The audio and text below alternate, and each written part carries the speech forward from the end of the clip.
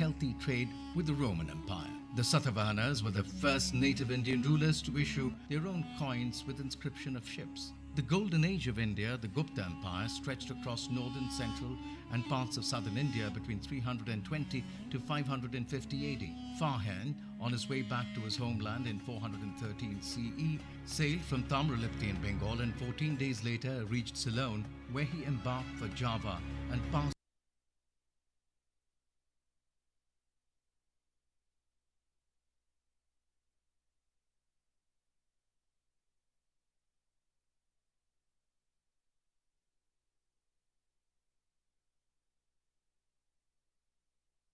Cheras and Pandyas were major powers of peninsular India. These rulers had established strong maritime trade links with the local rulers of Sumatra, Java, Malay Peninsula, Thailand and China. The knowledge of the monsoon wind was also developed during sea voyages. During the Chola dynasty, between 3rd to 13th century, extensive sea trade existed. New harbours with quarters, warehouses and workshops were established. Ship repair yards, wharfs and lighthouses were built along the Indian coast to support the powerful navy which protected their merchant ships. During the 5th to 12th centuries, the Sri Vijaya Empire extended beyond India's eastern seaboard and the Far East. Their cultural and trading expeditions took them to far-flung areas such as Sumatra, Burma, the Malay Peninsula, Java, Thailand and Indochina. They attracted Indian, Arab and Chinese merchants to ports where excellent harbour facilities were available. The Pandya dynasty, 6th to 16th century, were eminent Agnivir and sea traders with links extending from the Roman Empire and Egypt in the west to China in the east. They controlled pearl farming that took place along India's southern coastline. The Cheras in 12th century had a flourishing trade with the Greeks and the Romans. They navigated through various rivers which opened into the Arabian Sea. They used monsoon winds to sail their ships directly from the Indian ports near present-day Kochi to ports in Arabia. By the 8th century AD, Arabs began to come to India by sea in great numbers as traders. Over time, many parts of the modern-day West Asia became nodal points for business between Europe, Southeast Asia and India. The Mughal dynasty ruled over most of northern India from 1526 to 1707 AD, and having found sufficient revenue from land resources, they did not pay much attention to the affairs of the sea. This enabled the Arabs to establish a monopoly over trade in the Indian Ocean. Hearing about the rich land called Hindustan in the east, many European countries felt the need to find a direct sea route for trade. The Portuguese took the lead and were the first Europeans to arrive on Indian shores.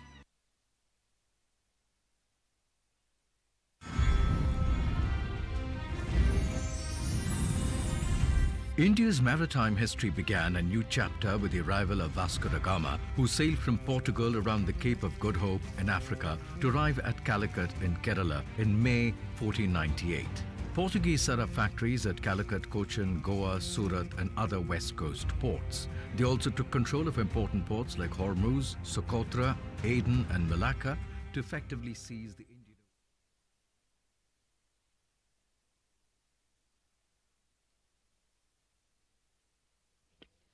Good morning, ladies and gentlemen. I request all the speakers and the moderators to join us on stage for a quick group photograph.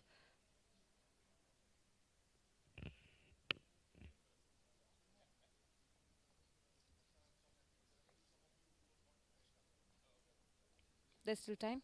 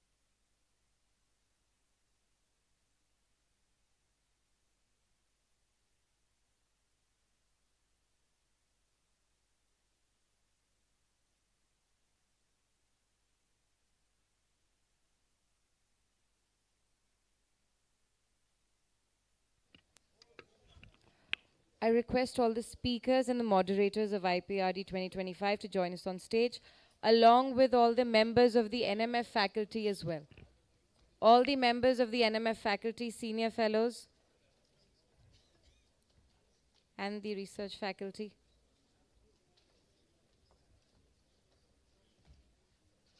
I request the ushering team to kindly help us out with this. Members of the NMF faculty are to join on stage as well.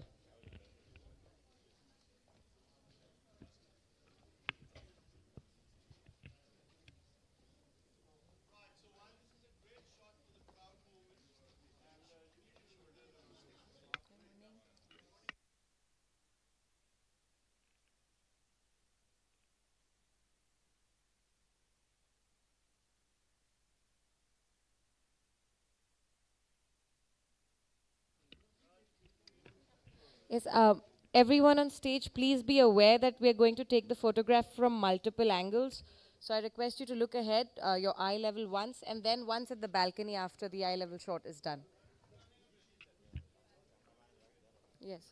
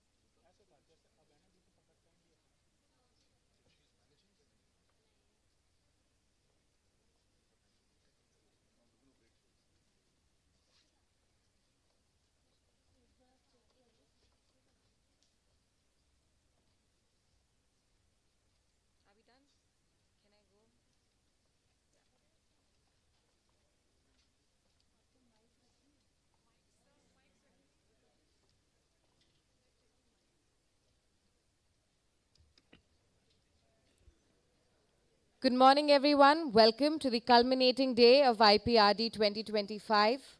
I request the ushering team to guide the guests that are just arriving to the middle and front rows. I request anybody seated at the back to please join us in the middle and the front rows. Please move up ahead, as far up front as possible. Our ushering team is there to guide you.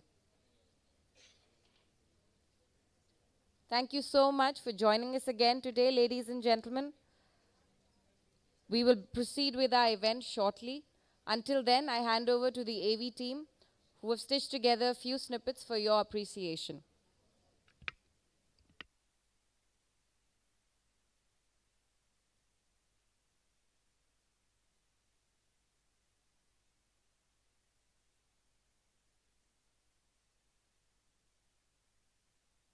The tides of the Indo-Pacific are rising, not just in force, but also in consequence.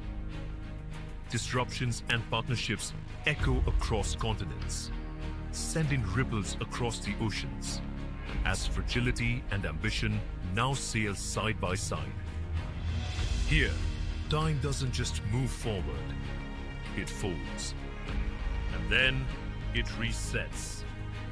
The future can't wait, but it can be redesigned at the Indo-Pacific Regional Dialogue 2025, where nations converge to build capacity, transforming chaos into coordination and enhancing shared capabilities to rewind risk before it becomes reality. From undersea cables to floating economies, from port resilience to climate security, the architecture of tomorrow is being drawn right here. Join the brightest strategic minds from across the globe as they craft the future of the Indo-Pacific, ensuring the building of capacity and enhancement of capability across the region.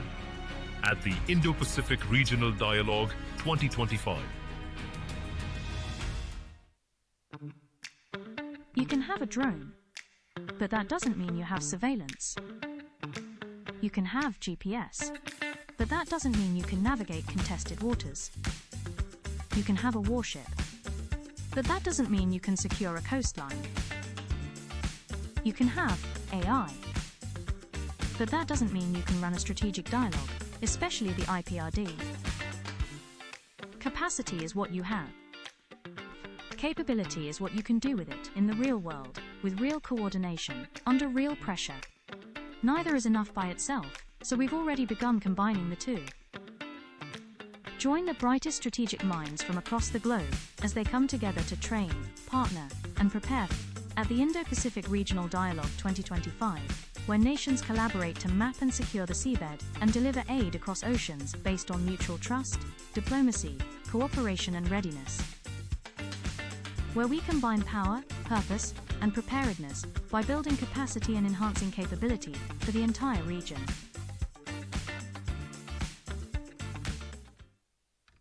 The Indo-Pacific doesn't open with force. It opens with precision, with the right alignment, with a code.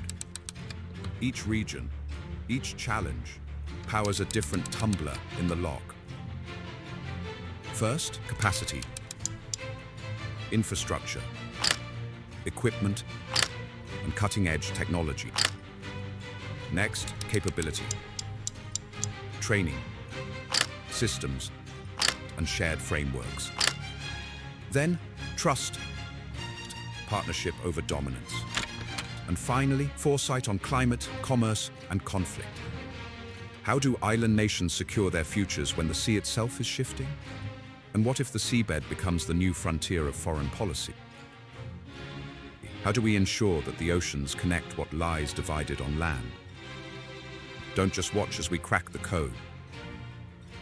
Let's step through that door together.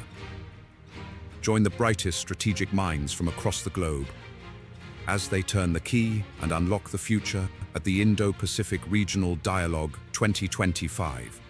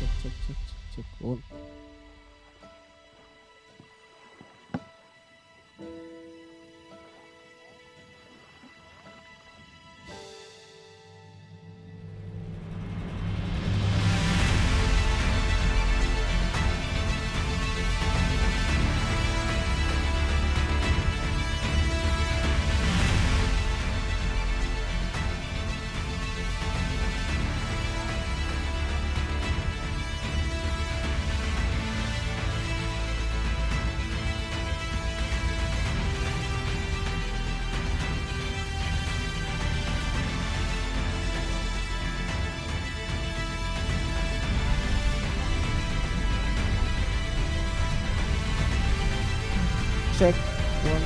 Check. Check. Check. Check. Check. Check. One.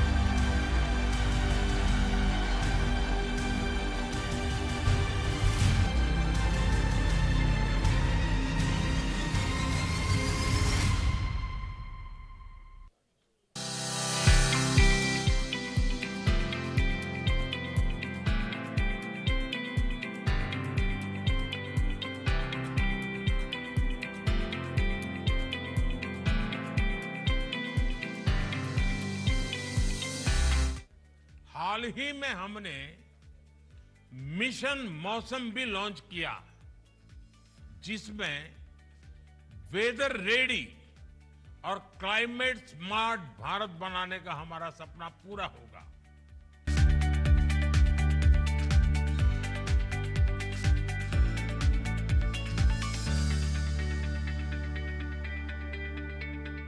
अब मैं आदरणीय प्रधानमंत्री जी से अनुरोध करता हूं कि पृथ्वी विज्ञान मंत्रालय के एचपीसी कंप्यूटिंग सिस्टम्स को रिमोट का बटन दबाकर लॉन्च करने की कृपा करें।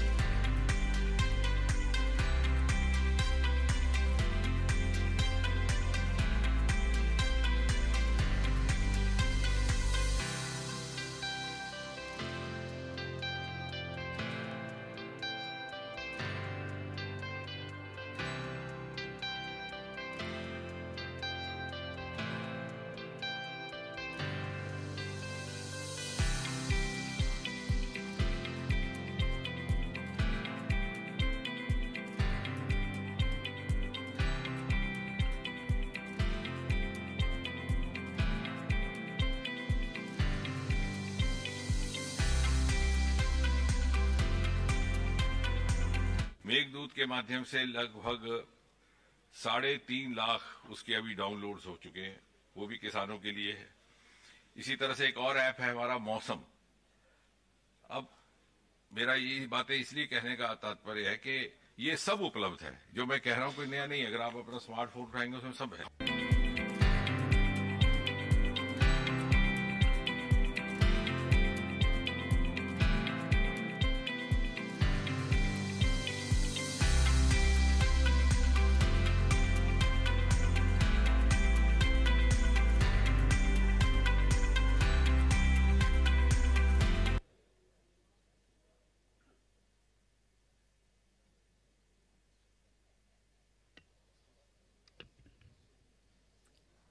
Ladies and gentlemen, let me once again bid a very warm welcome. Good morning to one and all to the final day of the IPRD 2025. Please allow me to present myself to you. I am Priyasha Dikshit. I'm a research associate at the National Maritime Foundation, and it is a privilege to be your host for this event. The IPRD is an annually recurring apex-level international conference of the Indian Navy, and it is the clearest manifestation of the Indian Navy's international outreach at the strategic level. In each edition of the IPRD, the Indian Navy and its steadfast knowledge partner, the NMF, strive together to flesh out one or more spokes of the deeply interconnected web that is the Indo-Pacific Oceans Initiative, or the IPOI. This year's overarching theme is promoting holistic maritime security and growth, regional capacity building, and capability enhancement. Before we commence this journey together, allow me to highlight a few administrative points. First, and I say this with utmost emphasis, this is really important, please keep your mobile phones muted at all times. Keep them on silent mode or switch them off altogether. I promise these sessions will be absorbing enough to keep you from your phones. Secondly, the biodatas of the speakers and the moderators are available in the event booklet that was handed to you during registration. Therefore, in the interest of time, we're not going to delve deep into any of the biodatas. With that, before going into the formal session proper, let me hand over to the AV team who have stitched together a video for you to tell you what's in store for this session. Horizon lies another frontier, unseen yet indispensable. Welcome to the final day of the Indo-Pacific Regional Dialogue 2025, where we go beyond the visible and continue to delve into the vital.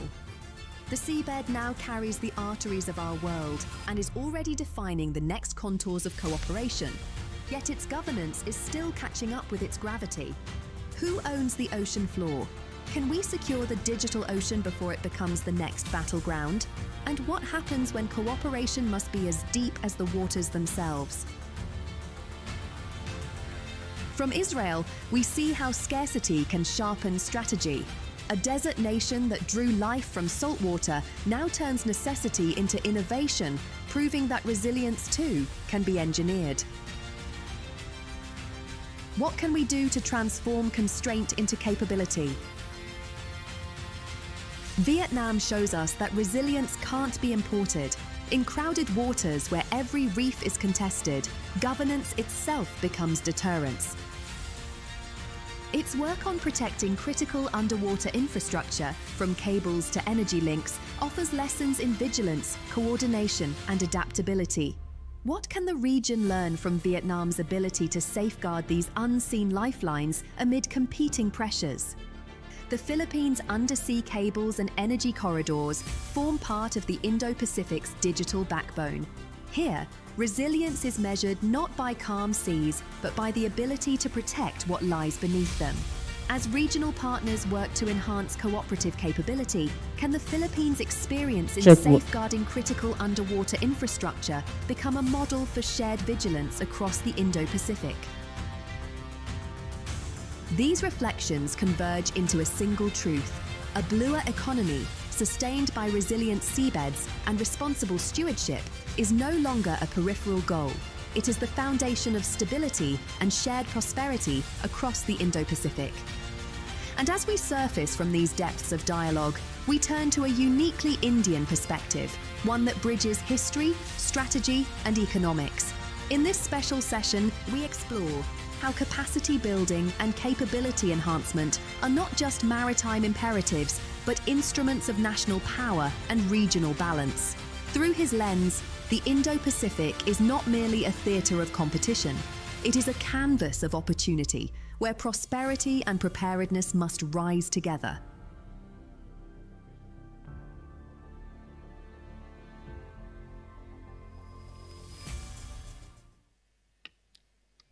And with that, ladies and gentlemen, let's ease into the fourth professional session. We have an excellent lineup of speakers and an equally illustrious moderator. Let me invite on stage Rear Admiral Shaul Khoev, Dr. Do Tan Hai, and Rear Admiral Romel Jude Ong. Ladies and gentlemen, please give our speakers a big hand as they come upon stage. Along with them, I invite the moderator, Ms. Inju Yoon. Please keep the applause going as they come up on stage, please.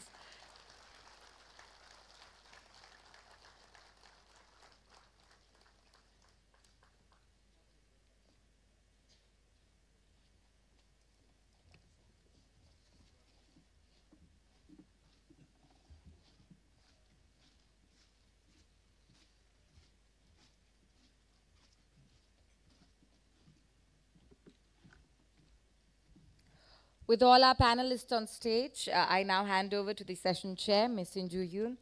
Ma'am, the floor is yours.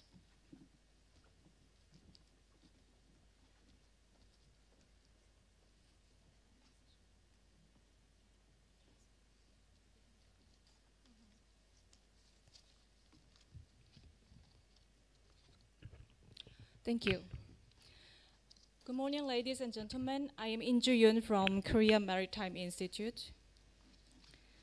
It's an honor to be here listening to experts, ideas, thoughts all over the world.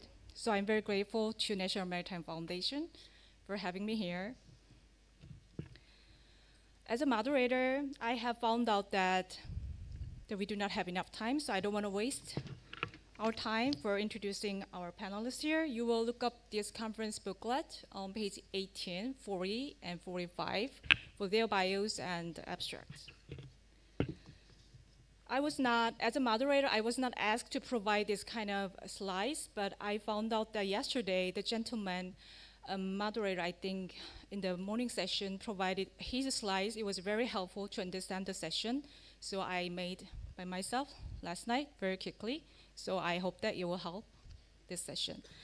I would like to contribute to this session with my academic perspective and maybe some civilian perspective and Northeast Asian perspective, because our panelist has much more experience in defense-oriented and foreign relations-focused backgrounds. So here we go. Our topic today is blue economy and CUI, critical underwater infrastructure. This is the main points of my talks. So this is it, undersea cable. I hope you will find your location and neighboring location to see how it is vulnerable if there is any attack on them. The history of submarine cables dates back to the telegraph cables of 1850s. And their importance grew significantly in the mid-2000s with the widespread of internet. And by the 2010, they emerged as a key security issue.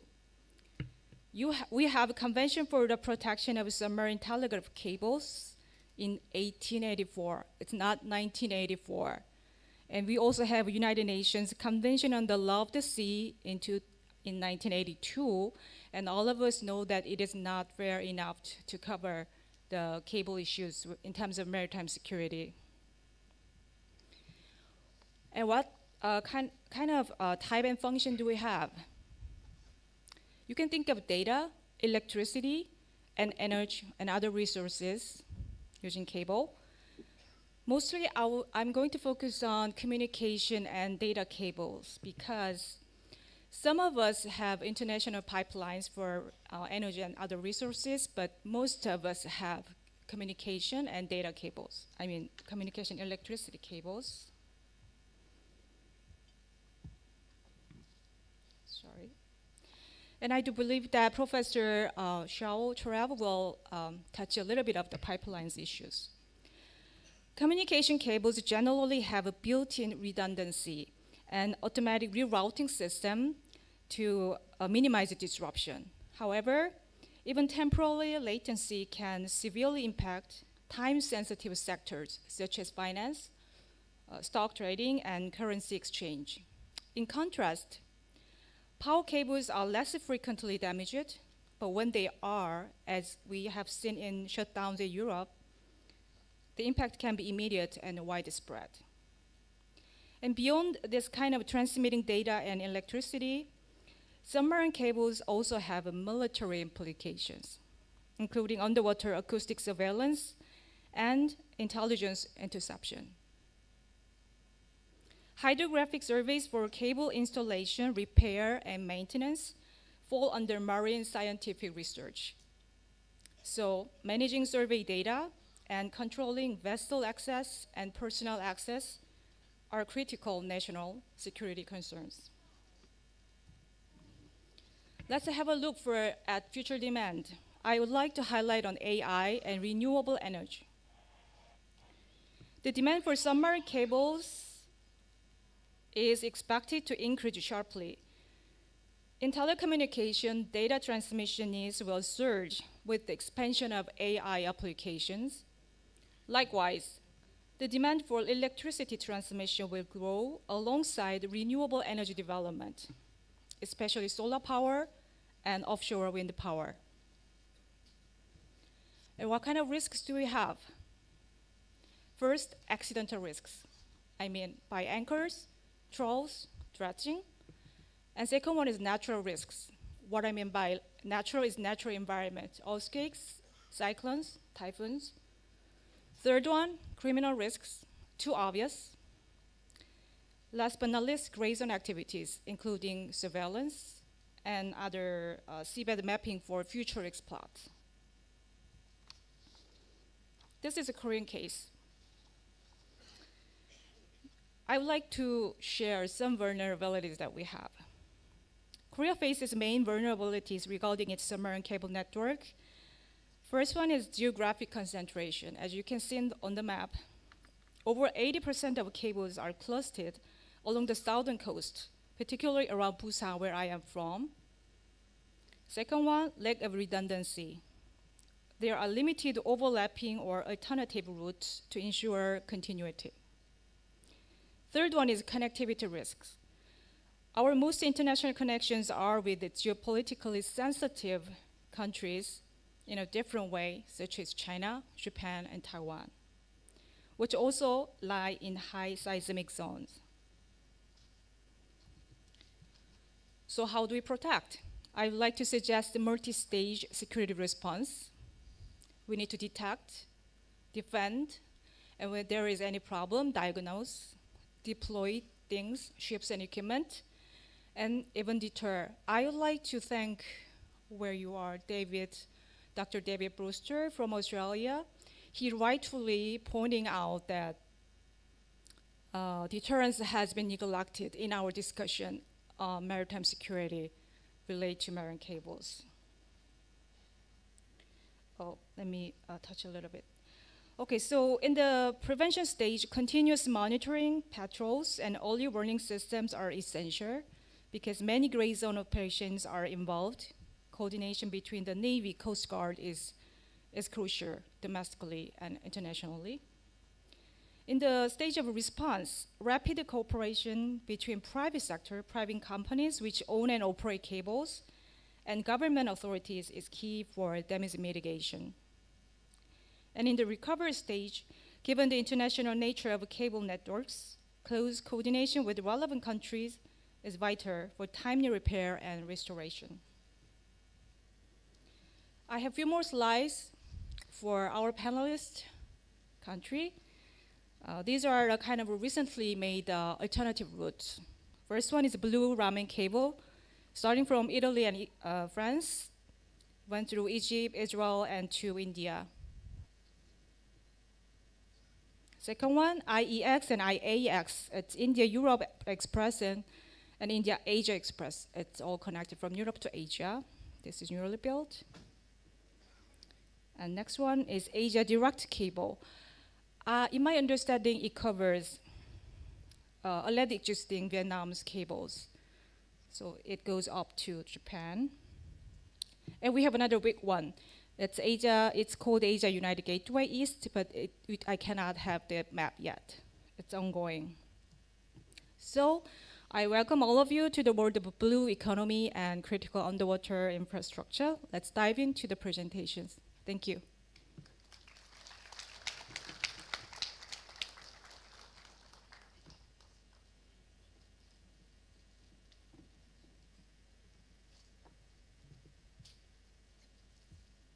Good morning. First of all, I would like to thank my friend, Vice Admiral Chuan, and the chairman, Admiral Singh, for inviting us.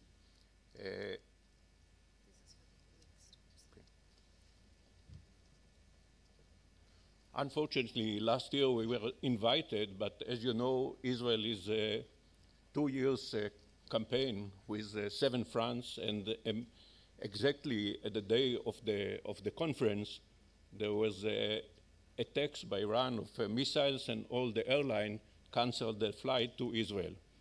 Other details about this war, we had casualties of 2,000 civilians and 900 soldiers.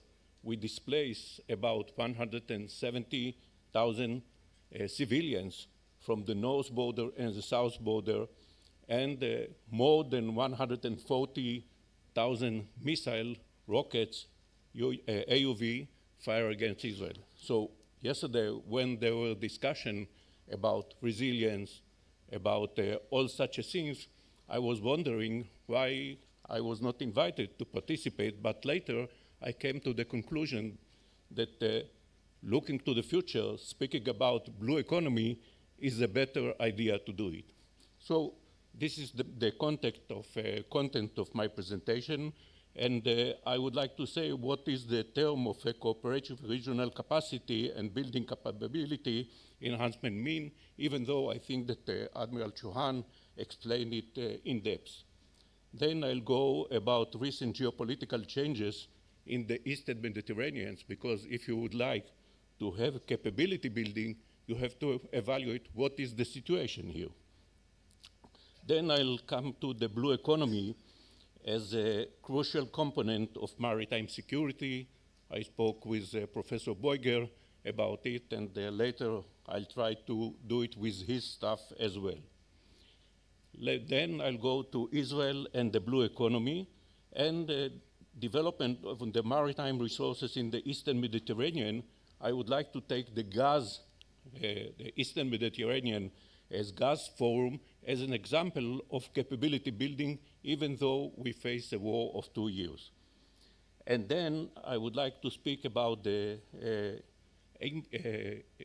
IMEC, the Indian Middle East Europe corridor, which I think brings with it a lot of blue economy. And later to speak about decarbonization. As you know, the shipping industry is contributing to what we have in the atmosphere with the CO2 and how to minimize it, and some other conclusions and reflections. So I'll not pause to speak about the cooperative regional capacity building and capability enhancement, because I think this issue was discussed and in depth was understood. I would like to go here and to speak about our Middle East or Eastern Mediterranean countries, and you can see here the emoji is not, he is not smiling because the situation is currently not good. Not because of the war, but when we are speaking about the countries in this region, namely Greece, Cyprus, Turkey, Israel, and the global south, Egypt, Libya, and Syria, a lot of conflicts arriving here, not necessarily with a war, but speaking about the fall of the last event that we have since the Hamas attack, the Assad regime in Syria, the Hezbollah defeat, geopolitical and legal backdrop in the EEZ dispute, especially between Turkey, Cyprus, Greece, Israel, and Egypt. It's also a drawback. And Greece, Turkey versus Greece and Cyprus as a time rivalry, Egypt as a key player in the region, but also in economic turmoil, and Turkish ambition, not only in the Eastern Mediterranean, you can see it also in the Indian Ocean. So let's go here and speak, and as I discuss it with my student, usually when I'm speaking about maritime security, they are going to the southwest corner and they are speaking about national security, sea power, and that's it for them. Here and today, I would like to concentrate on the northeast corner and to speak about economic development, and later about blue economy, which is a sub-subject on this area. I think that we are a miracle that the United Nations Decade of Ocean Science was declared, even though international organizations and fora are declining in their efforts and influence. But I think that it is a good idea to see what is the situation and to say what we should emphasize on this decade, and we are speaking about the decade of the ocean science. It was declared, and I think it tried till Trump administration come to a power. They tried to distribute it among all the country, and there was a conventional wisdom agreement that we should approach this issue and approach it as soon as possible. Then I'll come to the blue economy. And you see that blue economy is a subsection of economic development. And one of the things that you should bear in mind when we are speaking about blue economy is the sustainability, because the blue economy refers to sustainable and exclusive use of the ocean. Sustainability is the name that we should bear in mind when we are speaking about it. And there are diverse issues that when we are speaking about blue economy, and we are speaking about long term, because when you deal with such an issue, the development, the idea, and all such things, it takes you a lot of time. So, which are the areas that are included in blue economy? You can see all this area, but I would like to emphasize about the shipbuilding industry. I would like to emphasize about water, which is a very severe problem in the Middle East among the countries, Jordan, Syria, Egypt, and other places. So I'll teach about it also. And when I'm speaking about the shipping industry, I'll touch about decarbonization and how to approach it. So where is Israel? I think that Israel recognized that blue economy is very important subject, and in 2022, the Israeli National Center for Blue Economy and Innovation established in Haifa, and it's also a blue tech to address the offshore infrastructure challenges. There was a governmental resolution, even though not with much resources, but allocated to it, but also to mention that Eilat, which is in Gulf of Aqaba, in the Red Sea, they mentioned the Ministry of Agriculture working to develop Eilat as a Gulf Sea at Aqaba, to international seafood production hub, research, development, and to see what you can have from marine agriculture. And by January 2024, our institute was established in Haifa University, but we have decided to go to the blue economy because it's more applicable science and not theoretical science to deal with this issue. We changed a little bit our name, but all the researchers and the research affiliator came with us, and you can see what are the area and disciplines that the Blue Economy Center, the national, Israeli National Blue Economy Center is taking care of them. And as I mentioned, I'll speak about the carbon, port and coastal, water, and which are the things that I would like to mention. Even though we were in 2 years in war, and this war affected Israel very much, I think that you should look what are the agreement, the regional agreements that survive such a war. And if you find such an institution, such a collaboration that stay in the war, work within countries, is the Eastern Mediterranean Gas Forum. I can't say that it work for all the time, because when we were attacked, a missile attack, sometimes we have to stop the activity of the facilities, but most of the time it works. And this Eastern Mediterranean Gas Forum that was established is producing gas from the hydrocarbon fields that in Israel, as well as in Cyprus, and you can see through the line, it exported it to Egypt, and via Egypt, also to Jordan, sometimes to Syria, to Lebanon, we don't know. So if you can see such kind of a forum that during a war that extends for 2 years is still working and trying to do it for the benefit of these countries, And the last news is that Egypt signed a national, not a national, a new agreement worth $35 billion that will export gas to them, even though the stability in the region and the situation is not so good, as well as the relationship between Israel, you should say such, we are speaking of enhancing capacity and capabilities.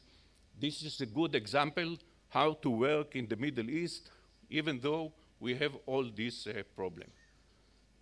So another issue is the IMEC, the Indian Middle East Europe Corridor Initiative, which in the summit of September 23 was declared by the countries.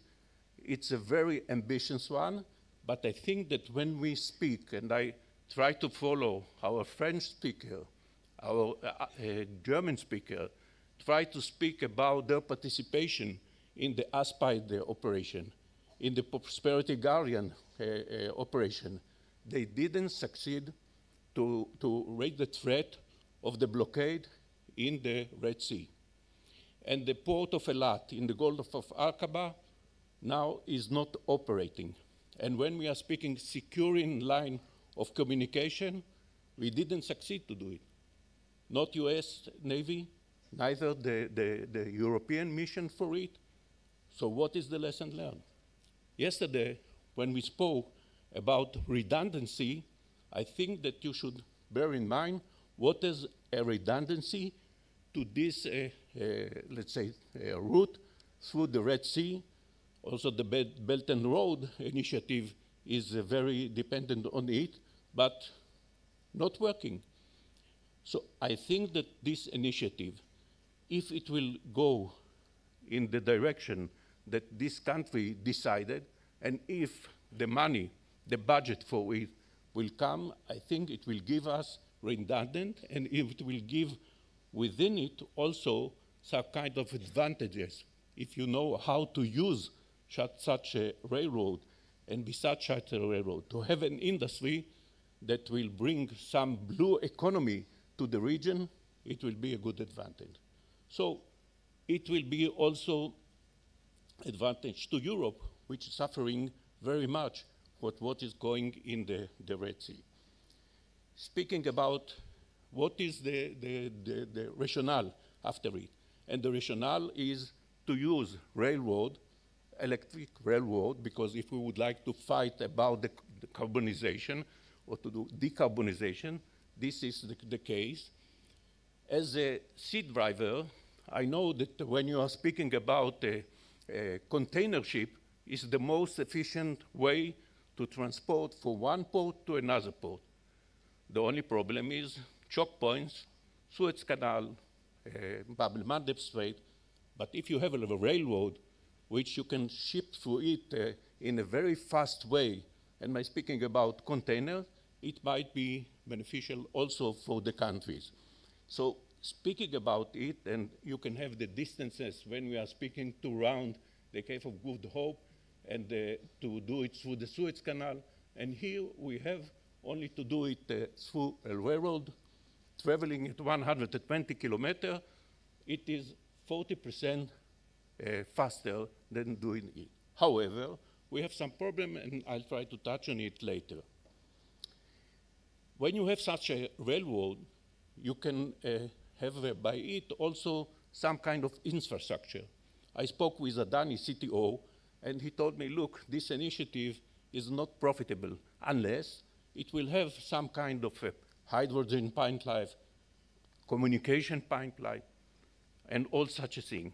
And I'm speaking here about hydrogen. You know that hydrogen is the gas of the future.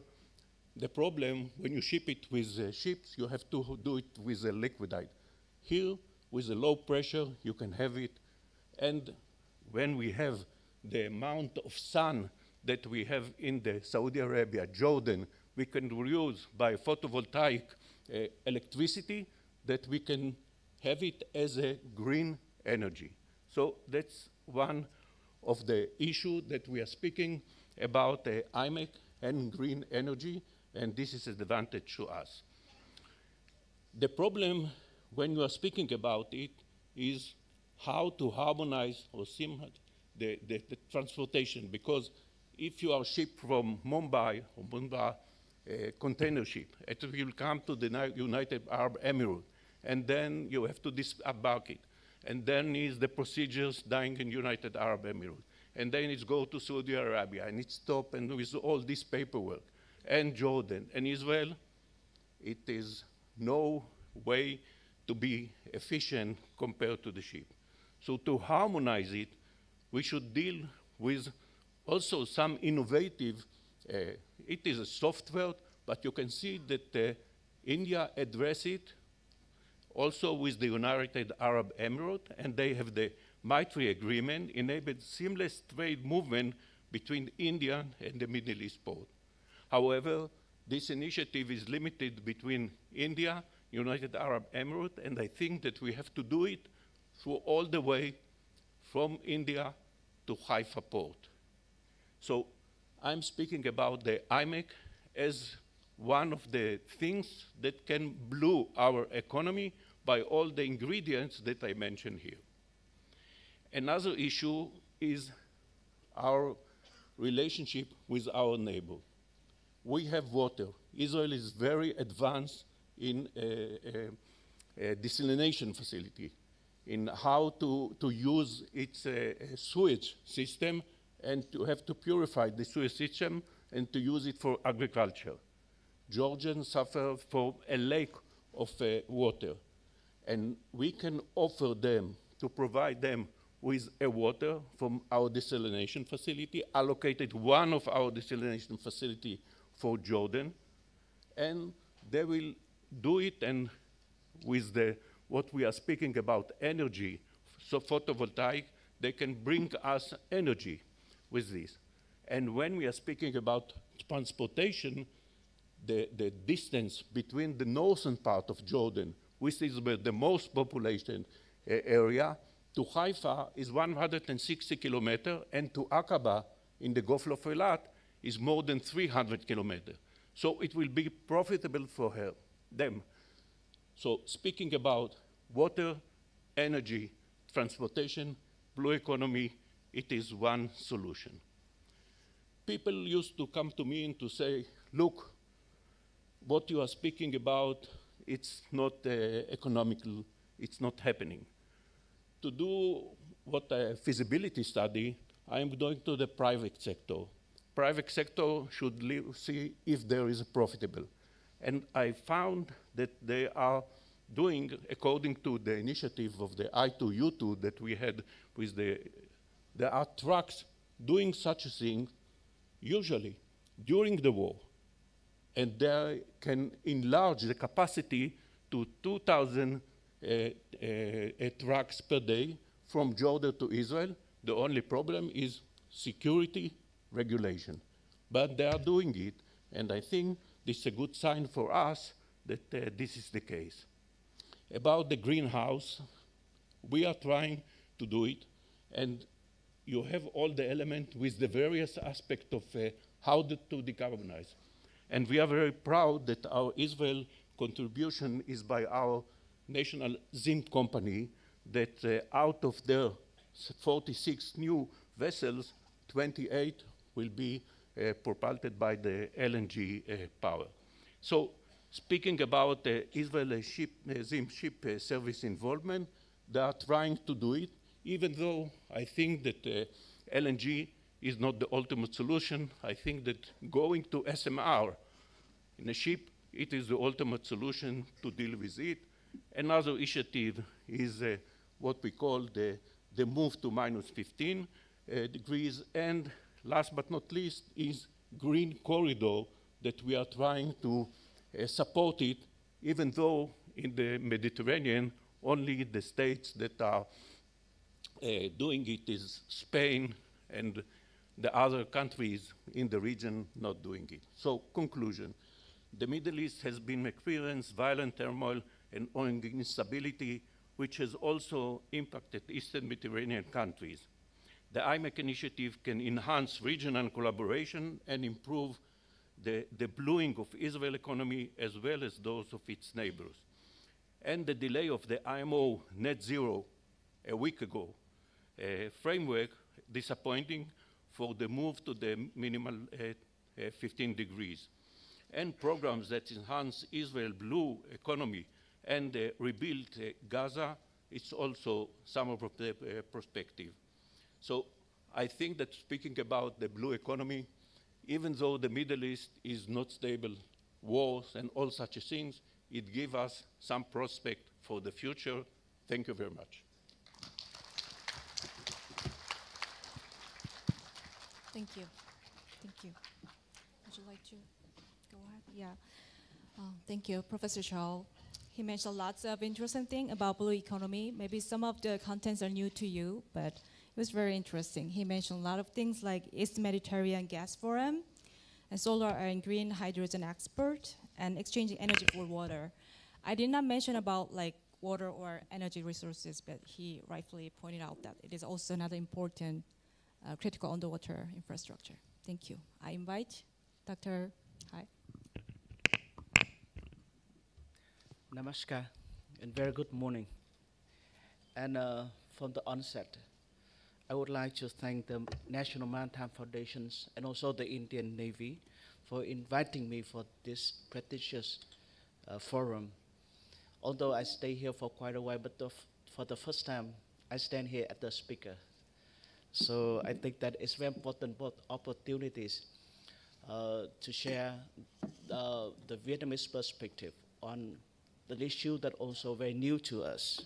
Also, I take this opportunity to thank Admiral Karambir Singh and also Vice Admiral Parip Chauhan Bilu for these opportunities as well. For us, I think that it's very timely and important topic because Vietnam is a fast-growing economy, and of which the critical infrastructures, particularly the submarine communication cables and offshore energies platforms, is very important for its economy, national security, and also the digital ambition.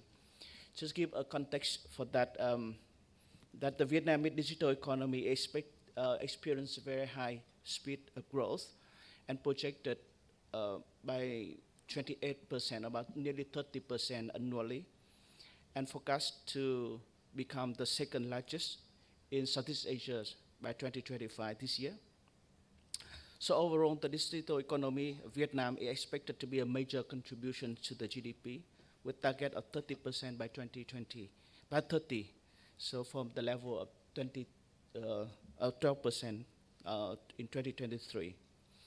So our energy needs also growing, and with the power consumption projected to grow with the rate of 10 to 12% per year.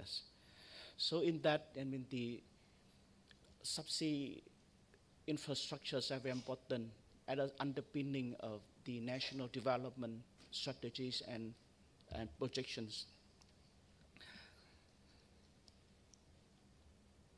So with that, my presentation was structured into 5 elements. We talk about the state of critical infrastructures in and around Vietnam, and of course with the key assessment of challenges and risks that I mentioned here and there over the last 2 days. With also the existing cooperative frameworks, especially within Vietnam and so the ASEAN framework and beyond, the gaps, and of course a proposed step to bolster the regional capabilities, and at the same time some thoughts about the Indian role and contributions in that matter. Now for the first element about the critical infrastructure structure in Vietnam, and before 2005 we have 5 undersea fiber optic cables, and we just recently add one in 2025, and there are projections that we will build up 10 routes more by 2030. So we have 4 landing stations in Vũng Tàu, Da Nang, and Quy Nhơn. But the problem is that since late 2023 until 2023, so there's a major troubles with some critical point of time that all 5 cable systems have trouble. That lost about 75% of capacity. And it's not the single one incident, but it's repeated throughout 24 and 25. In June 2024, 3 out of the 5 were down. And we also noted about 15 incidents annually. And it also mattered to us that the time for reparations is quite high. It's about 40 days plus. And it's not a problem for us before. It was about 20 years ago. We talked about what happened in the South China Sea. We talked about the ship and thing. But now it seems that the security concerns are expanding. Not only from the gray zone activities, what happened on the surface, what happened in the space, and now the undersea domain is increasingly a frontier for admission. I mean, the security, national security, and also the diplomacies as well.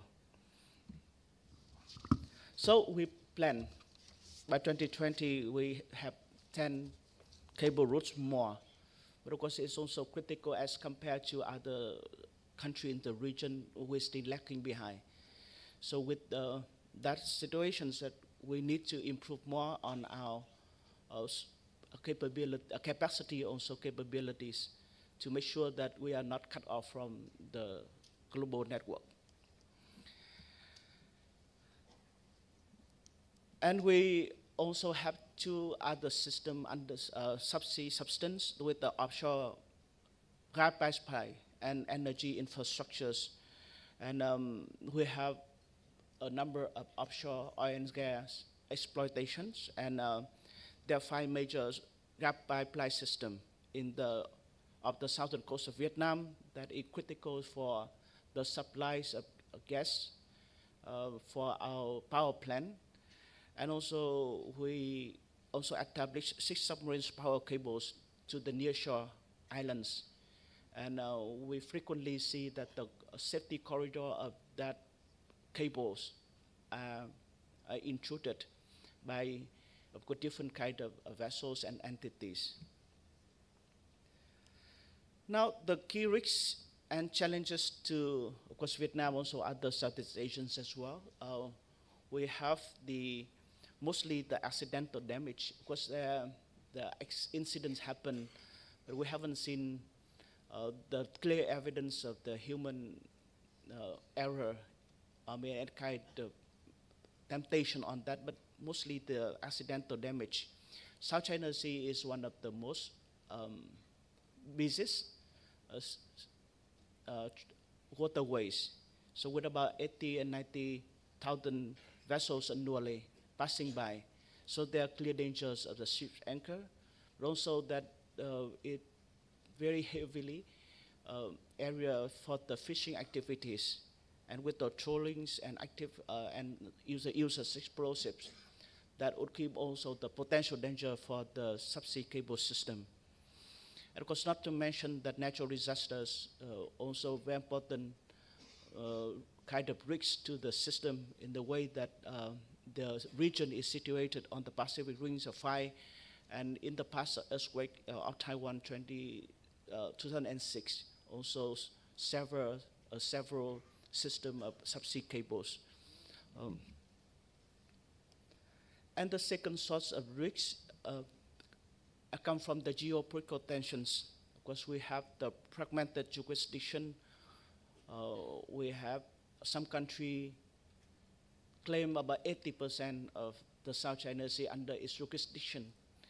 And also it be complicated by the greater intense of great power rivalry. Now that it results in the direct implication to the managements and the conservation, the security of the subsea system in the way that the effort to delay, there's efforts that try to delay the permits for cable maintenance. Also, that happened that the Southeast Asia Japan cable had delayed for several months, and it had later on have to find the rerouting to other route. We also have, there's because of the dispute, so there's a reluctance and the hesitation for the companies to establish and to lay the cable system to this area.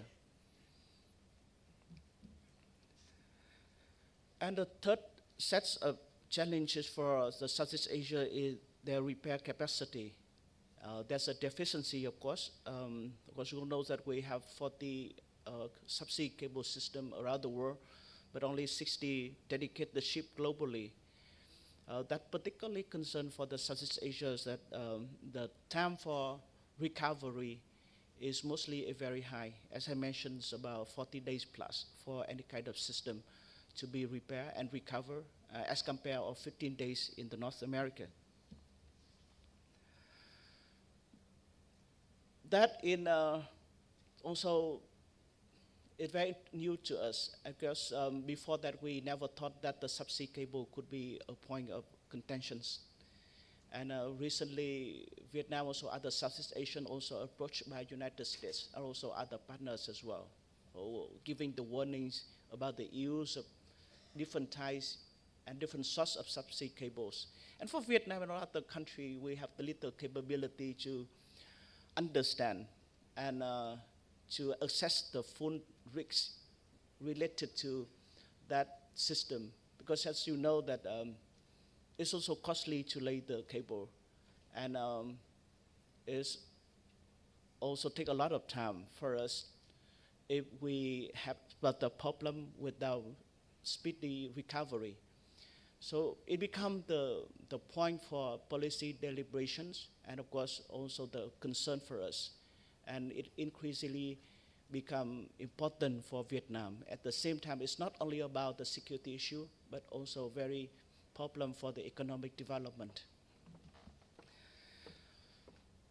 Facing that type of challenges, we also have different type of corrective mechanism in the region, try to protect the underwater infrastructures. Of course, ASEAN is very important for us.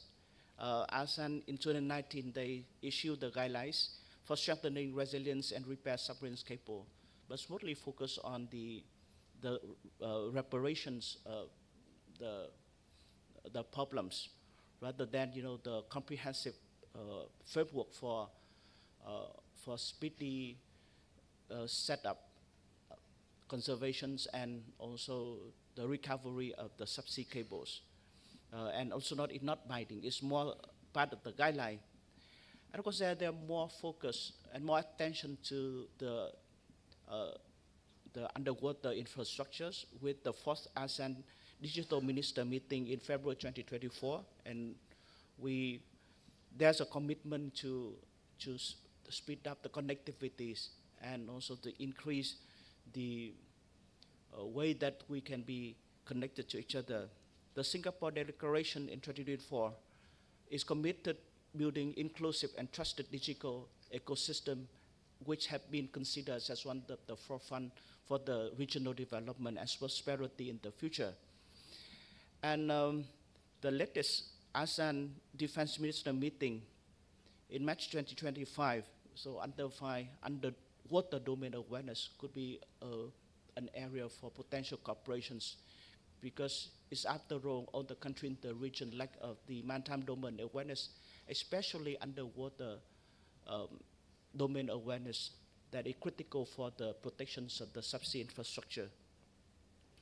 Beyond Southeast Asia, we also have a number of international frameworks and partnerships, especially the International Cable Protection Committee, which is also very new to us in many countries when we see the subsea cable become a problem for national security.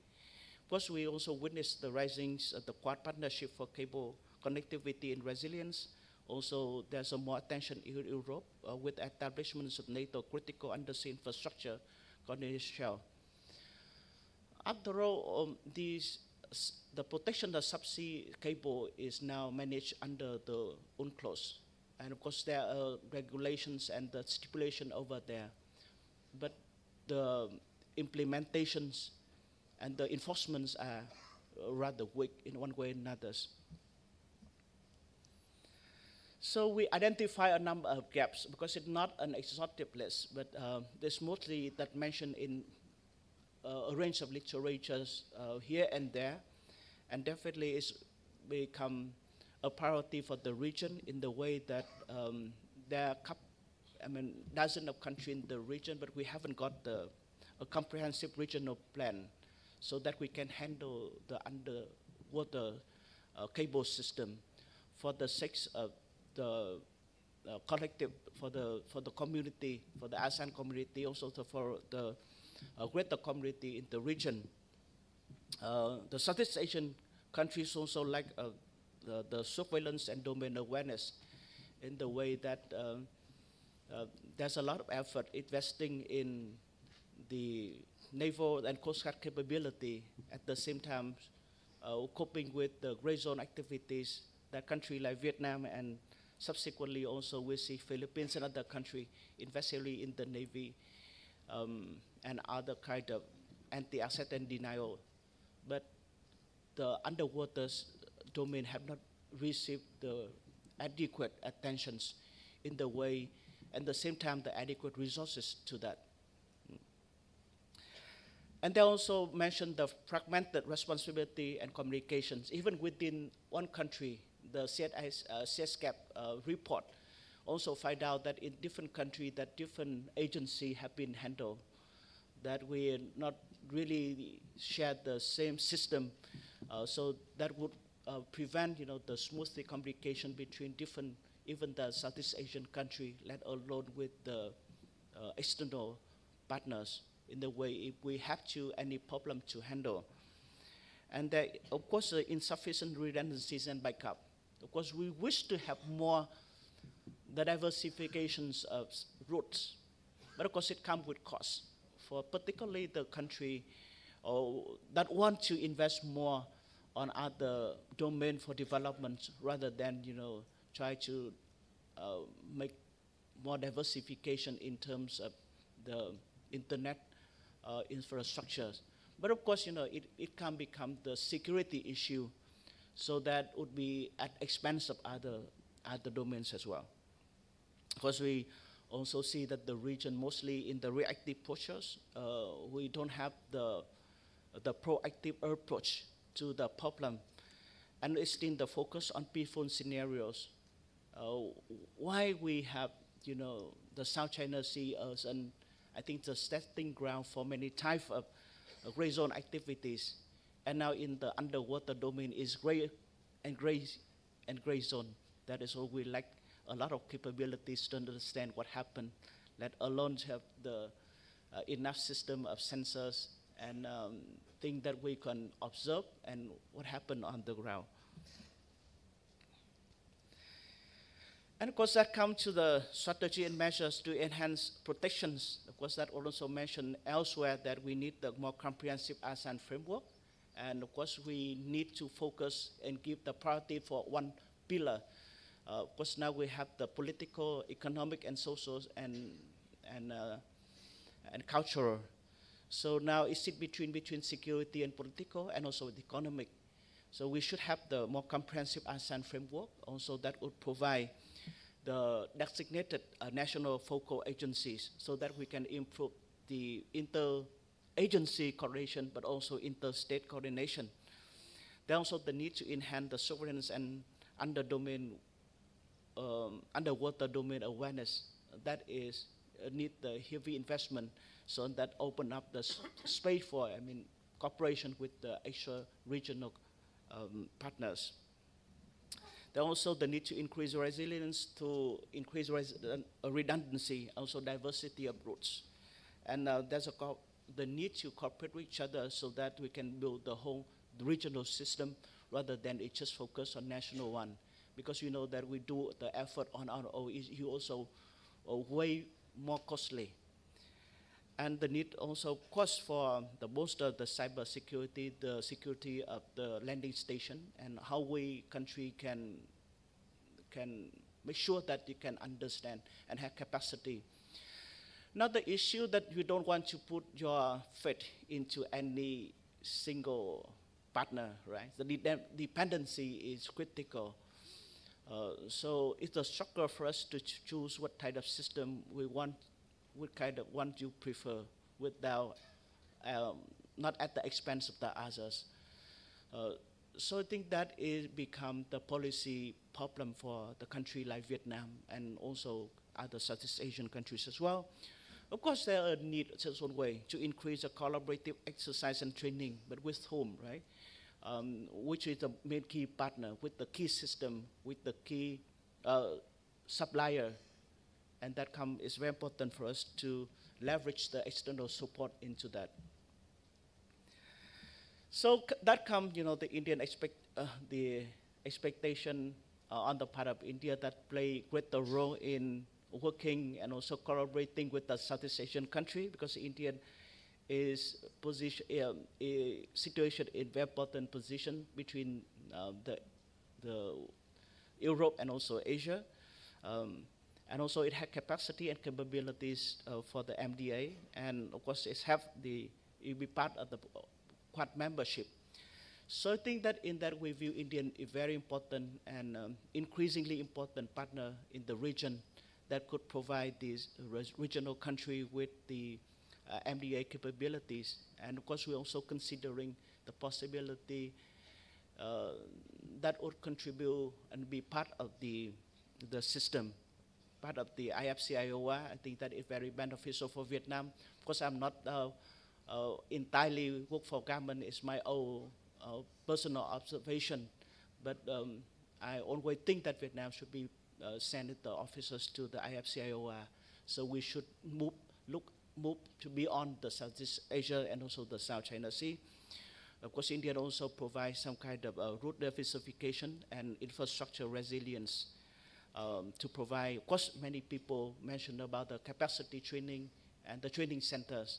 I think that is the very missing field for further cooperation between Southeast Asia and ASEAN. And of course, that also the partnership between, also we mentioned many times about the ASEAN centrality, but I think that Quad has become important actor and mechanism in the region. So I think the partnership between Quad and ASEAN, and also ASEAN also other partners as well. So ASEAN should play a greater role to connecting different type of supplies and partnerships, so that it could make sure that the region is resilient, is safe, and prosperous for everyone. With that note, I would like to end my presentations here and thank all the audience. Thank you. Thank you, Dr. Hai. He mentioned about we cannot prevent everything in advance, but when it happens, there's a problem of delaying permits for cable maintenance and repair capacity deficiency. And I think ASEAN mechanism for multilateral cooperation is more specific than any other ICPC or NATO or some Quad things. And still, he also pointed out about lack of a reactive, we tend to have like reactive posture. So maybe Rear Admiral, he can touch a little bit more about that. Please, stage yours. While Admiral Ong joins us on stage, I request everyone in the audience to once again check their phones. Please keep them muted at all times.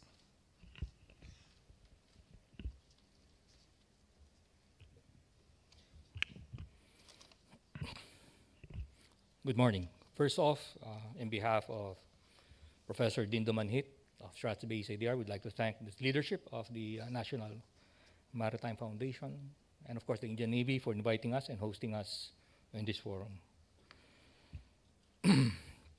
More than a few months ago, our very own foreign ministry called me up and asked me if I could talk about submarine cable.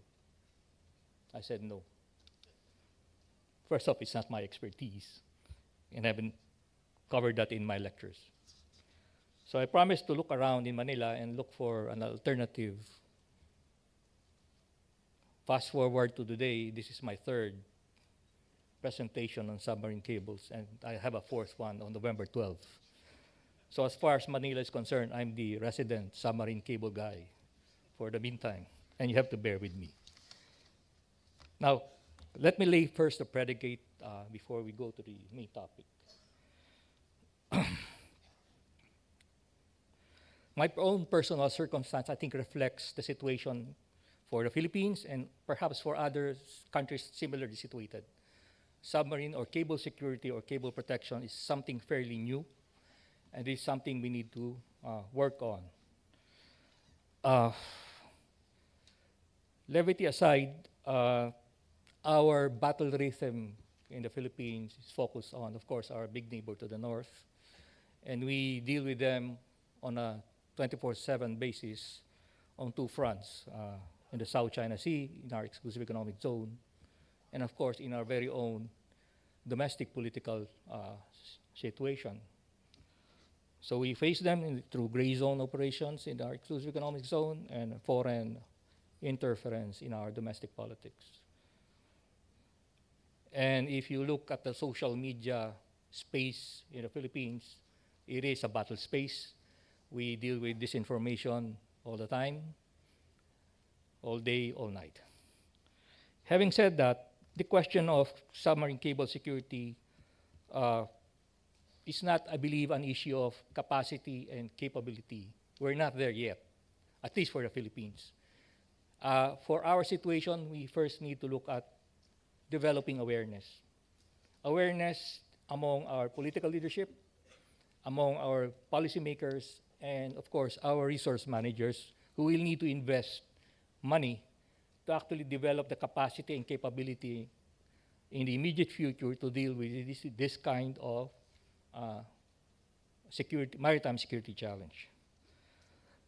As a Navy guy, the question that I pose to myself is this a maritime security issue, which means we deal with it as an infrastructure, a protection of infrastructure, or in the other side, is it a naval problem, which means is this seabed warfare? And that is I think, something that we need to resolve ourselves, because the approach will follow through, the follow-through will depend on how you look at it and from which lens you look at it. Having laid the predicate, allow me now to read my prepared manuscript. Good morning, esteemed colleagues, defense partners, and fellow advocates of maritime resilience. It is a privilege to speak to you this morning to deal with how do we secure the invisible lifelines of our digital world, the submarine cables beneath our seas. These cables are often overlooked in strategic discourse, yet they are foundational to our sovereignty, our economies, and our deterrence posture. Today, I invite you to see them not merely as an infrastructure, but as strategic terrain. Submarine cables carry a substantial percentage of global data traffic. That includes financial transactions, military communications, and cloud services. They are the arteries of modern civilization. A single cable cut can disrupt stock exchanges, isolate command centers, and fracture diplomatic communications across continents. In short, cable sabotage, or in a way, cable accidents, is not just vandalism. It is a form of digital blockade.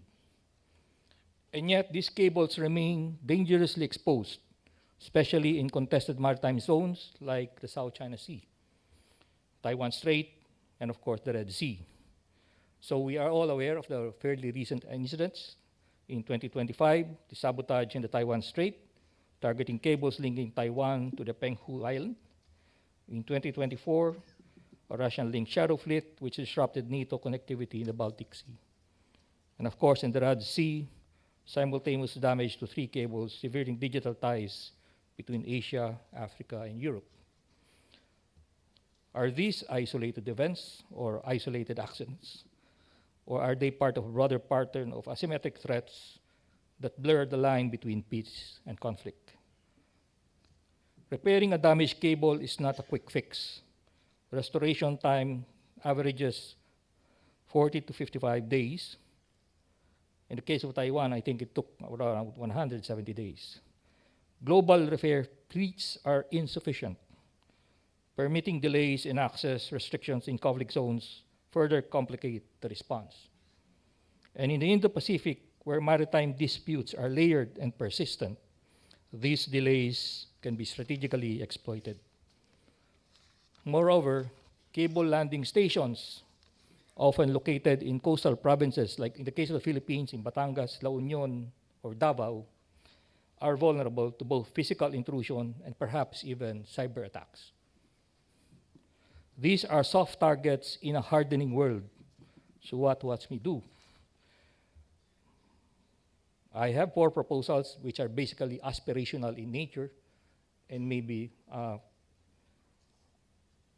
sort of a jump starts us into looking at recommendations or future approaches to this security challenge. First, we must elevate cable security to the level of strategic deterrence. That means deploying perhaps technologies or capacities that we normally use for anti-submarine warfare and repurpose them for maritime security. We need to look at hardening the cable landing stations against hybrid threats, be it cyber, be it physical sabotage, or what else. And we need to integrate cable protection into naval and Coast Guard activities or patrols, and in the case of Philippines, in junctions such as the Luzon Strait, Palawan Passage, and in our exclusive economic zone facing South China Sea. Second is we may build coalitions. In the case of ASEAN, we have the ASEAN Defense Ministers Meeting Plus, which can cover other countries who are our dialogue partners into the conversation.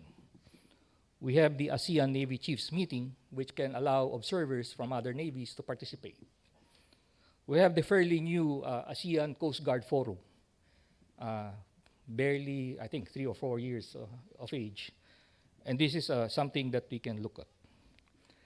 On the other side of the coin, I ask myself, if we pursue this line of approach, are we not securitizing the problem and thereby antagonizing our big neighbor to the north instead of integrating them as part of the solution?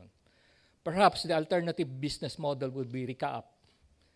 That's a mechanism based in Singapore that I know of that focuses on armed robbery at sea and piracy. And this is basically private sector led. Perhaps a mechanism for this type of activity does not mean that the government need to be upfront, front and center into the solution. Maybe it can be private sector led, but duly supported by government agencies in this type of activities. In that way, at least for us in the region of Southeast Asia, that would allow China to be more comfortable in sitting on the table and discussing cable security responsibly. We must capacitate public-private partnerships and have them institutionalized, bringing together telecom giants as well as government agencies, navies, and coast guards. Remember, the owner of these capabilities or capacities is not government, it's private sector. So part of the capacitating and capability building that we need to do is to actually capacitate private sector to be more open to collaboration with government in dealing with this type of challenges. Because at the end of the day, the one that will solve this problem is not government, it is private sector, particularly in case of repair or damages of cables, or in making sure that these facilities are actually resilient. We must capacitate interagency bodies within our respective countries. For example, in the Philippines, we have the National Maritime Council that covers maritime security issues from a whole of government approach. But maybe we need to elevate it to the level of whole of nation approach to bring in private sector into the conversation and part of the solution. Third is we must shape norms. My fellow panel has already discussed several laws or protocols in place since the 1900s, but perhaps for ASEAN at least, we need to localize or regionalize these protocols and make them more granular in terms of adaptability, acceptability, and applicability within Southeast Asia. And to make sure that these norms expand the mandate of appropriate bodies like ASEAN or ASEAN Plus institutions to include hybrid threat response. The last one is we must learn to innovate. We have discussed maritime domain awareness in the previous panels, and in this case, maritime domain awareness may need to expand from surface to subsurface. And are we prepared for that? are our MDA fusion centers geared to actually deal with subsurface anomalies. If not, then that is something that we need to look at as a capability gap across countries.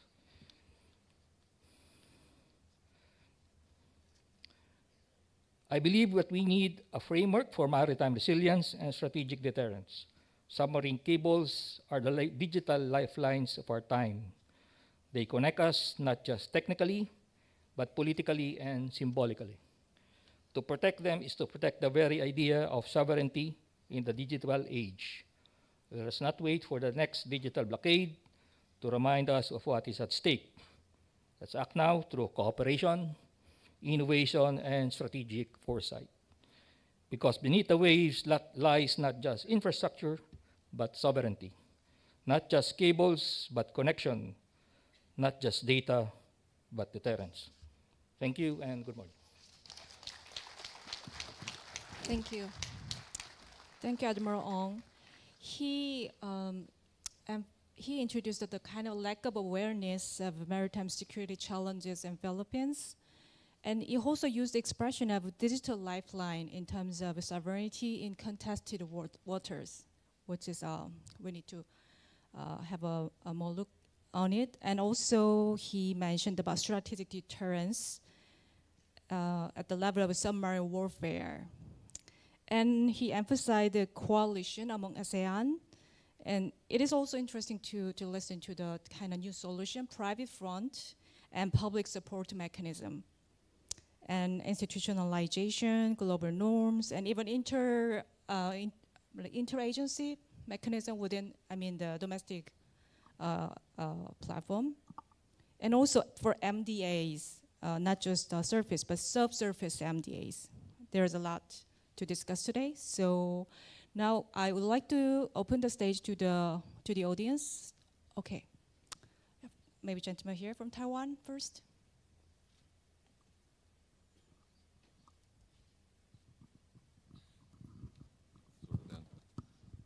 Hi everyone, I'm Isaac Ling from Taiwan Ocean Affairs Council. Since every speaker has mentioned Taiwan a few times, so I need to echo your opinion. I will share some Taiwan experience with you guys. And as we echoes the moderator in June said that we face lots of risk on the factors on the submarine cable issues. I will focus on the gray zone. The gray zone factors. Then, with Taiwan, such kind of gray zone issues, Taiwan experience has shifted from the accidental and to the deliberate actions, such as they use the ship of convenience or the double vessel, and they they will adapt a suspicious like a ship aid. You sometimes the captain was get drunk and driving at the sea. Yeah, maybe he was attending the gala dinner last night as well. Then, we just want to share that share such kind of actions, and we will want to ask all the speakers to show us, and we have more details on such kind of your perspective, maybe your national practice on such kind of gray zone tactics when you face it, because we have the similar situation, maybe not just from today's Taiwan, maybe tomorrow it will be your country. And would you please share some your perspective for us? And that's my question. Thank you. Thank you. And back there in front first, maybe, and then Takuchi-san.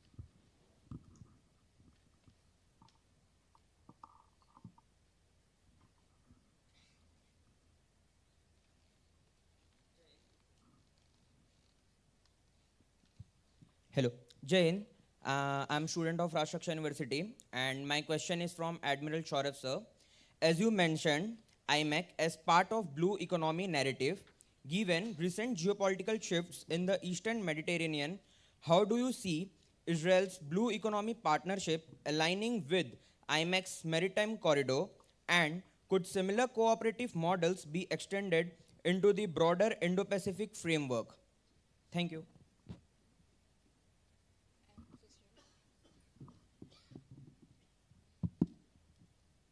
My name is Hideshi Tokuchi. I'm from Japan.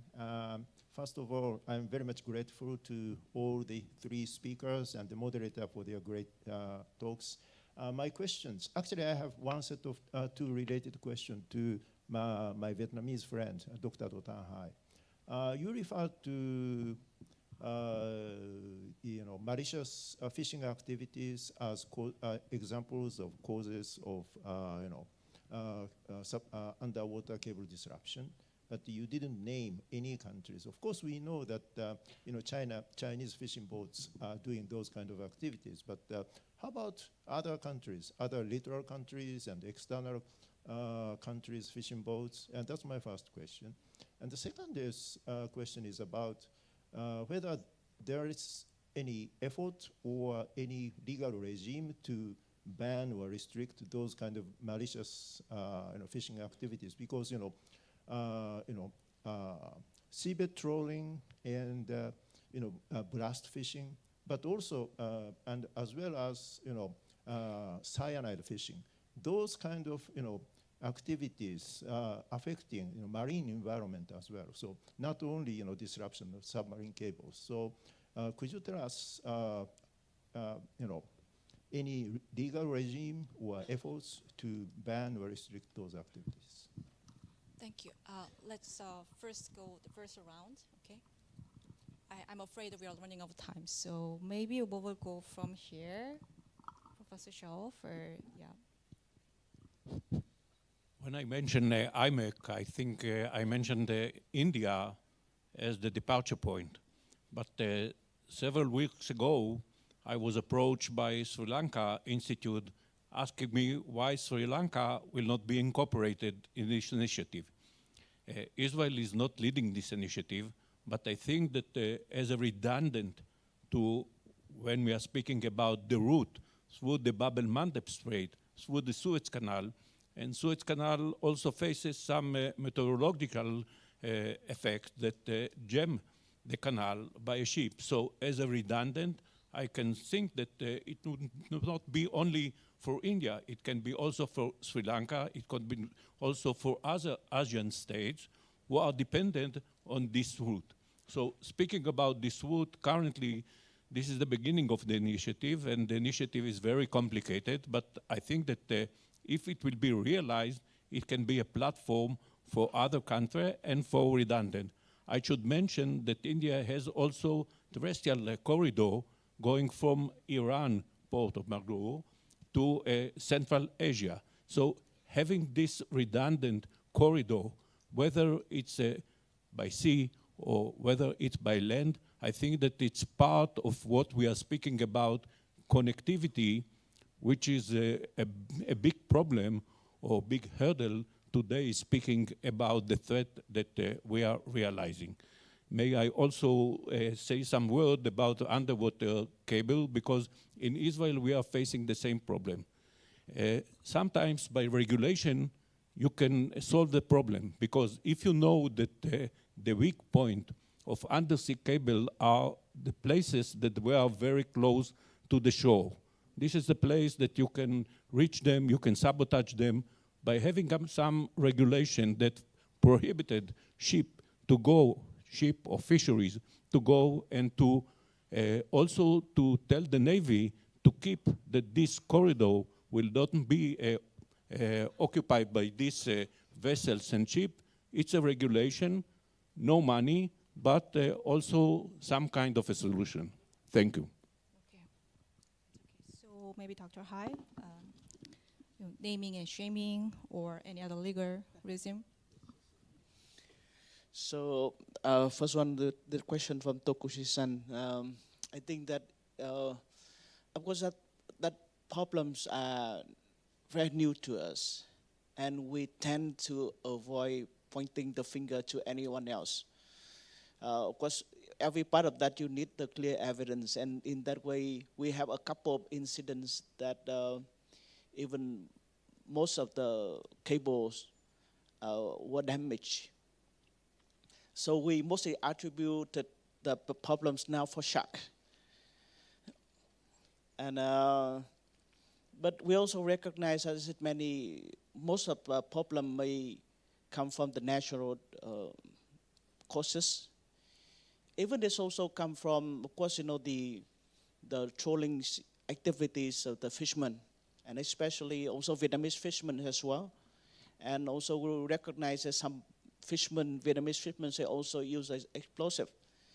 And even we found out one case that the fishermen also steal the section of the subsea cable. They cut it and they try to steal it. I don't know whether they can sell it. So the problem is quite complex. Why we lack the ability to detect and to understand and to gather the evidence. We do have the two cases in 2011. We are sure that there's an involvement of the Chinese ship. That is that one, the word Bingming survey vessels, when we have the cable cutting by the Chinese ship, and one incident with the Viking 2, I think around July 2011, with the cable entangled with the fishing ship. Except that two evidence, we don't see the clear evidence on the intervention on the subsea system. Or maybe we haven't, although we are provided by partners with some size of activities that could be intervened, but we are not convinced yet that is not the case. So far we think that it's still, there are many causes for that, and also we try to study to understand. And we have to make sure that, we don't blame anyone for the activity that are not they not caused. I think that the second question with regarding to, of course, the legal system. Because subsea cable is difficult one. Of course, one in our territorial waters, we can have the domestic legislatures, right? But beyond the territorial waters, so it becomes very difficult because that we need the regional mechanisms and international one to make sure that we can do anything with that. For the question with regarding to the gray zone, and we are, of course, we know many activities for a long time in the South China Sea could be considered as part of gray zone. But I haven't seen that we see what happened in the submarine cables are part of the gray zone activities. If it would be the part of gray zone, so it's not gray anymore, right? It definitely the interventions about the structures and system. But of course, there are also some part of the legal ambiguity, not ambiguity, but anyway, kind of different type of interpretation, because that some country interpret, the South China Sea as their own territories, right?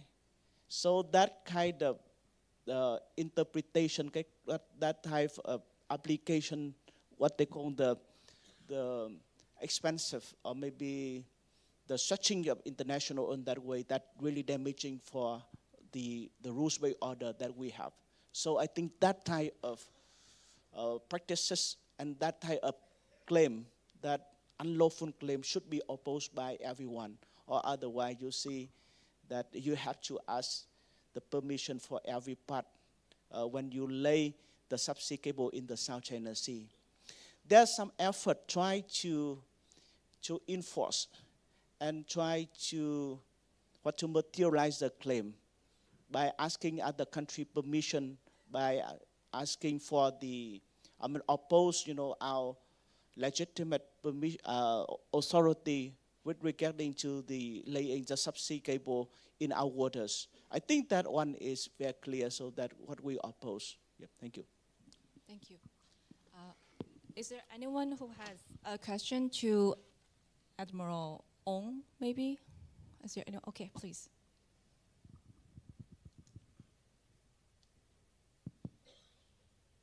Thank you. Ristian Supriyanto from Indonesia. My question is, number one is you mentioned geopolitical tensions and competition. I think that features quite prominently. But at the same time, we know that regional initiatives, including in ASEAN. The ASEAN Outlook on the Indo-Pacific, for instance, emphasized blue economy as one of the ways to mitigate or alleviate geopolitical tensions. So my question is, what are your views or optimism about insulating blue economy projects from the wider geopolitical tensions and competition? Thank you. Thank you for the question. If you recall, in my intervention, I mentioned about actually using a different business model in terms of addressing this. And I gave an example of RICAAP, which is a mechanism, private sector-led, which deals with piracy and armed robbery at sea in Southeast Asia regions.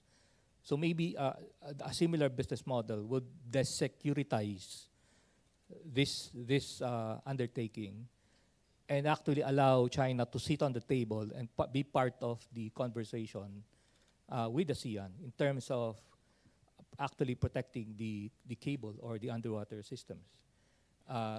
That's why I posed that maybe placing the conversation in the ADMM plus the ASEAN Navy Chiefs meeting or the ASEAN Coast Guard Forum may be a second option, but maybe more of an internal mechanism within ASEAN. But if we want China to be involved and positively involved in this undertaking, maybe a different mechanism, like as I said, RICAAP, would be a better mechanism for that. So and the question is very interesting, but the practice in what we have seen in the South China Sea for a long time, we try to cooperate so that we can reduce the the competition about, we can manage the dispute better, so we can handle what we can, we cannot handle the geopolitical rivalry. But anyway, we try to cooperate so that we could ease, the tensions. But it's very difficult. So the matter here is that when we don't have trust, it's very hard for you to cooperate, because many people would see the cooperation as a vehicle for intrusions, for impositions of rules and things. And especially the cooperation is also difficult because of the imbalance of power. I hear is not about the capabilities, to be exact. It's a country like Vietnam, maybe Philippines, we don't have the capabilities, right?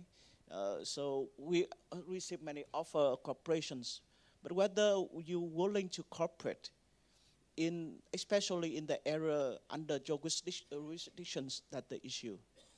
But also we have also another caveat. If we try to securitize everything, that could come at a cost. So now how to balance with the security and non-security, or whether we should securitize. Now even the subsea cable, it could be the security issue. So it comes up with the cost that we have to pay for that. And at the same time, that also leads to another part of dependency, because we don't have this, I know, hopefully Indian, a big country will have the technological capability, but for other countries, you don't have that, so you have to rely on one another, and we're not sure that that partner are more secure than others. That's the issue, right? Thank you. Okay. I am willing to sacrifice my summation time, so is there any burning question? Yes, please.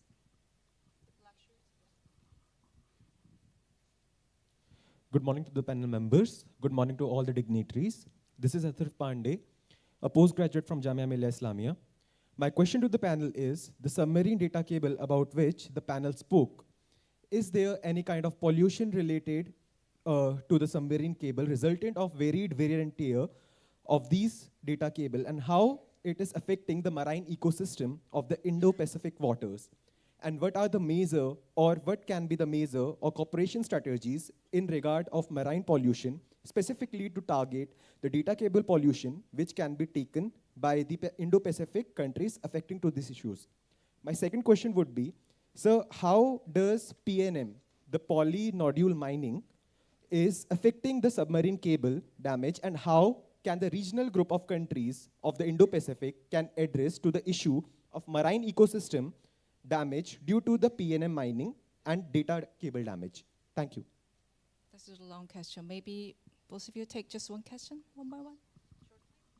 Within 5 minutes? Okay, I think one of the, on marine pollution and both on mining, I think this needs to be a discussion going beyond the stovepipes, okay? It should not be a government alone, and it should be private sector and civil society as well, particularly on the issues of marine pollution and, of course, the ill effects of seabed mining. The foundation for that would be allowing the private sector that actually operates these cables and for government to provide the safe space for civil society and the private sector to actually discuss these issues. Okay. The principal knowledge that is required here is actually understanding where are the cables laid, and looking at the impact of that, where the cables are laid in its impact on the environment. Okay. Thank you. Maybe you take one. I'm not really the expert on that. I would like to point the finger to Professor Berger, but he's running here somewhere. But as far as I'm concerned, I'm not aware of the very significant ecological environmental damage to the system, because they're there, but is it minimal as compared to other sources of pollution to the marine environment. I mean, for the mining, it's not a problem because, you know, for all the proposed and purported action activity, it will definitely, if it causes any harm, it could be recovered quickly. The problem for submarine cable, because that happened in the area that we are not known and many things that we're not aware of, and also the imbalance of capabilities and technological access. So that worries the decision maker rather than any type of any kind of deliberate actions from that. Thank you. Thank you. And maybe Professor Shao want to add something? I think that we have to treat this issue as a holistic issue, because we are taking only the submarine cable as a case. And I think that we have to take it as only one case.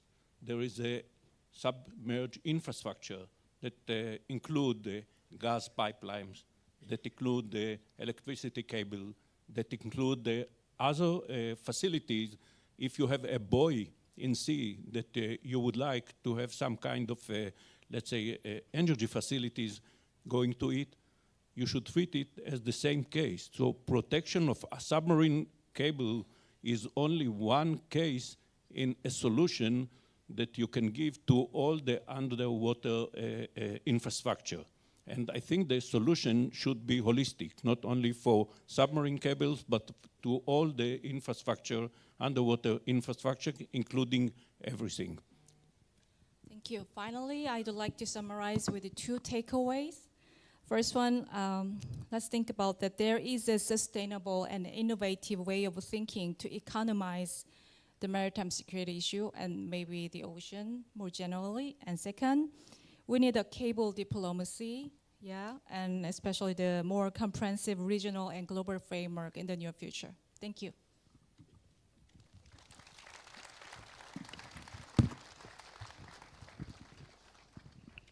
Thank you, Ms. Yoon. With that, ladies and gentlemen, I am pleased to announce the release of another volume in NMF's flagship publication series, Maritime Perspectives. This one, entitled Maritime Perspectives 2025, Blue Economy and Resilience, highlights the impacts of marine pollution and risks to human health from increasing anthropogenic activities. The editors of this volume are Vice Admiral Pradeep Chauhan, DG NMF, and Mr. John Vachaparambil, Associate Fellow at the NMF. I would like to invite Chairman NMF, Admiral Karambir Singh, onto the stage to join us for the ceremony. Ladies and gentlemen, this volume identifies the oceans as an arena with immense opportunities as well as unprecedented challenges. With that, I request everyone on stage to kindly do the honors.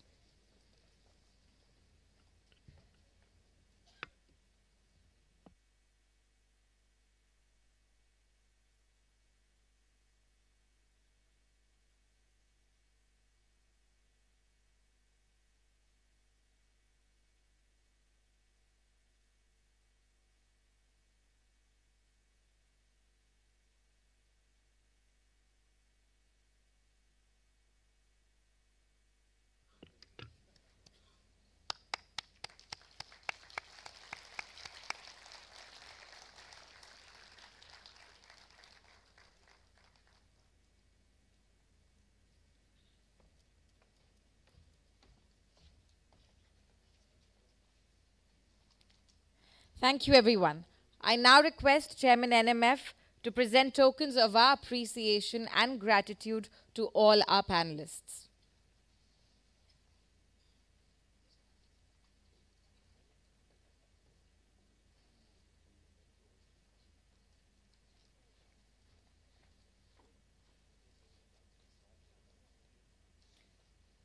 Admiral Shaul Khoev,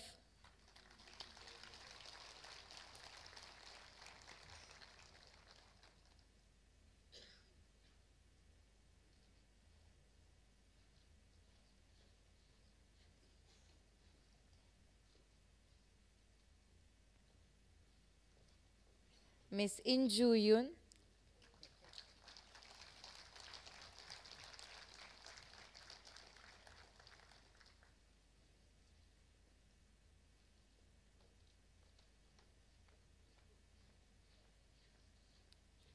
Dr. Do Tanai,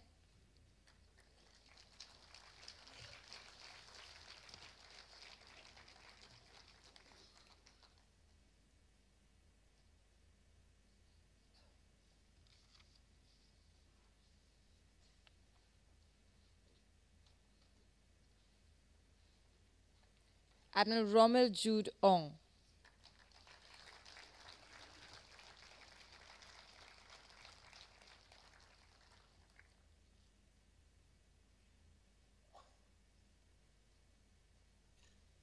With that, I request all dignitaries on stage to kindly resume their seats in the audience. And as they do so, ladies and gentlemen, please join me in thanking them. Please give them a big hand.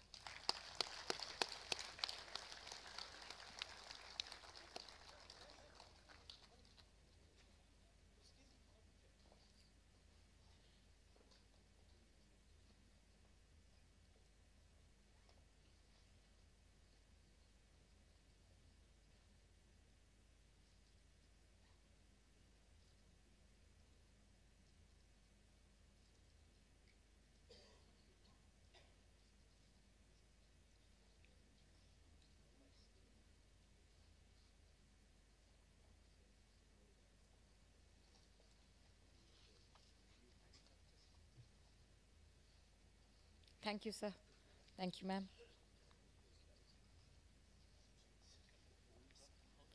With that, ladies and gentlemen, it is time for us to break for tea. Please reassemble here at 11:25 sharp.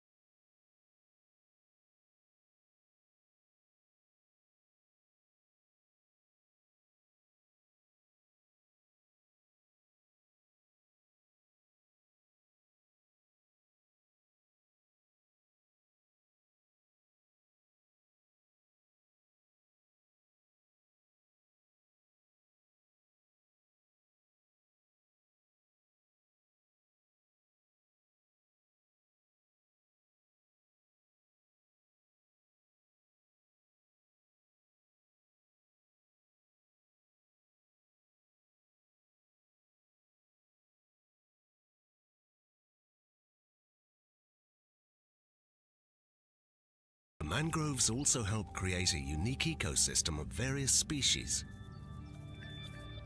ranging from tiny crabs to tall flamingos.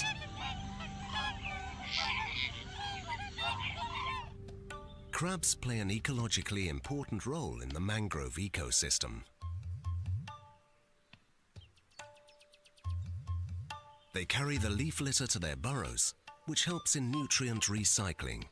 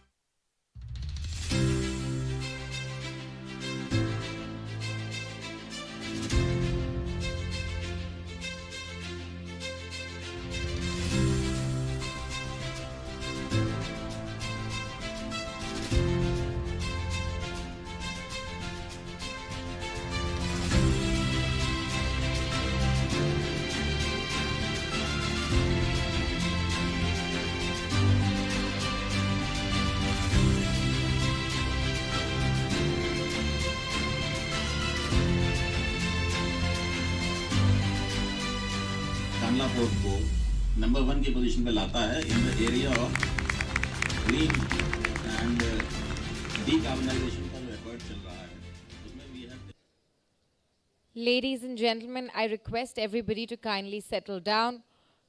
Those seated at the back, please join us in the middle and front rows. Ladies and gentlemen, avoid leaving holidays in the middle. It's always great to feel encouraged with the audience up close to the stage. It gets quite lonely from up here.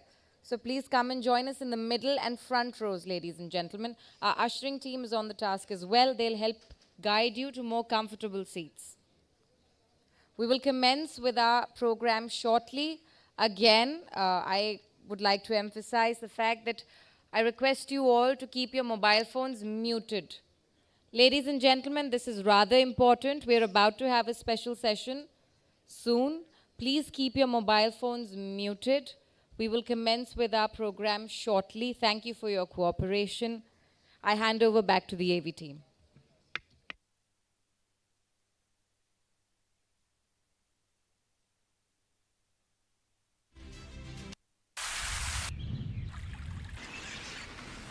Nature gave us abundance, clean rivers, boundless skies, and the rhythm of life in every leaf and tide.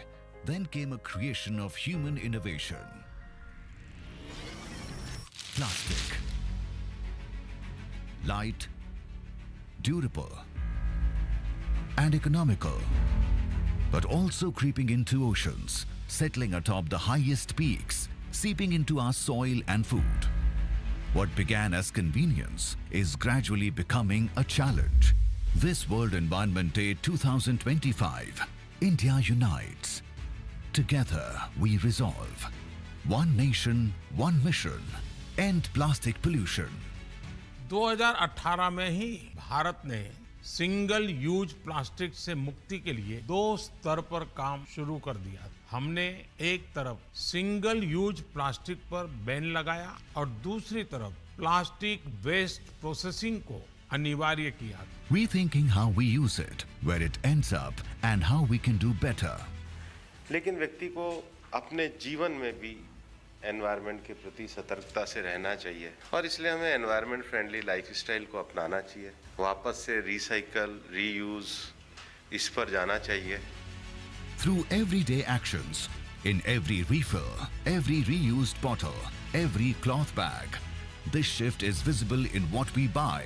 Neem combs instead of plastic, eco-friendly cutlery instead of Ladies and gentlemen seated at the back, I request you to please come forward. I see a few spaces in the middle rows. So if the NMF ushering team could please guide them.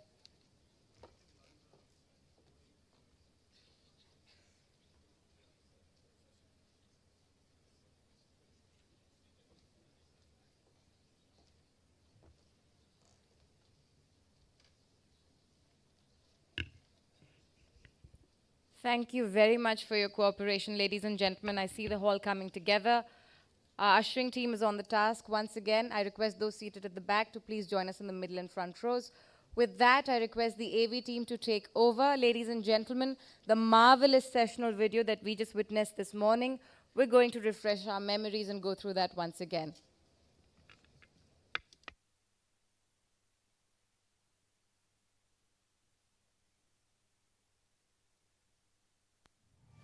Beneath every horizon lies another frontier, unseen yet indispensable.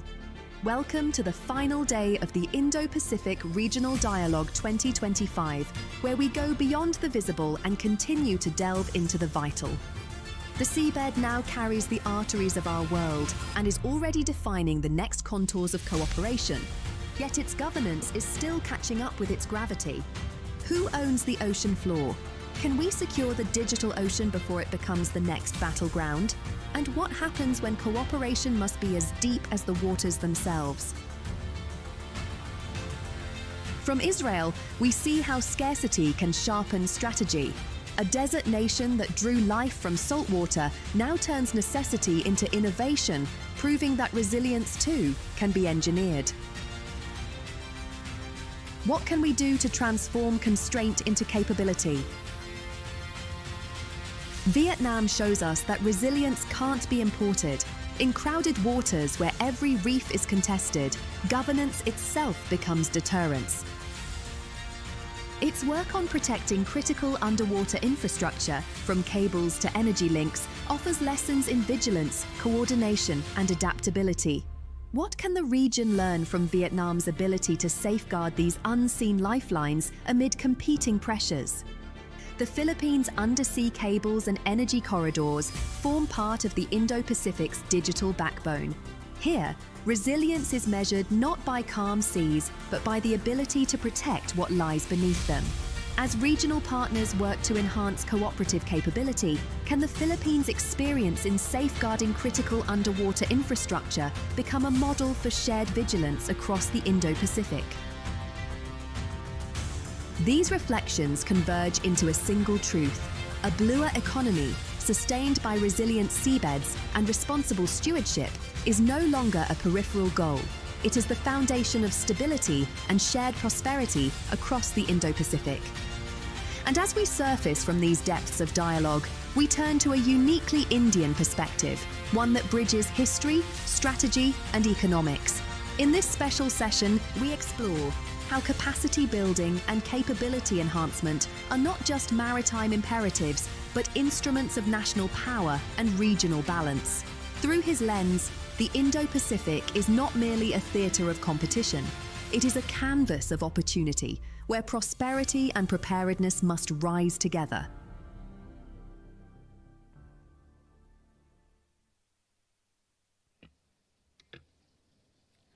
Ladies and gentlemen, it is now my singular pleasure to invite Mr. Sanjeev Sanyal, Secretary to the Government of India and member of the Economic Advisory Council to the Prime Minister of India, to enlighten us through a special address that would mark an essential high point in our three-day voyage. Please join me in welcoming Mr. Sanyal as he comes upon stage. He is being accompanied by Chairman NMF and DG NMF. Please give him a big hand, ladies and gentlemen.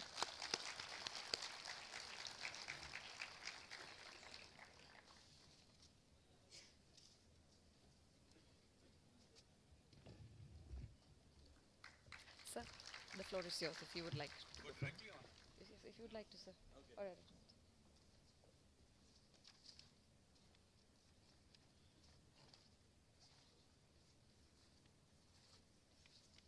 Mr. Sanjeev Sanyal, a contemporary authority on matters maritime today, particularly when it comes to maritime consciousness in India, is an essential voice in our nation.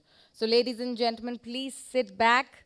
I'm sure we're all pretty excited to hear him. I now invite Mr. Sanjeev Sanyal. Sir, the floor is yours.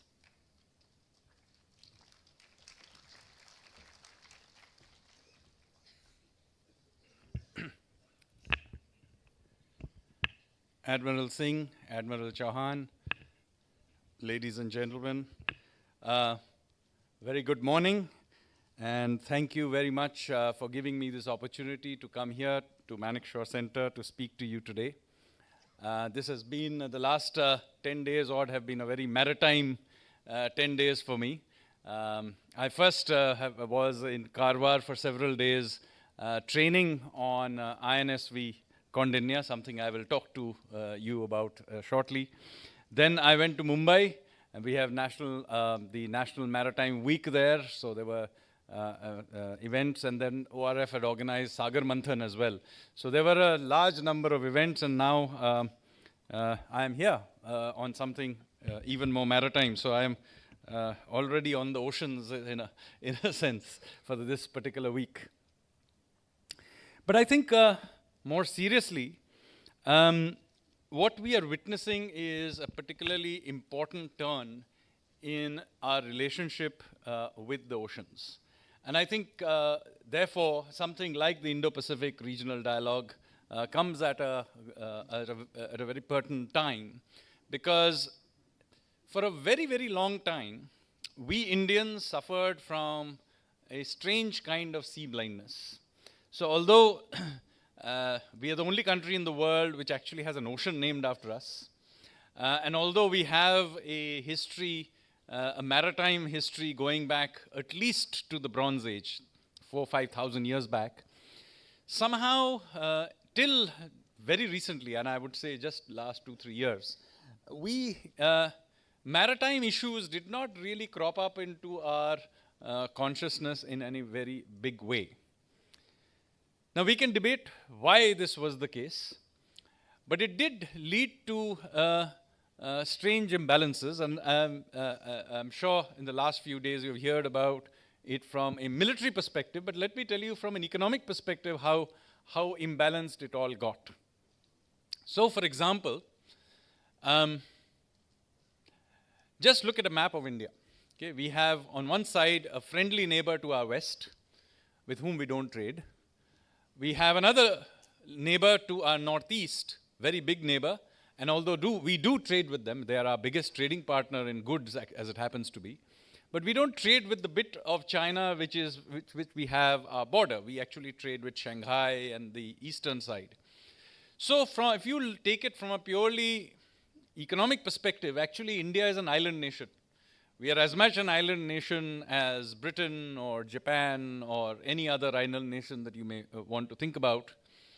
So, oddly enough, despite the fact that we, as I said, from a geostrategic and economic perspective, an island nation, something like 95% of India's trade actually is carried by foreign ships. We have some 480 ships, merchant navy ships of some kind. Most of them are not very large. And consequently, as I said, 95% of our shipping is carried by foreign ships. The result of this is that after oil, shipping-related costs, whether it's the cost of shipping things, insurance, finance, you take the whole lot. It is, depending how you count it, our second or third largest import. And from a geostrategic perspective, it is also our single biggest risk. I mean, we don't even need to be sanctioned by a major country. If 3 shipping lines decide they don't like us, then that's it. So, in that situation, we need to begin to think about our seas, our maritime infrastructure in a completely new way. This is something that the Honorable Prime Minister began to point out a few years ago. And you will be pleased to know that in the last 24 odd months, I would say, that this project of taking on our maritime infrastructure, maritime laws and so on, more seriously has taken up a great momentum. Late last year, we changed 5 maritime-related laws, which are related to ownership, flagging, and so on. Many of these relate back to the 19th century. These are colonial-era laws or early 20th century colonial-era laws, which were simply not fit for purpose. So we have modernized them. We have finally given ships infrastructure status. Now, one would wonder why on earth we didn't do it to start with, because they are obviously, large ships certainly are infrastructure. But, it required quite a lot of effort to finally get through the idea that, look, ultimately shipping or merchant shipping is really about finance. Running a ship actually in some ways is a trivial activity. The real action is that it's a race between the revenue stream of an asset that lasts some 30, 35 years and the cost of financing and insurance. That's basically the race. And in that race, if we are not even counting it as infrastructure, then how are you going to have ship ownership, shipbuilding, etc., if you're going to have to finance it in 5-year blocks? You just won't have a shipping fleet, which is what happened to us. So again, we have now given ships infrastructure status. I know there's some debate about whether or not somewhat smaller ships should also be given if they are, not pleasure yachts, of course, but things that are dredging ships, etc., are also infrastructure. And, we'll look at those issues. But at least the big ships by tonnage are now going to be considered infrastructure. So easing a big financing bottleneck. As some of you may have heard, we have now put in place a 70,000 crore package for shipbuilding. We are building a brand new port in Vadhavan, just north of Mumbai. And the idea is that by the end of this decade, it will become larger than all our current ports put together. And of course, we have done other things as well. We are looking at developing a transshipment port in the Andamans, which is finally taking some momentum. You are seeing, of course, Karwar, our naval base there, is now, gained a lot of momentum, and a lot of the infrastructure there is coming together. So a lot of maritime-related things are really getting done. But the biggest change, I would say, from which really these changes really draw from, the change there is that we have begun to take ourselves seriously as a maritime nation. So in many ways, it required a change in mindset. And I'll tell you how it was. About a year ago, ORF organizes this thing called Sagar Manthan, which I just came from that yesterday. But the first edition of that had happened last year. And in that, I had stated that India has an ambition in the next decade or so, we will emerge as the 4th largest shipbuilding country in the world. China is, of course, very, very big. 60% of all the ships in the world are now currently produced there. After that, Korea and Japan. And between them, they produce basically 95% of all the world ships. Everybody else combined produces 5% of the world ships. And I stated that, look, we can reasonably attempt to become a 4th, and then over time maybe go up the ladder, but certainly a 4th largest shipbuilding country in the world. And I could see the smirks on the faces of a lot of people in the audience, because they simply didn't believe we could do it. But just a year later, I met many people who had attended it last year. Many of them were actually from foreign delegations from Korea, Japan, Norway, and so on. And they told me that, they are already in 12 months begun to take us seriously as a shipbuilding hub. Major French line has just given a $300 million order for 6 ships to Cochin Shipyard. Several Norwegian lines have given, I think, 13, 14 large ship orders to different shipyards. So suddenly, from being essentially nowhere, we have begun to, play a part. In fact, as I said, just 18 months ago, many of our shipyards were, dying for orders. There were, places like Pipavav were basically flagging. And now I'm told that everybody has got order books filled to a 4-5 year order, this thing. In fact, their problem now is taking more orders when don't have capacity. Happened in a very short period of time.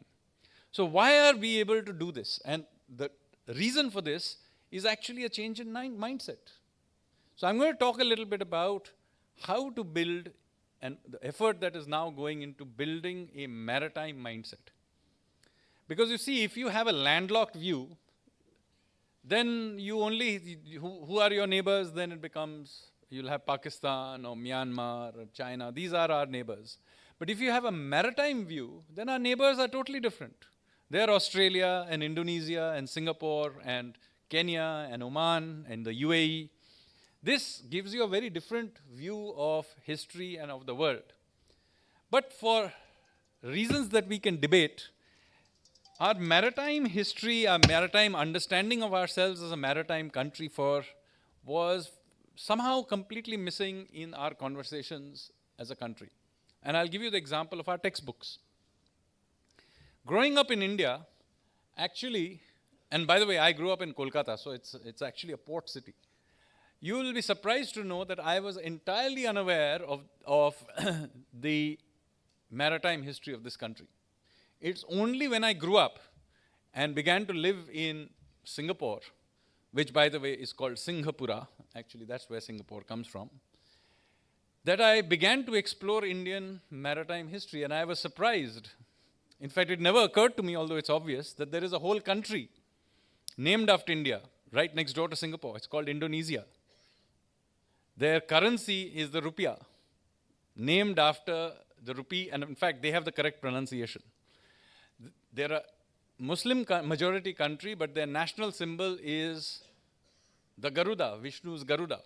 So they're very proud of their participation in Indic civilizational experience.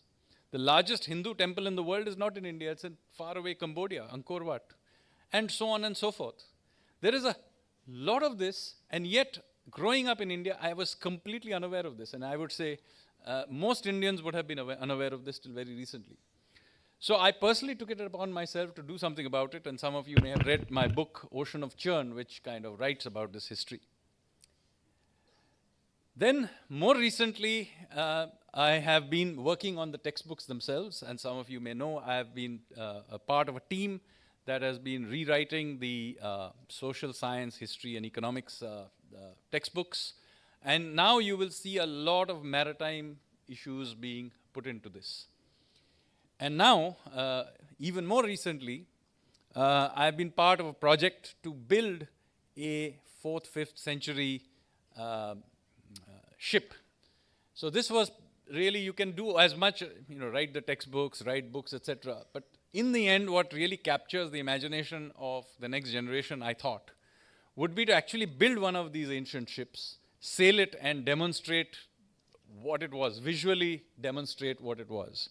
So a few years ago, when I was actually doing the research for the Ocean of Churn, I, of course, wrote extensively about the kinds of ships that we used to sail in ancient times, and I talked about how they were not nailed together, but stitched together. So I had collected some material, but at some point in time, maybe during COVID or thereabouts, I said, why don't we try and research and see if we can build one of these ships? So the question then arose, which ship do we have enough information on that we can try and build one of these things? So there is some information, of course, that Indians in the Bronze Age, that's 4,000-5,000 years ago, used to sail from Dholavira and Lothal and so on, off to the Middle East. But we don't actually know what those ships look like. We have images of riverboats, And I know some historians try to argue that those were the ships that, boats that were taken to the Middle East, but since I am in a maritime environment, I can tell you that it's pretty obvious just by looking at something whether something is a river or an ocean-going vessel. It doesn't require great genius to work it out. And all the imagery that we have from the Harappan period are clearly riverboats. They are not ocean-going vessels. So I kept digging, and then I found the following. There are Satvahana period coins, which is between 200 BC to 200 AD, which do show two-masted ships. There is a painting in Ajanta, which Prime Minister yesterday mentioned in his speech in Mumbai, which clearly shows a three-masted ship. And all of these, by the way, clearly, show that they're ocean-going vessels. You can tell that from the draft and and so on. And then there are some texts like the Yukti Kalpataru, which also talk about how big these ships were. And indeed, some of these ships were massive. They would be sizable ships even by modern standards. And then there are descriptions by foreign travelers who came to the Indian Ocean world and left these descriptions. So triangulating all of this, so during the COVID period, I began to put together a design of what could be a possible ship. At about that time, I also came in touch with a traditional shipbuilder from Bepur called Babu Sankaran. Now, Babu Sankaran's family has been building ships in Bepur for hundreds, if not thousands of years. As far as they can tell, they were building ships. And he said that the stitching technique is still somewhat remembered, but it's only meant for very, very small local boats. But his grandparents, when he was young, had taught him the rules of thumb for a larger ship. And so he knew them. But sadly, his own kids are not interested in learning this. So this gave a sense of urgency, because now you have literally the last generation who remembers how to build these larger stitch ships. And then, again, with the help of Hemant, who was a naval architect, so the Indian Navy has been part of this journey from the beginning, I began to create the line drawings and so on.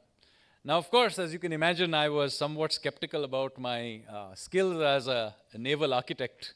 So I put it together. I decided to see if I could survive a lecture on the topic at IIT Delhi's Naval Architecture School, complete with my calculations of Navier-Stokes equations and so on.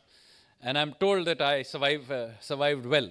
So that suggested that I was perhaps on the right track.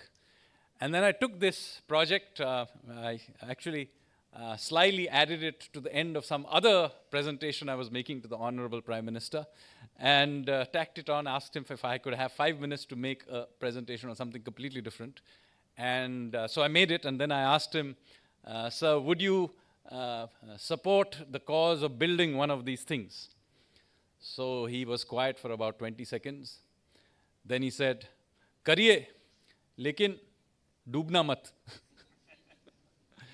So that's how about 3 years ago we went down this line. And I will say that Culture Ministry through Project Mausam was very, very generous providing support for this. I obviously needed a partner the Culture Ministry provided the financing, but of course I needed a partner that actually knew something about sailing ships. So I'm pleased to say that I had the support of the Indian Navy, some of those who helped me here right on the stage. And so Admiral Singh was very, very kind, and of course the subsequent Navy chiefs have been very, very supportive of this project. And then so we began building this in Hodi in Goa. Of course, for them as well, they were. It was the first time they were building a wooden ship, so it was experimental for everybody. Babu Sankaran moved from Bepur to Goa. He helped build this, and in May this year, we managed to put this ship to sea, and we were pleased to see that it held together, being tugged to Karwar, and then it was inducted into the Indian Navy. So right now, it's called INSV Kaundinya. It is named after the very first Indian mariner that we know of by name. So Kaundinya was an Indian mariner some 2,000 odd years ago who sailed to the Mekong Delta, what is now southern Vietnam and Cambodia. He then married a local girl, a warrior princess called Soma, and set up a dynasty, the first Hindu kingdom in Southeast Asia, called Funan. So we thought that in his memory, we will name it. And then, of course, we had to keep it sort of hidden away for a little while from the monsoons. But in the last 1 month, we have taken it out, sailing, and you'll be pleased to know that for something that nobody has sailed for hundreds of years, the Navy crew has been able to handle it beautifully. The ship has behaved very well out at sea.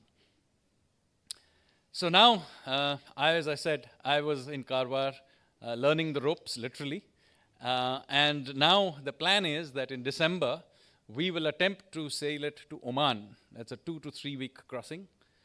And assuming that that goes well, both in and out, then next year, we will attempt to do something more ambitious, which is to sail it from Odisha, or what was historically called Kalinga, out to the island of Bali in Indonesia. Now that is a much more ambitious 3-month voyage, but that used to be a very important sea route called, and literally even today there's a festival in Odisha called Bali Jatra, which literally means the voyage to Bali. So we intend to recreate it, that voyage. So why go through all of this? The idea then is basically, literally, physically embody the adventurous spirit, the maritime spirit that we have had for thousands of years, but somehow sadly forgotten. And so after these voyages are done, of course we are going documenting all of this, and hopefully will become a documentary. This ship will then be taken to Lothal and be displayed in the Maritime Museum that we are building at Lothal. So for those who don't know, Lothal is a Harappan site, about 4,000 or 5,000 years old. It has a dry docks from that period and warehouses and so on. So a fairly large museum is being constructed there under the leadership of archaeologist Vasant Shinde. And I met him yesterday, so it's coming together. So this ship will be there. But there is some ideas of maybe being able to build other ships, probably the Angre era Maratha ships as well. Maybe some of those can be built. And of course, since there's lots of Navy people here, please don't throw away your ships after you have used them. I think there is now a home for displaying them. And we would love to have some of these Navy ships. I keep mentioning them, that if you will ever wish to lend me any of the missile boats that were used for the Karachi raid, I would love to have them displayed in that museum. So that would be the idea. Because I think there is an important to tell these stories. So with that, let me stop and say that, look, we are making a lot of changes. As I said, that literally we are consciously rebuilding this maritime sort of culture, which had been somehow suppressed. And to give you a sense of how suppressed it was till very recently, there is a very famous British historian called Charles Allen. I don't know if you've heard of him. Many of you have read his books. And his books are sold everywhere in India. You can go, Charles Allen's books. He has got a book, I think it's called Coromandel, which is about India's maritime history. And in the very first chapter, in the second paragraph of the first chapter, so it's real literally on the first page, he starts by saying that the Indians are a strange people. They have surrounded by the oceans, but for some reason other than one raid that the Cholas made in the 11th century, they don't seem to have ever had a navy or had done anything maritime. Now this book is not a colonial era book. It was published in 2015, just 10 years ago.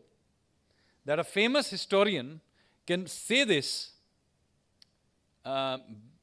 and get away with it and not be challenged, tells you the extent to which we had, for whatever reason, buried our own history. And this, by the way, is not a passing remark. The book is a book on maritime history of southern India.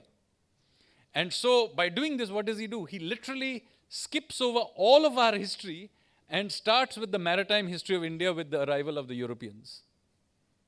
So this is simply incredible that nobody challenges these kinds of narratives.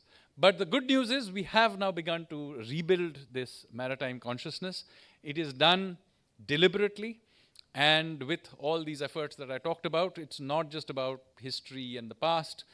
This is now already having real implications and impact in the effort we are putting into the investments that are going in.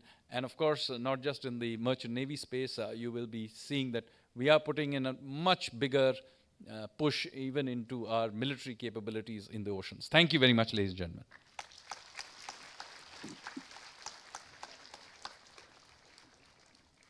Thank you very much, Mr. Sanyal. Your address has lent all of us a fresh perspective, a maritime perspective, which is quite desperately needed in the present times. I'm sure the audience is equally eager to ask a few questions. With that, I hand over the proceedings to Admiral Chauhan. We will open the floor for a brief audience interaction. Thank you very much. Let me echo what the thoughts in your minds about saying how grateful we are to Mr. Sanyal, not only for the eloquence which he brings to bear on the subject, but the passion that he brings to bear. And he embodies in many ways that one famous pithy statement that he who says it cannot be done should never interrupt he who is doing it.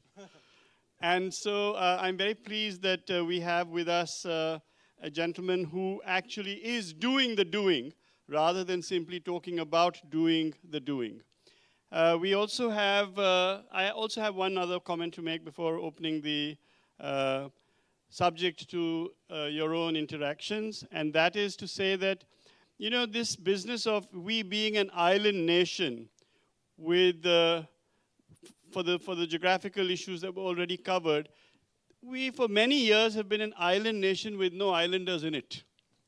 And the requirement to create islanders, the requirement to create maritime consciousness is fundamental to this effort which we are making to move from our present level of GDP. If we're going to go to a $30 trillion GDP in nominal terms by 2047, then we have to energize the peninsula like never before. And that effort is the amalgam of the geo-economic issues that were being spoken about and the geopolitics which will drive those particular issues. So with that, I have many people putting their hands up, and since the fastest hand receives the first input, so the gentleman who, yeah. No, there's somebody in the middle there. We can ask, let him answer. No, one, yeah. He needs to be rewarded for putting his hand up fastest. Okay, fair enough. All right. Please keep your questions succinct. Please introduce yourself. And please go ahead. Okay, sir. Namaskar, respected panelists and delegates. It's a privilege to be here today. I am Vishwas Chaudhary, a student of Delhi University and a member of Dakshi, disclosing the ancient knowledge system and heritage of India. My question is to Mr. Sanyal. Since ancient times, the ocean has been a witness to India's civilizational connect, from the maritime expedition of the Cholas to the trade wisdom recorded in Kautilya's Arthashastra. In today's context, how can these historical insights and indigenous knowledge systems be reinterpreted to build resilient maritime capacities, enhance supply chain autonomy, and shape an Indo-Pacific framework aligned with Atmanirbhar Bharat and India's vision of becoming a leading maritime power? Thank you. Well, hello.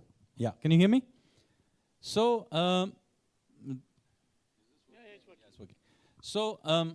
mean, that was basically the core of what I was trying to state. But I do want to make one correction. Everybody, when we discuss our discuss the Cholas when we talk about our maritime past, I would like to point out that the Cholas were very late to the scene. It's only 1,000 years ago that they were doing these great voyages. Whereas India has a much, much older maritime history going back, as I said, to the Harappan period. And by the time the Cholas appeared on the scene, the trade routes that they were using were very well established for centuries, if not millennia. Even if you are taking, the area of Tamil Nadu coast, Coromandel coast into account, the Pallavas had been there before the Cholas, and the Pallavas, in fact, had already, in fact, many of the influences in Southeast Asia come from the Pallava period, which predates them by several centuries. So I think you do a disservice by, limiting yourself, first of all, since you are from the Indian knowledge system background. Please update yourself to the fact that, the Cholas are actually very late to the scene. And of course, the idea here is to build up this consciousness, and the building of the ship that I'm talking about is to build up an understanding of our history that is maritime. That's the idea. The idea behind building the stitch ship is not to revive stitching as a way of building ships. That's not my purpose at all. But to build up a culture and an understanding of our history that is maritime, which presumably, my idea was to suggest that that shift has already led to, policy changes, legal changes that are having real effects already on our maritime sector. Would you like to take a couple of questions in one go? We'll take that one, Yes. Give it to the gentleman you gave it to earlier. Rishi. Thank you very much, Chair, sir. And my name is Atri. I'm the head of research with the think tank. Question to Mr. Sanyal. You talk about the reforms being undertaken in terms of the maritime sector and legislation. But would it not be right to say that the underlying basis for this was in the 2007 Maritime Doctrine and the 2009 Maritime Security Strategy, revised in 2015 and 2016, which created the underlying base? And also many scholarly works, including the writings of Vice Admiral Chauhan, which perhaps form the basis for much of maritime consciousness. Thank you. So of course, this is not shifted without a turn in the sort of way we think about the world. If you go back to the 50s and 60s, etc., there were also advocates for change. It's not like they weren't. We did have shipping lines even then. There were people who were arguing for maritime investment and so on. And clearly in the 1971 war, the Indian Navy more than proved itself. So it's not like there was nobody pushing for it. But I do think you will agree that the changes that have happened in the last, very recently, do suggest a shift in gear that had not happened earlier. And I would say that we can give a lot of that credit, by the way, to the Honorable Prime Minister, because perhaps for the very first time, we have a Prime Minister who actually comes from a maritime state. So that is why, one of the things that you have seen is a much greater emphasis on shipbuilding, ship ownership, and so on, than would have been the case. In fact, just yesterday, the Honorable Prime Minister delivered a speech in which, at the National Maritime Week event, where he extensively talked about these things. But if you go back and look at just, earlier this year, the speech given by the Honorable Finance Minister, the budget, a lot of space given to ships and shipbuilding and so on. So I don't think India has seen so much attention to its maritime sector before. And yes, these things have built up on some foundations built earlier. But I do think that it's fair to say that the acceleration is very, very palpable. Vice Admiral Coulaire. So Vice Admiral Coulaire, for the benefit of those of you who weren't here earlier, is the first French lady to reach 3-star level rank in the French Navy. Admiral. Thank you. Sir, I duly noted the fact that India wanted to become one of the big shipbuilding nations in the world. But I also noticed that you failed to mention the fact that India was the first ship scrapping nation in the world. And actually, we need this. The maritime industry needs this. And I also understand that you went through, you had to fight your way with other nations along environmental issues leading with this. With this ship scrapping industry, the question is very simple. Why are you not alluding to this? Because I think it's also part of your maritime history. So I'm assuming you're talking about Alang. We do have a very major ship scrapping industry. And, well, there are many issues, not to mention the environmental issues that have come up as well. But it is I agree. I mean, if you have to think about shipbuilding, you have to think about the whole cycle. And it's not like we have abandoned it. It's just that we had, for a variety of reasons, almost got pigeonholed into ship scrapping and not been doing adequate amount of building. So you can think about it as a rebalancing that we are doing. And by the way, even ship scrapping can be done in a better way. So it does need some investment and so on, and something that we intend to put our attention to. So we can't do everything all at once, but our current focus is on building up the building part, but it's not like we have abandoned it. And that ship scrapping is something that we have been in historically, and we intend to keep doing some part of it, yes, into even the future. You can call it ship recycling. Admiral Pereira from Sri Lanka, sir. Former commander of the Sri Lankan Navy. Thank you, sir. And it's great speech and excellent about, you're talking about the maritime history of India. We also very closely associated, especially with the maritime sector. So as you, new port is coming, is north of Mumbai. Okay, that is the biggest, largest one. The shipping density is very high in south of Sri Lanka. It's about every day, more than 500 to 600 ships are going east to west. That's the energy corridor. So I want to know, you all have a lot of ports. Only problem is the depth. That to bring the biggest ship, it's a problem. But with new port is coming, how viable it? Because we are a transit hub. Even from Sri Lanka, India, we are a transit. So, but how viable this project? I am not discouraging. You are a maritime nature, is good too. If you improve, we are also benefited. So I want to know how. So obviously we need some very large ports. There's no doubt. We need one very large one on the east side and one very large one on the west side. There are many ports, but some have to be simply, we just have to build in Chinese scales, if that's what you want to know. And depth, etc., of course, they have been studied. I'm told by Admiral Karambir Singh just now that it's a 19 to 20 meter depth is what has been surveyed there, which should be good for fairly large ships. So it's that's a decently good depth. So that is what is being attempted, and we will need to find another similar one on the east side as well. So a country our size does require a significant amount of capability.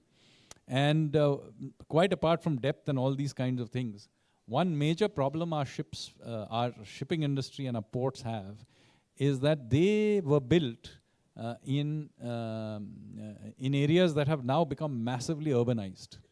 So simply getting our trucks and trains and other things to taking the containers in and out is a non-trivial problem. Evacuating stuff from Mumbai or JNPT, etc., is a real headache. It causes traffic jams. So then you have to have rules that they can only evacuate it from 11 at night to 6 in the morning and so on.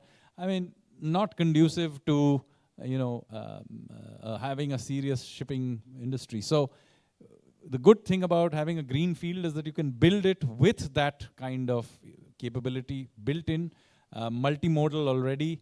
And of course, it's not far from Mumbai, so many of the things can be shipped up. And we're a large country. We will need many ports, including the ones in our neighboring countries like yours. Thank you. Can we have, yes, ma'am, Benedicta. I'm going to abandon any questions that are coming from the first 3 rows because you have an opportunity subsequently. Hello. My name is Benedicta from ISI, Indonesia. Thank you for the great speech, Mr. Sanyal. I would like to ask, since you highlighted the cultural and historical connections between India and Indonesia, including ancient shipbuilding efforts like the Bali Jatra and modern maritime projects, India is also actually Indonesia's second biggest trade partner after the US. Oh, I didn't know that. Now you know. My question is, how will India leverage these cultural and economical ties with Indonesia to strengthen contemporary maritime collaboration, both commercially and strategically? Thank you. So, well, I was not aware that we were already exploiting it quite well since we are doing so much trade. But, I mean, more seriously, the point is that Indonesia is our neighboring country. From a maritime perspective, you are our neighborhood. We have literally thousands of years of trade with Indonesia. You have lots of resources, natural resources, which we would like to import from you. And you have a sizable market that we would like to export to as well. So it works both ways. It's a partnership that could also extend to other things like defense and other areas as well. And I'm not the expert on that. But main point is that, look, this is a partnership that needs to grow. And for that to happen, we need to work at multiple levels. There is obviously a historical, cultural link. But in the end, it has to work today. And for that, we do have, to build out the political and economic links much more aggressively. Let me say that from the Indian policy side, it is something we are very open to, and we are already exploring it to some extent. But if there are concrete ideas in which we can build on, I'll be very open to them. Well, thank you very much. I know that there are hundreds of questions which are pending in the auditorium, but we have time which is somewhat immutable. And we have a large red screen here saying time's up. So I'm afraid we're going to have to call this particular interaction to a close. And I will hand over the proceedings back to our MC, Ms. Priyasha Dixit, who, by the way, is herself a historian, is a history researcher at the National Maritime Foundation, and would be very happy to interact with you separately, I'm sure. Thank you. Thank you, sir. Thank you very much. Ladies and gentlemen, it is a privilege for me to announce that Mr. Sanyal has consented to release an NMF publication concerning maritime consciousness in India. Entitled Operationalizing Project Mosam, the book is authored by Mr. Suraj Palavalsa, Research Associate at the NMF, whom I'm delighted to invite on stage. Ladies and gentlemen, please give him a big hand as he joins us. This book delves into actionable policy options, regional collaboration, and cultural diplomacy to revive maritime thought in the nation. I now request everybody on stage to kindly do the honors.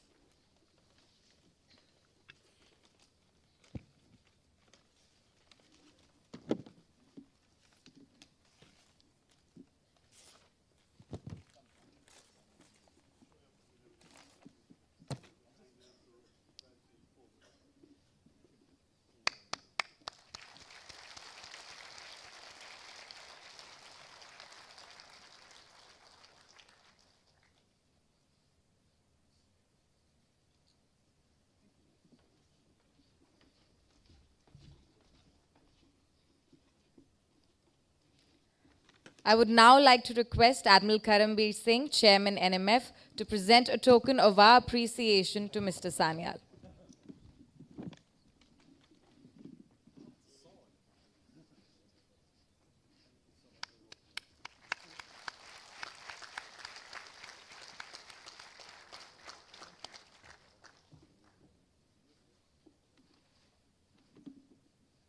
And with that, ladies and gentlemen, please join me in thanking Mr. Sanyal once again for his wonderful address as he resumes his seat in the audience.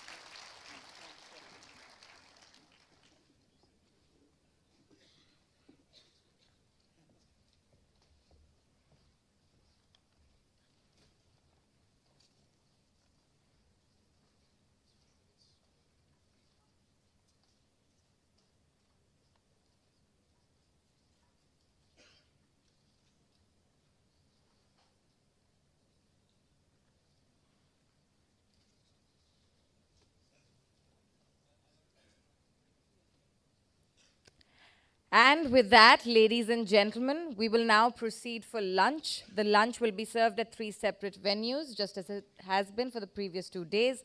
The upper portico, the lower portico, and the Ashoka Pavilion. The NMF ushering team will guide you. Please reassemble here at 1:15 sharp.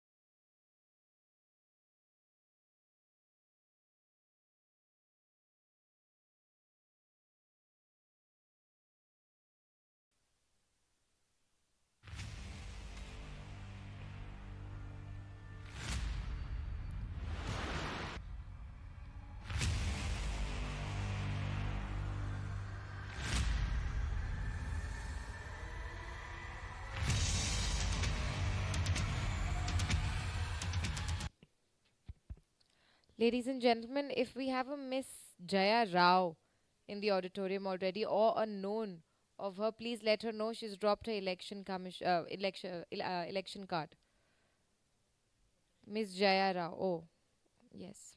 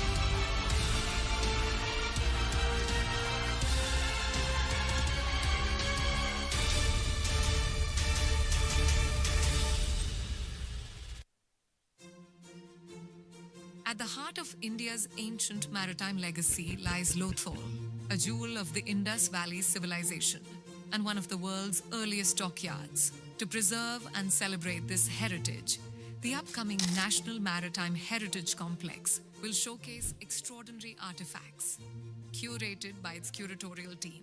It is an initiative of the Ministry of Ports, Shipping and Waterways under Honorable Prime Minister Shri Narendra Modi's visionary leadership. Once completed, this will be the world's largest maritime complex, celebrating India's ancient seafaring traditions while becoming a hub for maritime museum, tourism, research, education, and skill development. This hitherto neglected aspect of India's history is finding its due worth, and once complete, it will celebrate the glorious maritime heritage of India. The collection is vast, nearly 5,000 original objects, each meticulously catalogued, classified, and documented by the curatorial team. Among them are seals and ceilings of steatite, terracotta and copper, intricately etched carnelian and agate beads, shimmering gold ornaments, copper mirrors, ivory scales, toy carts and weights, fragments of ancient boats, and a remarkable variety of pottery, jars, vases, bowls, and dishes paint a vivid picture of life in Lothal. The perforated jars stand out as icons of Harappan ingenuity, while painted vessels reveal motifs of flora, fauna, and even early renditions of Panchtantra tales. These treasures not only illuminate daily life and craftsmanship, but also highlight Lothal's global reach. Excavations reveal long-distance trade links with the Persian Gulf and Mesopotamia, proving that this Harappan port has been a hub of international commerce since 5,000 years ago. Through the National Maritime Heritage Complex, these artifacts will come alive once more, preserving Lothal's enduring story and connecting us to India's maritime roots. On World Maritime Day, we pay homage to the enduring legacy of India's seafarers, of its significance in South Asian history, and acknowledge the initiatives undertaken by Honorable PM Shri Narendra Modi, guided by the principle of Vikas Bhi, Virasat Bhi. दुनिया का सबसे बड़ा maritime museum बनेगा. Acknowledging the importance of conservation of Ramsar sites, the Honorable Finance Minister in a budget speech of 2023 introduced Amrit Dharohar initiative to promote the unique conservation values of Ramsar sites through its 4 components. Under the nature tourism component, the ministry conducted training programs on alternative livelihood and Paryatan Navik certification to enhance livelihood opportunities for local communities. India proposed the inclusion of 3 cities, Indore and Bhopal in Madhya Pradesh and Udaipur in Rajasthan, for the voluntary wetland city accreditation under the Ramsar Convention. The accreditation will promote the conservation and wise use of urban and peri-urban wetlands and provide sustainable socio-economic benefits for the local communities. The ministry, in collaboration with Central Institute of Educational Technology, CIET, NCERT, jointly developed a series of educational videos to sensitize primary, middle, and senior level school students to the importance of wetland conservation and management. On the eve of World Wetlands Day 2024, India added 5 more wetlands to its existing list of 75 Ramsar sites, taking the tally to 80 Ramsar sites, demonstrating the commitment to the conservation and wise use of wetlands.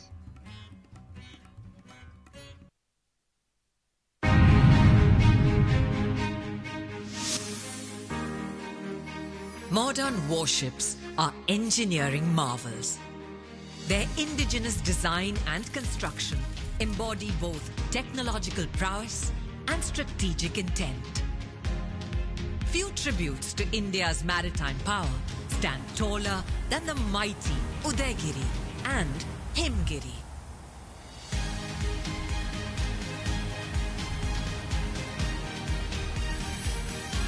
Both warships follow in the proud wake of legends. Their predecessors, the erstwhile Udaygiri and Himgiri, marked our transformation from a buyer's to a builder's navy. Both warships served the nation with distinction for over 3 decades. The new F-34 and F-35 are future-ready multi-mission stealth platforms designed to deal with both conventional and unconventional threats across our vast areas of interest. Integrated construction with extensive pre-outfitting has enhanced efficiency and enabled a shorter build period for both ships. Each also carries a unique distinction. Udaygiri, crafted at Mazagon Dock Shipbuilders Limited, is the 100th warship designed by the Navy's Warship Design Bureau. Himgiri, built by Garden Reach Shipbuilders and Engineers Limited, is the first stealth frigate constructed on the East Coast. Together, they will not only add firepower to the fleet, but also ignite the economy, with a significant plowback driving equitable growth and reinforcing self-reliance. Equipped with next-generation technologies, these platforms symbolize a strong and secure nation and mark another stride towards Viksit Bharat. Committed to the Navy's core values of duty, honor, and courage, Udaygiri and Himgiri will soon hoist the ensign and stand combat ready to undertake any task, anytime, anywhere, anyhow.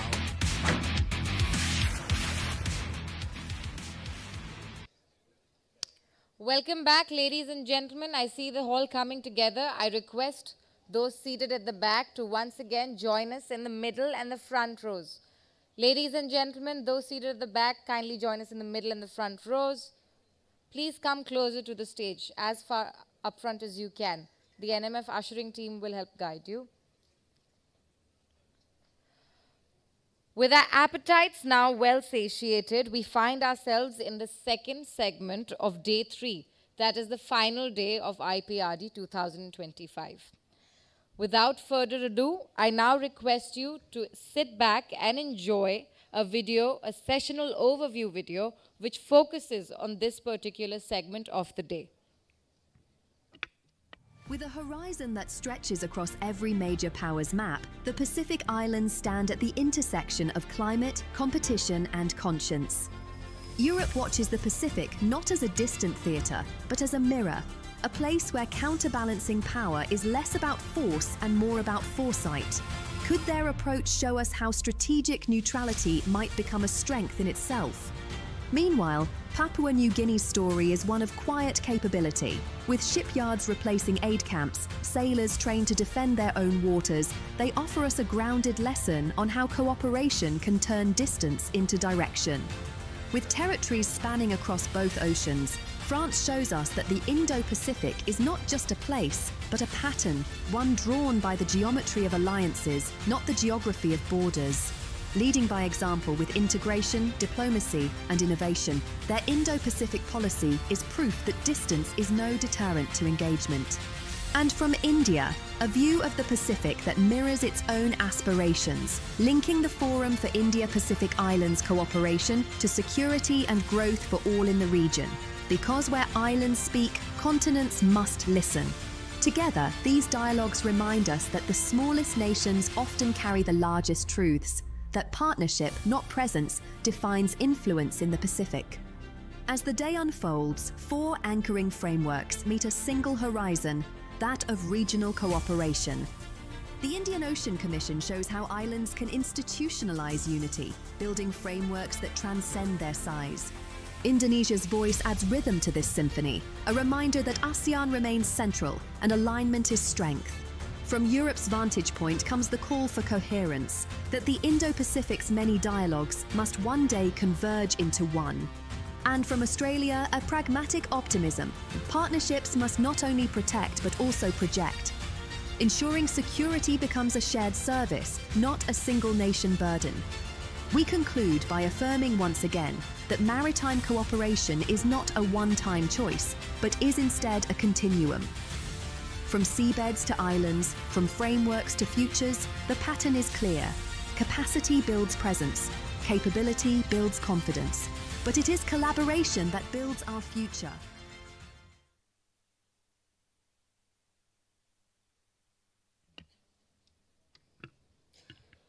Ladies and gentlemen, we will now ease into the professional session. However, before we begin, I request everybody to kindly settle down. I would like to reiterate a few administrative points. Aside from administrative ease, they're also greatly important for the panelists on stage to be able to convey their points properly to you. Firstly, please keep your phones muted at all times. Please ensure that your mobile phones are muted or switched off. Note that the biodatas of the speakers and the moderators are in the event booklet that was given to you during registration. Please refer to them. Now, without further ado, I would like to invite the speakers and moderators for this session on stage. We have an excellent lineup. Ladies and gentlemen, Dr. Gudrun Walker, Ambassador Peter Ilau, Commander Marianne Perondoise, and Vice Admiral Pradeep Chauhan. Please give them a big hand as they join us on stage. And by way of the moderator, we have the excellent Vice Admiral Anne Couler.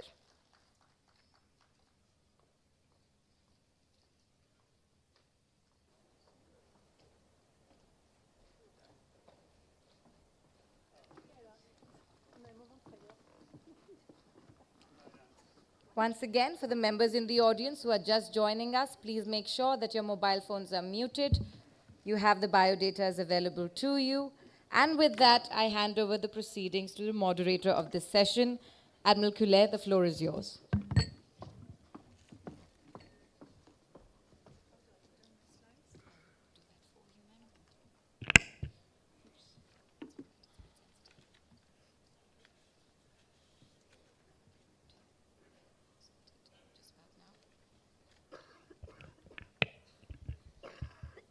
Thank you very much. Audience, students, cadets, this is our blue Earth, as you can see. And there is one small dot right in the middle. What would this small dot mean? Give me an answer. Try it. It's very easy. It's among a vast expanse of water, as you can see. It's right in the middle. What are we talking about? Okay, I'm taking my glasses off. Do I see an arm somewhere? Come on, give it a try. I heard it, French Polynesia. I told you, France brags a lot.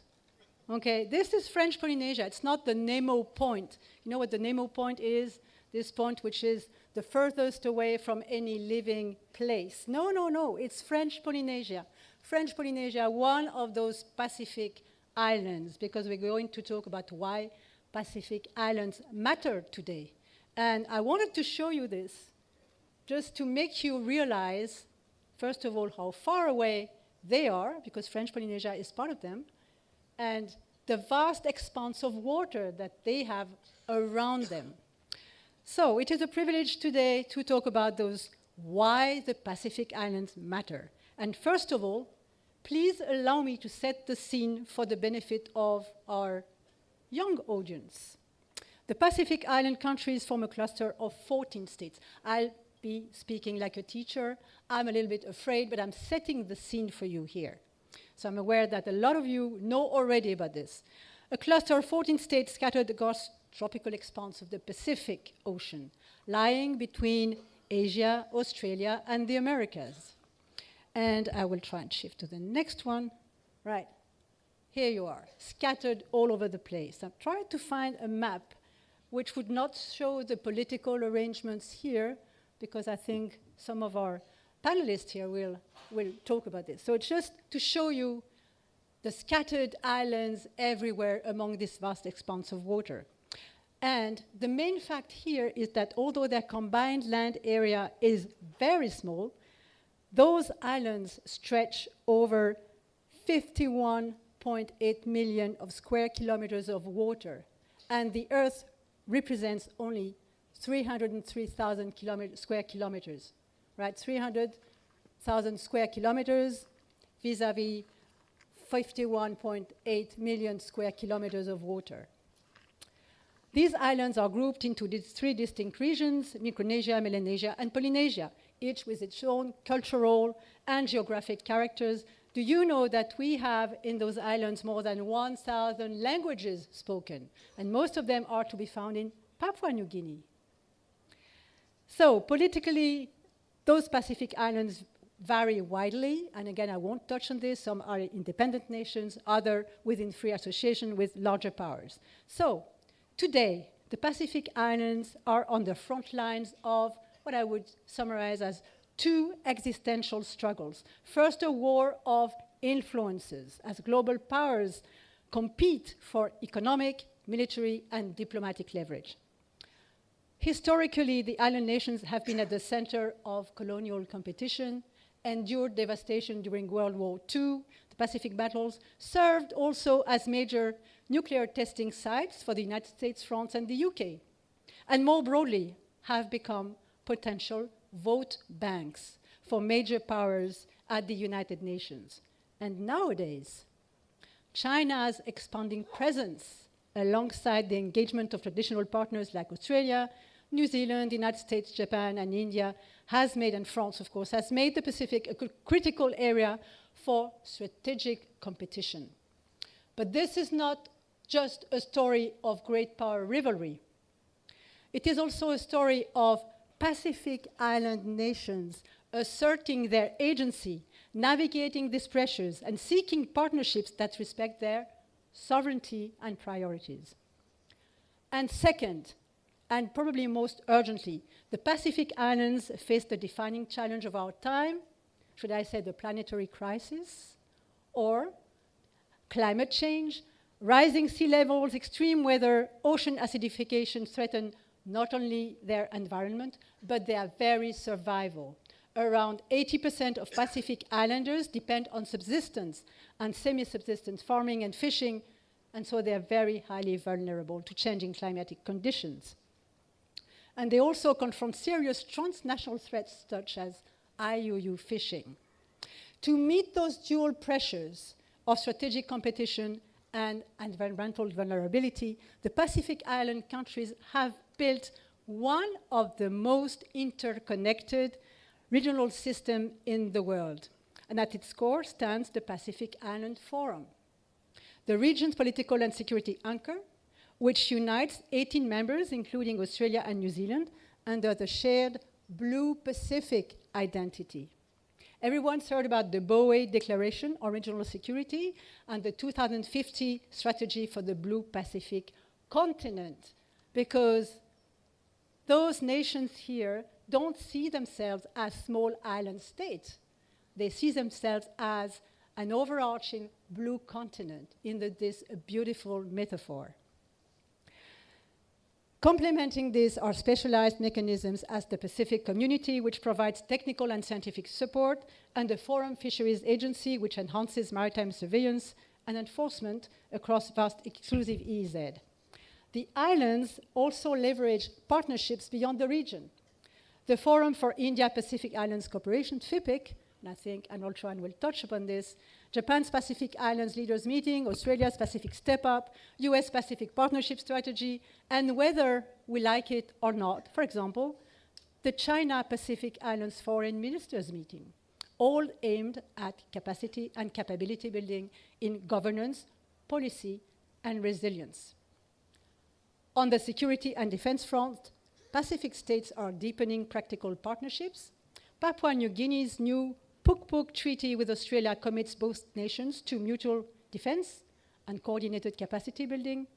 And again, whether we like it or not, the China-Solomon Islands Security Agreement reflects the region's expanding strategic choices, enabling cooperation on policing and public order, and the long-standing US ship rider programs enhance maritime surveillance across the vast EEZ.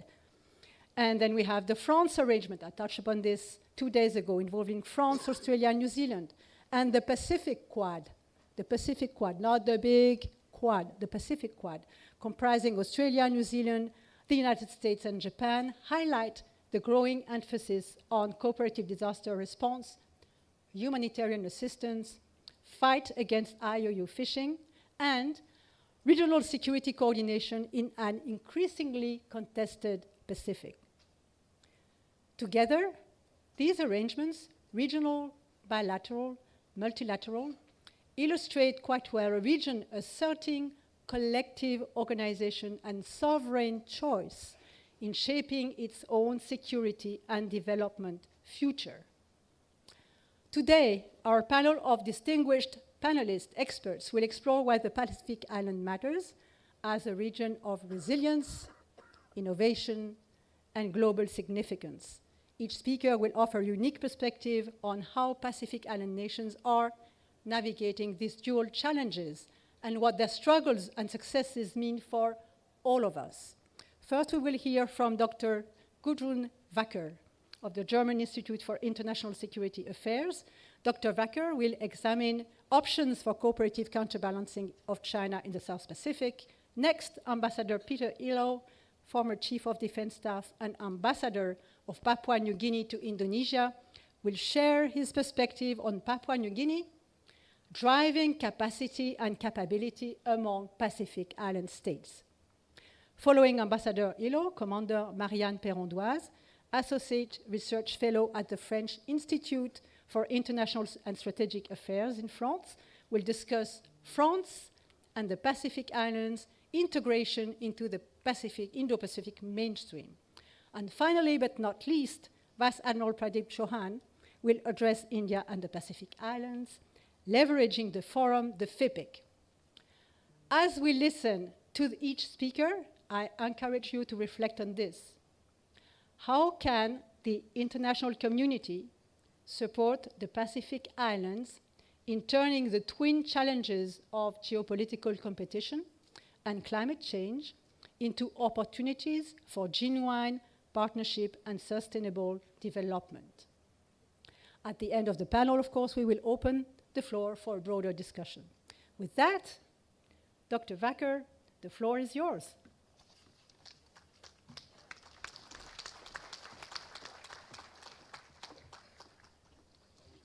That's going to be tricky.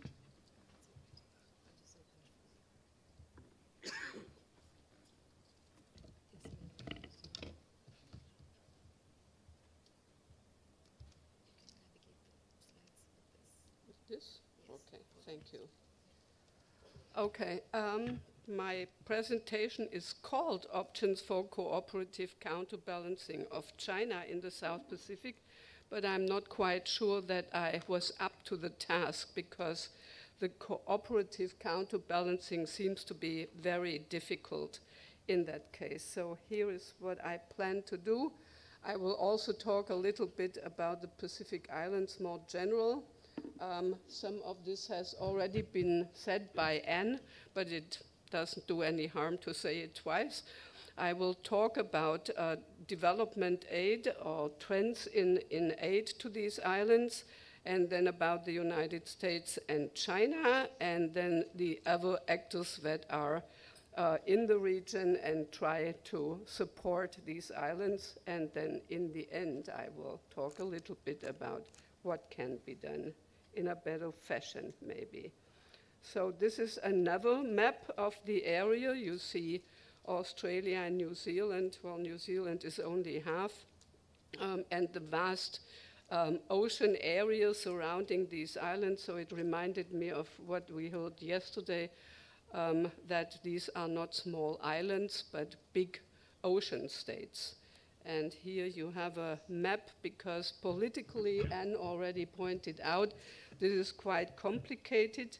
You see here that some of the islands are independent states and others are associated or still owned by other countries. I have to fumble with my things here a little bit. So you see the exclusive economic zones. It also gives you an impression of the relationship between the landmass, only 300,000 square miles, and most of that is Papua New Guinea, I guess, and then 7.7 million square miles of exclusive economic zones. And the color coding has to do with the countries that are associated with these islands. This is the membership. This is a French map, so it has one category, visits of the president, which refers to Macron's visits to the Pacific Islands. But you see in which organizations these islands are members. And here are a few features to make the situation even more complicated. I put, so you have 12 truly independent states, and then you have 9 dependencies or territories that belong to other countries: the Cook Islands, American Samoa, New Caledonia, French Polynesia, Guam, and the Northern Mariana Islands.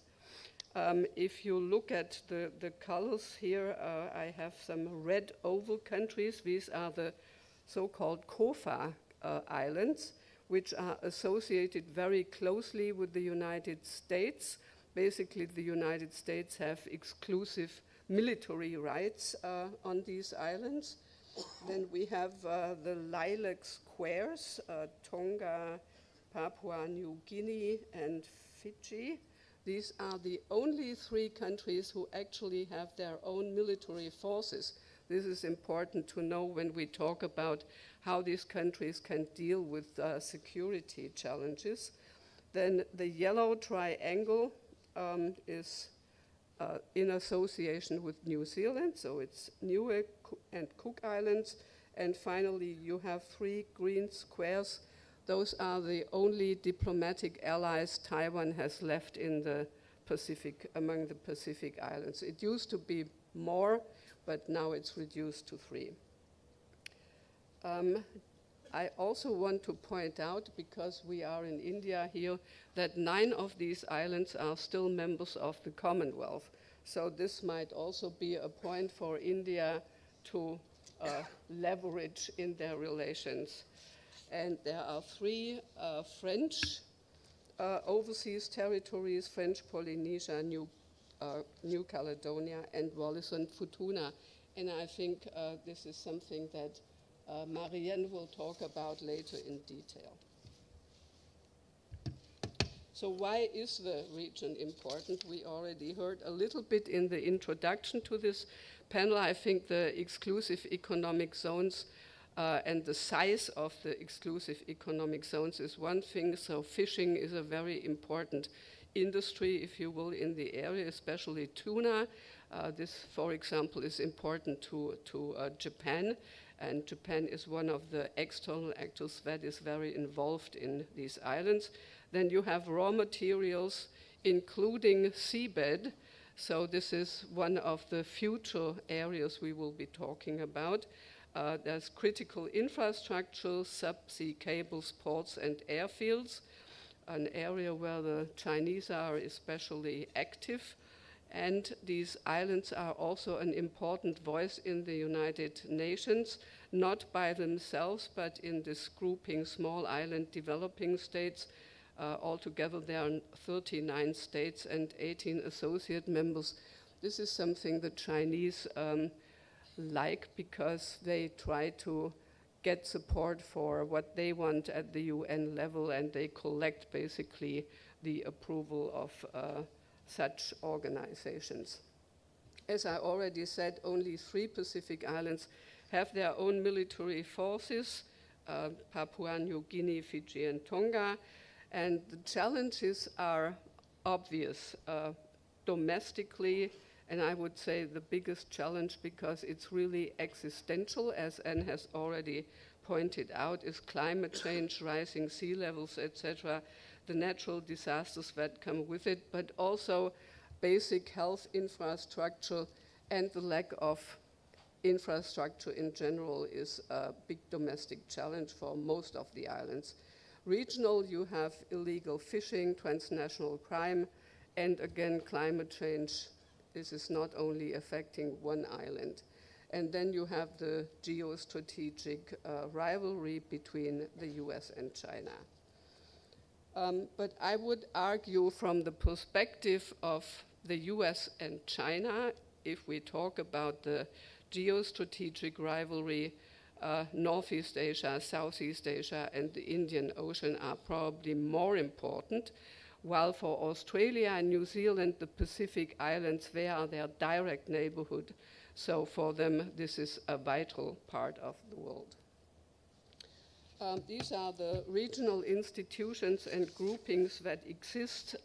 Pacific Island Forum is probably the most important of those, but there is a wider Pacific community that cooperates on technical, scientific research, policy and training services.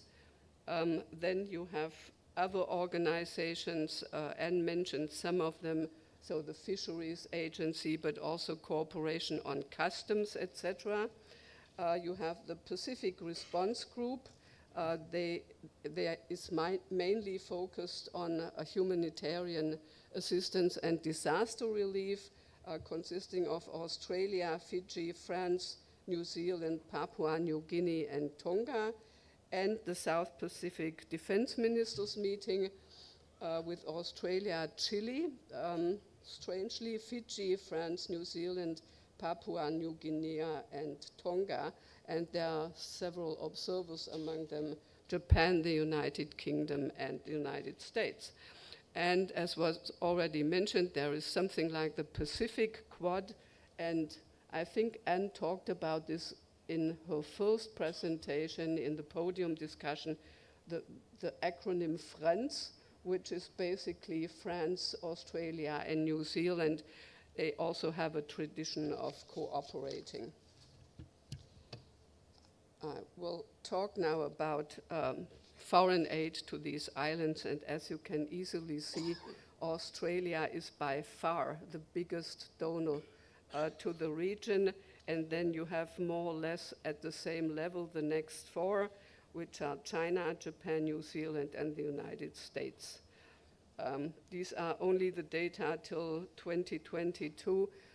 There is sort of a hike in 2021, and this spike is due to the fact that a lot of the vaccine efforts, etc., went to the Pacific Islands, so you have a spike during the first year of COVID, and then it sort of petered off. And you can see here the trend again, this time going to 2024. And for the first time, you see the European Union institutions were at number 6, but still a very insignificant donor to the region. So if we, by the way, there is a wonderful database by the Lowy Institute where you can look up the donor countries, what they give, what the projects are, and which islands they give the most to, which I used quite extensively, and it's interactive, so it's a very good data set. So the trends in development aid since 22 are, first, you have a contraction of aid because of COVID or post-COVID. It dropped, and the Ukraine war, so it dropped by 18% from 2021 to 2022. You have a fragmentation of donors and projects. Why is this important? Because it's a big bureaucratic burden to the countries in question. The more fragmented your donors are, the higher the effort to manage these projects and do the right calculations afterwards. So this is not a good trend. And here you see already one of the obstacles. Foreign aid is usually given by one country and not in a coordinated fashion. There is also a trend to focus more on infrastructure instead on human resources, capacity building. So this means that there is a securitization in aid, and US aid is focused mainly on the 3 islands that are associated with the United States. China is back now as the second largest donor. There was a lull during the COVID years, but now it's really back and has invested a lot, especially since Trump came back to office. I can come back to that. And there seems to be more focus on geopolitical considerations and less on sustainability. So despite all the hype we have in talking about the significance of these islands in geostrategic terms and other terms, there is actually a contraction of aid overall. I will go through the individual countries very quickly because of time reasons. I see that there is a clear difference between the Biden administration and the second Trump administration. We all know about the punitive tariffs and the being dosed of US aid, so this makes a big difference. During the Biden administration, there was a lot of effort in expanding the diplomatic presence, but this has not quite happened. From the side of the United States, there was a Pacific Island Forum summit hosted by Biden in 2022 and 23. There were more than 100 projects on health and climate and economic development in the islands. And more or less all this has disappeared during Trump too. We don't know exactly what the effect of that will be, but if you look at the next slide, you see that even the three COFA countries, the Marshall Islands, Federated States of Micronesia and Palau, got 10% each of punitive tariffs, and some others like Fiji even got 35% of punitive tariff, and US aid was cut across the board, which seems to hit especially Papua New Guinea, if I see that correctly. Okay, let's now turn to China, because if we want to counterbalance China, it's of course important to know what China is actually doing. So what are China's interests and what is it doing there? First of all, I think that China's diplomatic presence in the region is quite strong if you compare it to other countries, maybe with the exception of Australia and New Zealand. China is basically everywhere now, and they also have military attaches attached to their embassies in the region. They focus on infrastructure, roads, airstrips, ports, stuff like that, but also on climate change and disaster relief projects. There are a number of security agreements focused on law enforcement and policing. There is the access to raw materials, of course. This is always important from the Chinese perspective, so fishing, timber, and critical raw materials. And reducing Taiwan's international space is always a top priority for the Chinese side. Countering US influence comes as almost like a side effect of all these activities. And I have to say, because we talked earlier about the agency of the islands, this is welcome to the Pacific Islands. I mean, you get an offer to get additional aid, to have your infrastructure upgraded or improved, and you say yes, of course, without looking at the possible downsides. So this is all welcome to these, 4 minutes. Okay, so let's talk a minute about where China made progress and where the limits are. So I think China has made quite a few inroads in terms of economic, diplomatic presence. They have also snatched away 2 diplomatic allies from Taiwan, which is important from their perspective. After Trump came back to office, they stepped up their activities in the Pacific Islands. They had another summit meeting with the Pacific Islands. They started 100 small but beautiful projects, reminding us of the big beautiful bill of Donald Trump, focused on local communities on the islands, and already in 2022, they signed a security agreement with the Solomon Islands, which we all still don't know what is in this agreement, but they tried to push this at a regional level, and 11 of the islands refused to sign this agreement. So here you see the limits of the Chinese efforts. They will not quite as successful to roll this out region-wide. Australia, as I said, one of the biggest donors. I will not go into the details here. You see the catchwords. New Zealand also, I think almost 80% of New Zealand's foreign aid go to these islands. Japan always among the 5 top donors. They have their own leaders meeting with the Pacific Islands.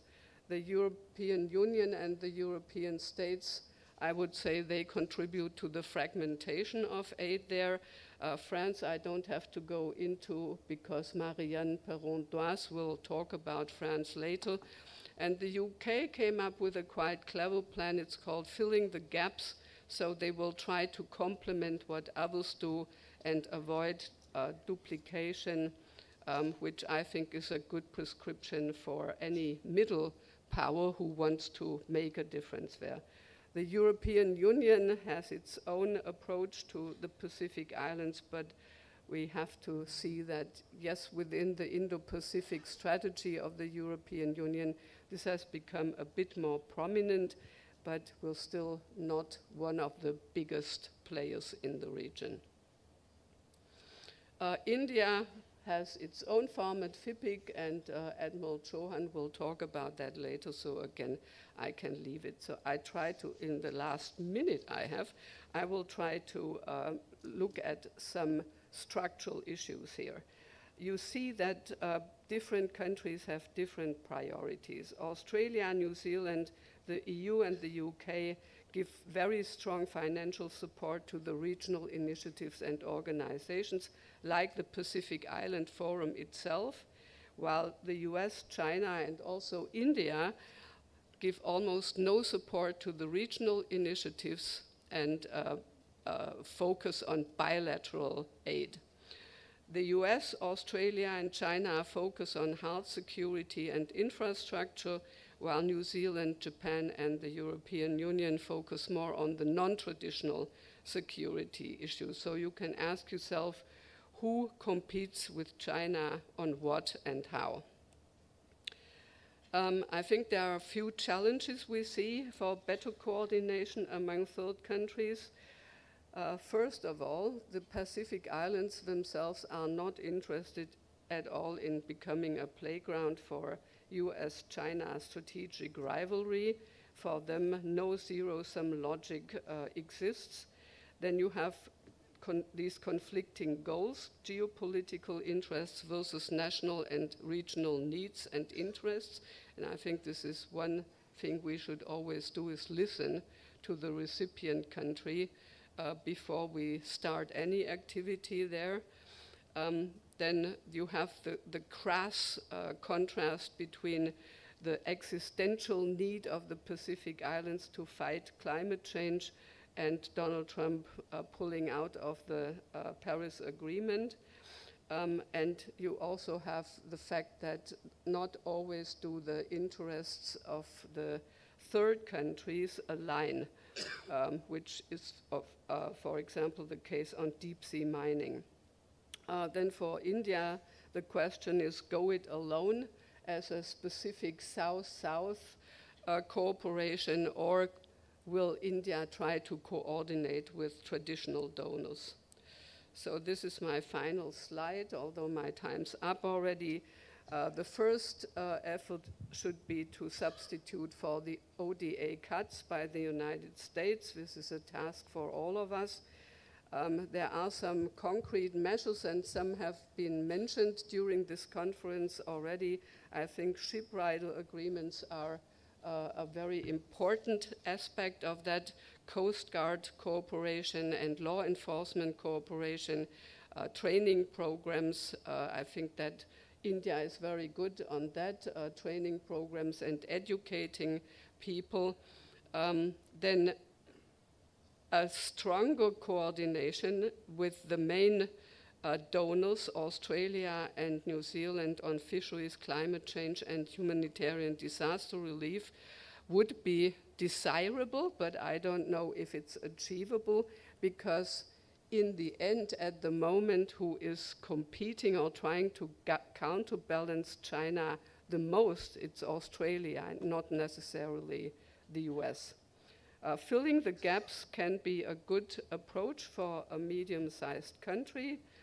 And then to make things easier, because it's hard to organize these summits with the Pacific Islands, it would be an idea to include the Pacific Islands as a topic in 2+2 formats that already exist in the G7, put it on the G7 agenda or other bilateral meetings. And then these summits with the Pacific Islands could also happen at the sideline of the UN General Assembly. I think that India has done that once, holding this FIPIC at the fringe of the General Assembly, but this would it would have synergy effects, let's put it this way. And finally, India could become a partner of the Blue Pacific Initiative. This is a pretty new thing. And with that, I thank you very much for your attention. Thank you very much, Dr. Wacker. Just a quick takeaway, because time is already up, so I have to give the floor to Ambassador Ilo. Just a very quick takeaway. I noticed that what we can take away from this is the aid to those countries who, I wouldn't say desperately, but are in need of aid because they're facing so many vulnerabilities. Well, this aid is being contracted for a number of reasons and fragmented in volumes and aims, and also aims. So we have a number of countries, including, of course, the big neighbor, Australia and China, vying for presence for different reasons, very different reasons, and another bunch of third partners who are also there and present. But at the end of the day, the aid remains fragmented and the aims differ. Dr. Wagner gave us a number of ways and paths to follow, so maybe in the audience we can go back to this afterwards during the questions. Without further ado, please let me introduce Ambassador Ilo for his brief. Thank you, Ambassador.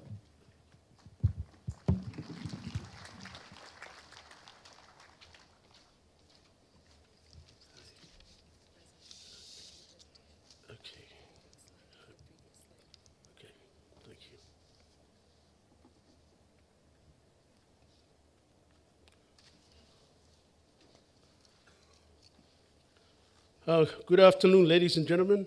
Chairman Admiral Singh and Director General, Vice Admiral Chauhan, all your fellows of NMF and all the students, our colleagues, and I believe people from our diplomatic corps are here as well. Good afternoon.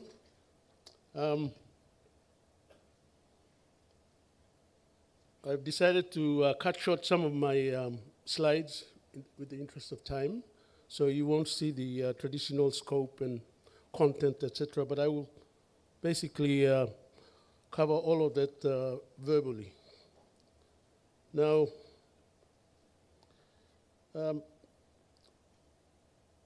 the Papua New Guinea embraces both the challenges and opportunities of its strategic location. Its enduring role is to anchor regional stability, navigate shifts in currents, and steer with purpose. Papua New Guinea sees India as a civilized power and maritime democracy. India has consistently demonstrated its commitment to the Pacific through transformational partnerships grounded in sovereignty, resilience, and mutual respect. From defense and digital connectivity to climate and capacity building. So we see India stands beside Papua New Guinea and the Pacific family as a trusted ally. The partnership is reflected not just in formal agreements, but also in officer training, idea exchange, and a shared vision for a free, open, and inclusive Indo-Pacific. India's Act East and Indo-Pacific Oceans Initiative align closely with Papua New Guinea's strategic compass, one that champions unity, non-alignment, and the protection of maritime commons. As today's dialogue begins, let me reaffirm that the Indo-Pacific is not a battleground of rivalry, but a canvas of cooperation, where India and Papua New Guinea continue to paint a future of trust, purpose, and enduring friendship.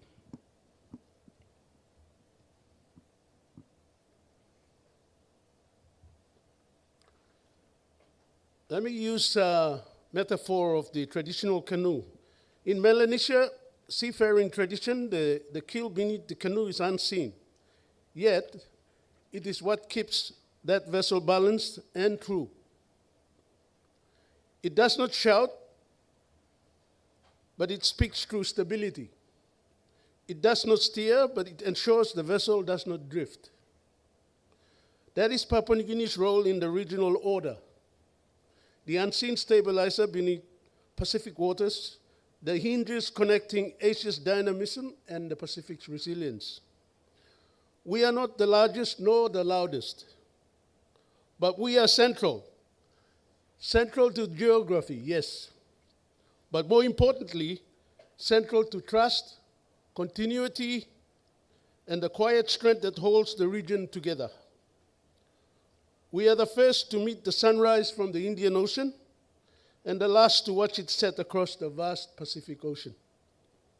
Geography for us is destiny, but of course, leadership defines its mission.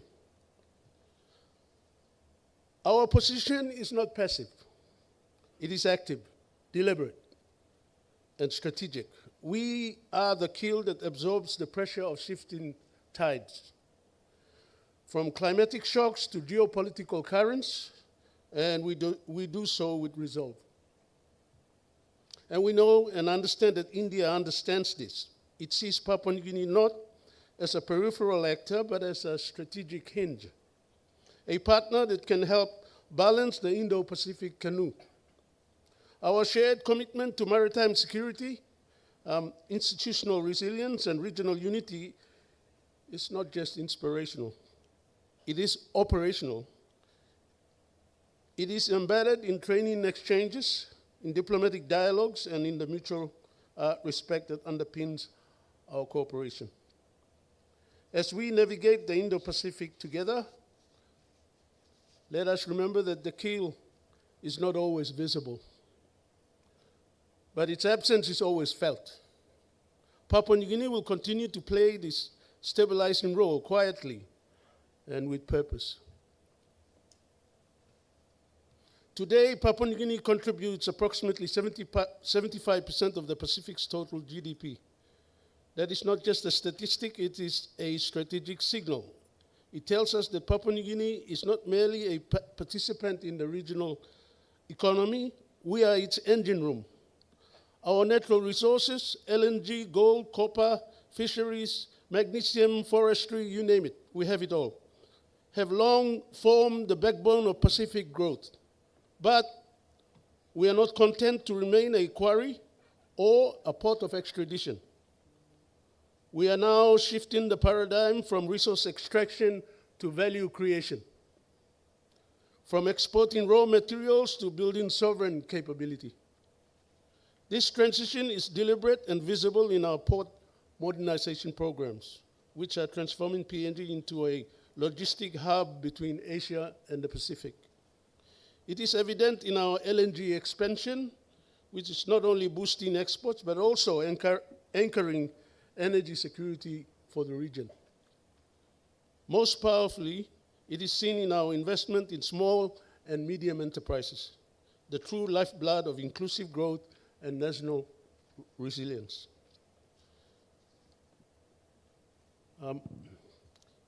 Economic gravity equals strategic leverage.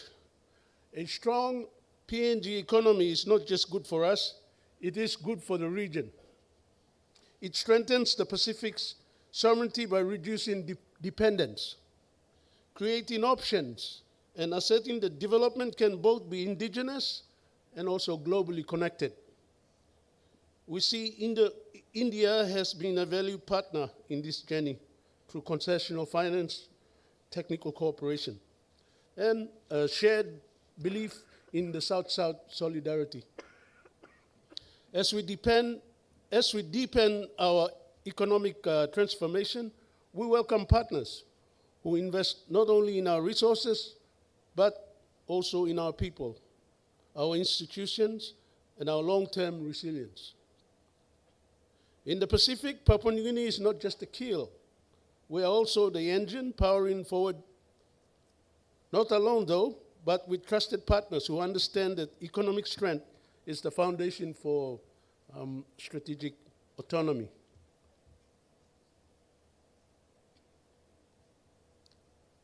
Our defense force, the Papua New Guinea Defense Force, may be modest in numbers, between 2,400 and 5,000 personnel,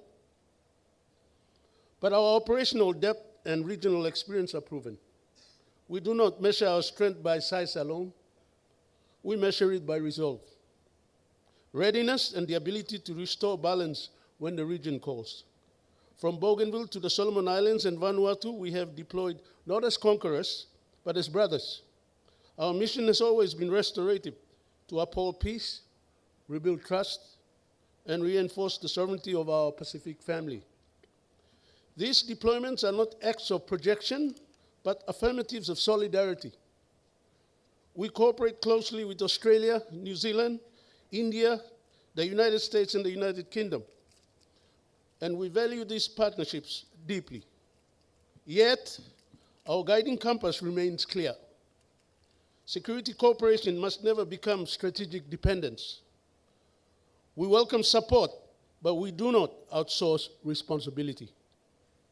Our doctrine is rooted in sovereignty first, partnerships where cooperation enhances, not replaces, our self-reliance.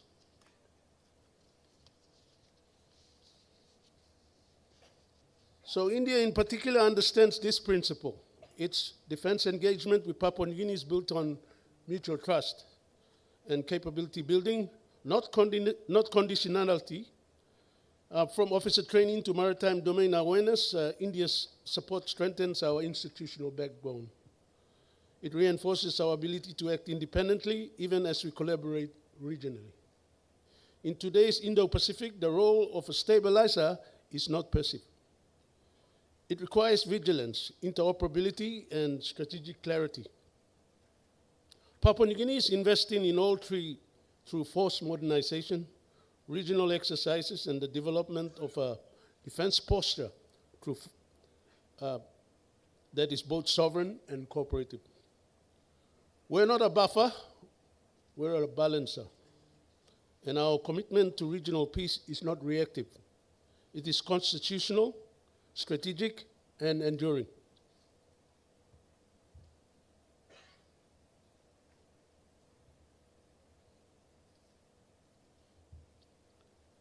In today's world, connectivity is sovereignty. The ability to transmit data securely, communicate without constraint, and access digital infrastructure is no longer a luxury.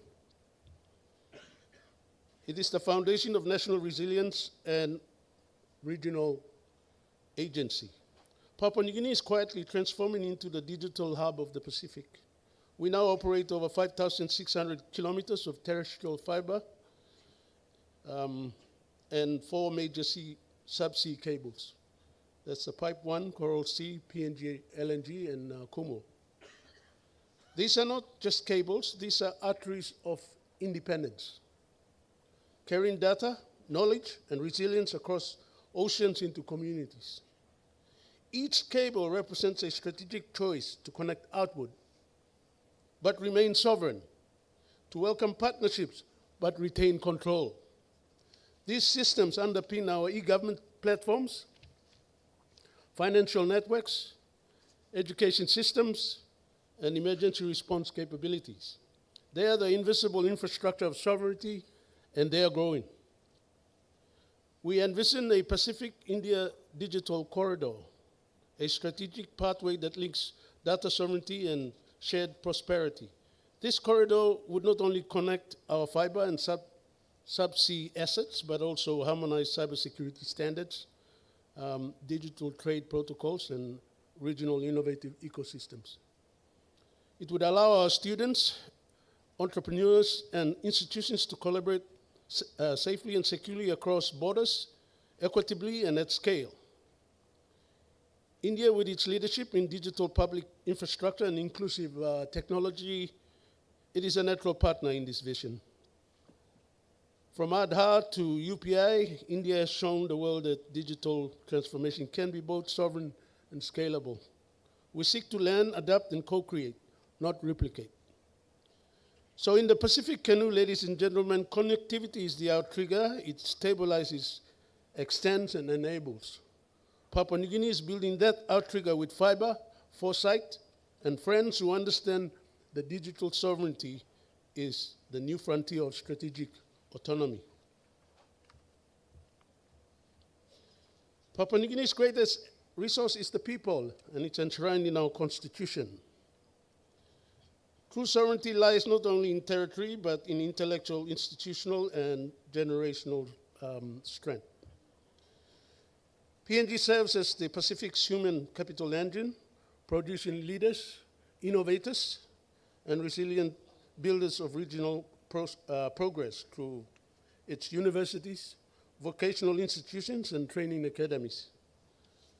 Through the Indo-Pacific Oceans Initiative, PNG is deepening strategic partnerships with India to align education, maritime technology, digital innovation, and human mobility, building a skilled, sovereign, and future-ready Pacific workforce.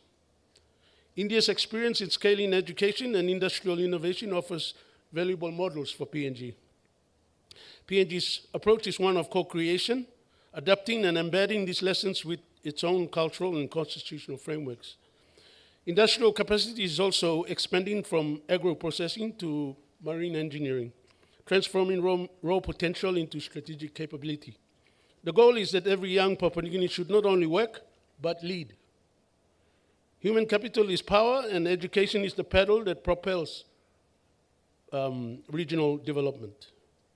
PNG is crafting that pedal with purpose and welcomes partners like India who invest in minds and not just machines.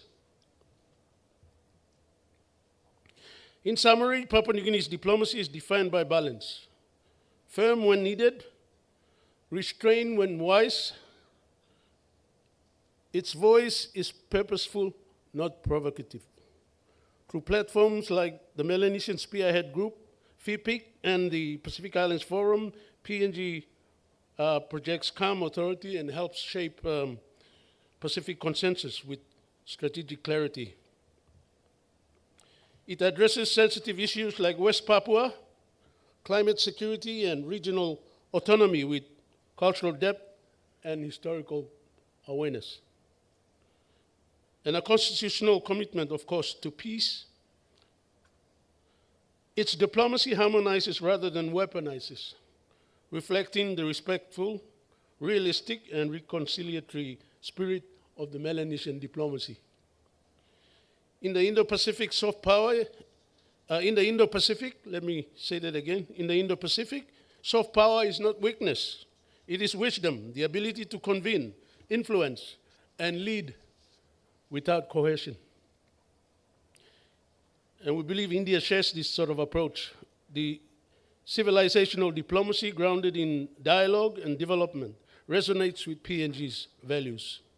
Through FIPIC, India engaged not just with governments, but with communities and cultures. PNG will remain a trusted regional voice, steady, principled, and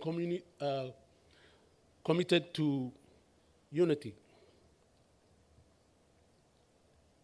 Finally, Papua New Guinea's regional call to action is anchored in 5 strategic pillars, guiding the Pacific towards sovereign resilience and cooperative strength. Firstly, the economic engine, which builds resilience through inclusive investment in fisheries, marine biotech, sustainable tourism, and ocean logistics. Second, in defense, a stabilizer that protects maritime sovereignty by enhancing surveillance and developing interoperable systems that serve Pacific interests first. Third, digital secure Pacific data pathways by strengthening connectivity, harmonizing cybersecurity, and asserting digital sovereignty. Fourth, education. Expand human capacity, mobility via scholarships, vocational exchanges, and joint research, empowering youth to lead while preserving cultural roots. Finally, diplomatic voice. Promote agency-driven partnerships that respect Pacific sovereignty and foster cooperation through humility and mutual respect. This framework is operational, rooted in constitutional priorities, strategic realities, and cultural values. It is the keel, sail, paddle, and compass of the Pacific canoe. In closing, ladies and gentlemen, when Papua New Guinea advances, the Pacific moves forward. It is not a slogan, it's a strategic truth. PNG serves as a compass for the region, guiding the Pacific towards sovereignty, stability, and shared purpose. The Pacific is not just peripheral. It is central to global cooperation where diplomacy is dialogue, development is transformative, and security is a promise. PNG leads with dignity, not dominance, powering economic growth, securing maritime space, connecting digitally, and investing in human capital. Leadership is measured by contribution and not control. India has shown that great powers can engage with humility. PNG invites others to walk alongside, to listen, build, and respect Pacific agency. So, ladies and gentlemen, let us move forward together with purpose and unity. The ocean connects us. It is our shared space, responsibility, and future. Now, very quickly before I end, the MOU that was signed yesterday is a strategic bridge between visions and execution. A shared commitment to building regional capacity, shaping maritime governance, and strengthening the Pacific's collective voice in the Indo-Pacific. Indeed, we look forward to collaboration becoming capability. Thank you. Thank you very much, Ambassador Ilo. I would like to share with you two thoughts that I have here, one food for thought and then one remark. What I keep out of your brief, Ambassador, would be this very strong message. We welcome partnership, but we keep control. We welcome partnership, but we keep control. This is a very strong message. And then food for thought here, Ambassador, because you were speaking about being the keel of the canoe. From what you've said, if you were a naval vessel, I would rather see you at the wheelhouse, at the helm. This is food for thought for you. Thank you.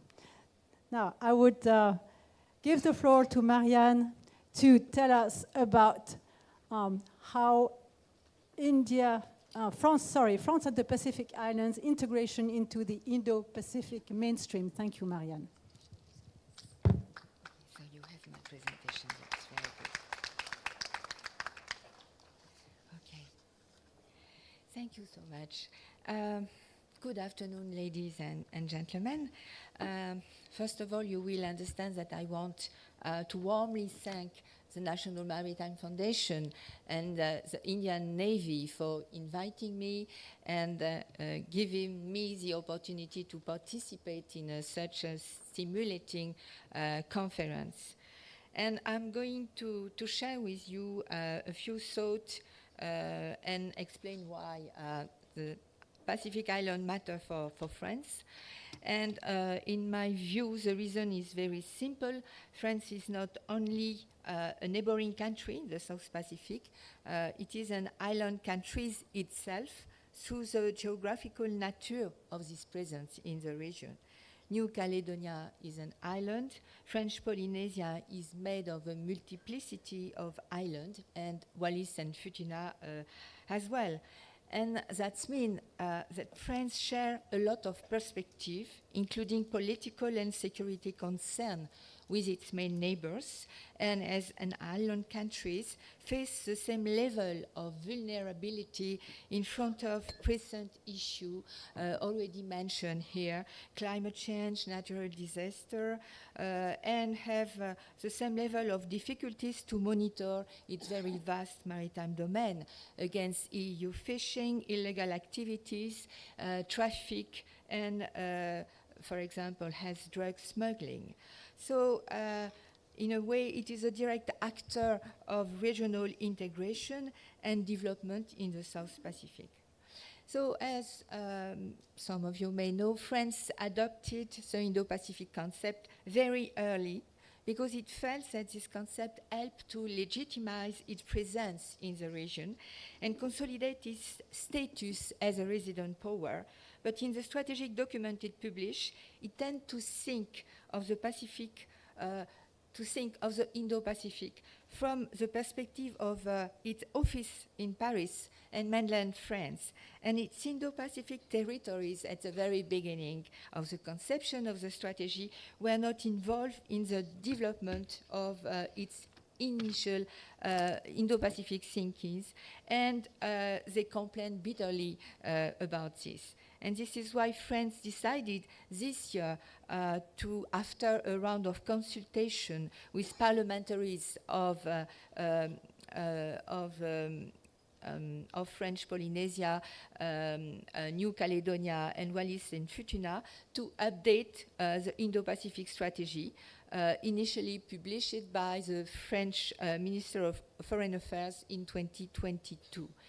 And in my presentation, I will try to review the evolution of this strategic document, explaining France's Indo-Pacific strategy in order to better identify the place of its territories and their role, and how they have become full-fledged player in France's Indo-Pacific vision.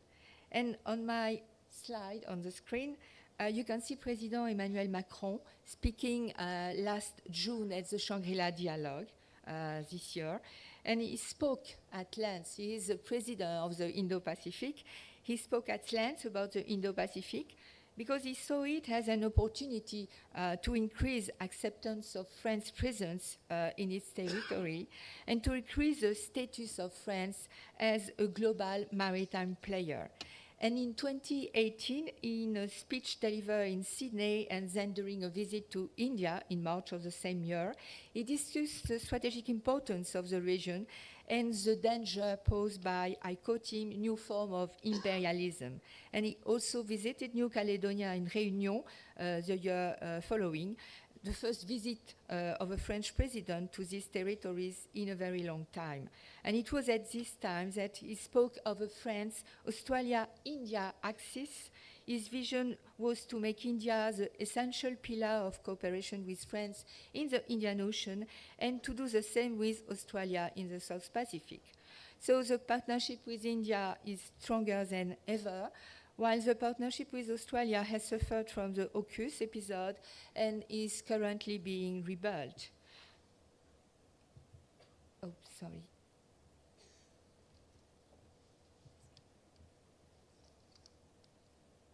Sorry. So let us turn now more precisely to France's global vision of the Indo-Pacific and the role of its territories, and more precisely how can France integrate its Pacific Island territory into the Pacific mainstream. So for a very long time,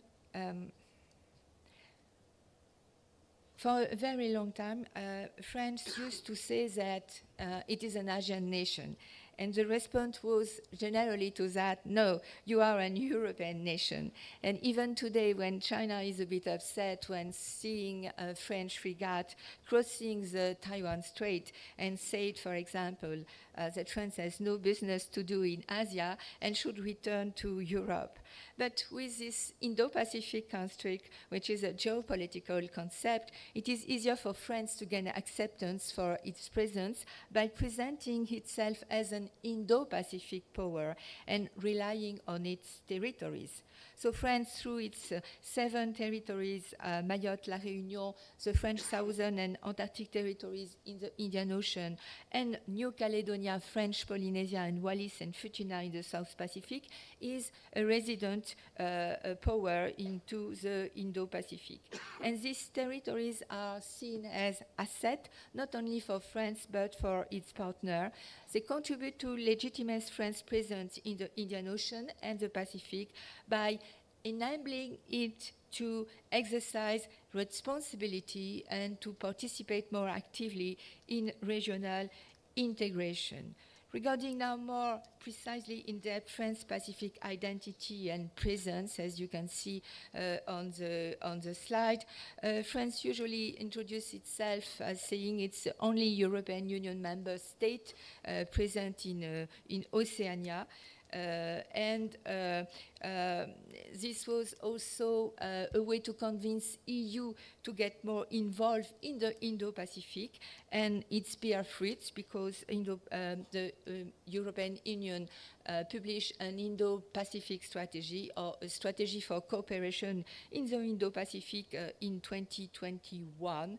And this came as an advantage for France from benefiting from the support of EU because EU is developing very, very much initiative, notably in the maritime security in the whole Indo-Pacific. And as you can see on the slide, France has 7 embassies in the Indo-Pacific and is having a very vast exclusive economic zone over 11 million of kilometers square, which is the second largest in the world. And it's this vast maritime domain is at the center of France's blue diplomacy and involvement in the defense of ocean, as illustrated by the strong support of France in favor of the BBNG. Just a fuel map, when you can see New Caledonia embedded in the Melanesian area, and French Polynesia, more in Wallis and Futuna, more on the side of the Polynesian cultural area. Just jumping in the first Indo-Pacific strategy of France, which was elaborated by the Ministry of Armed Forces in 2019. The fact is, France has developed quite a lot of Indo-Pacific strategy.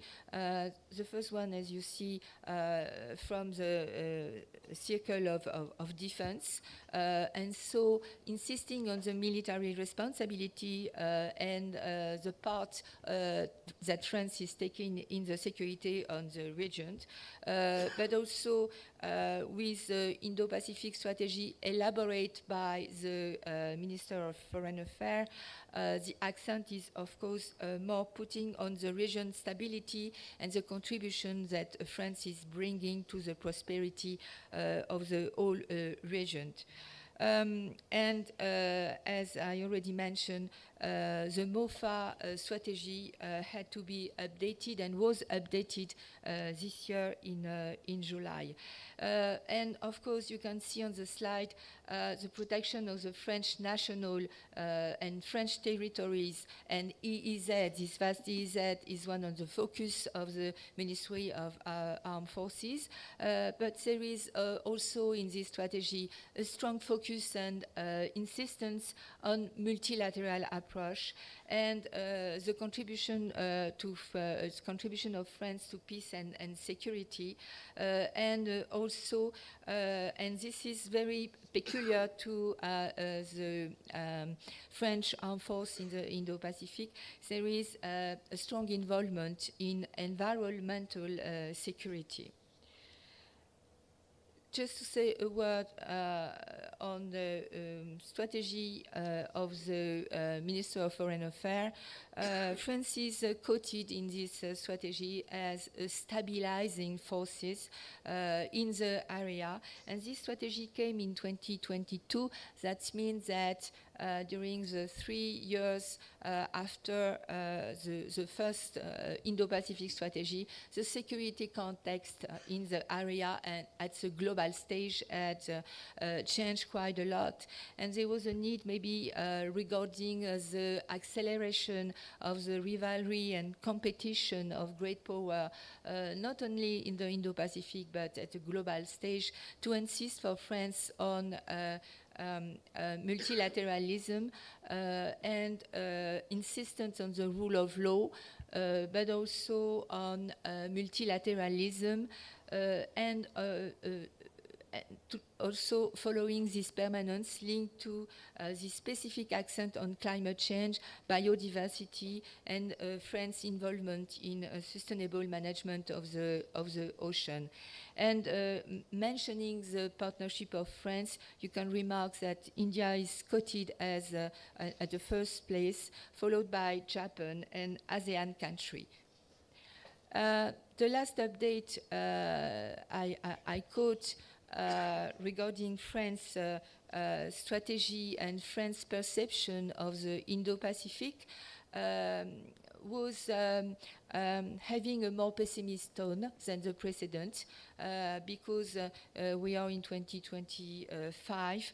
There have been the war in Ukraine and the impact of the war in Ukraine in the Indo-Pacific region, with the perception of a very tougher strategic competition, great power rivalry, trade tension, worsening effect of climate change, biodiversity loss, and this is the expression of a will to resist and try to counterbalance this negative trend that you can see in the logo or the motto of France in this strategy, resisting the logic of bloc and trying to work on emergence of new and trying to fight emergence of new bipolarization.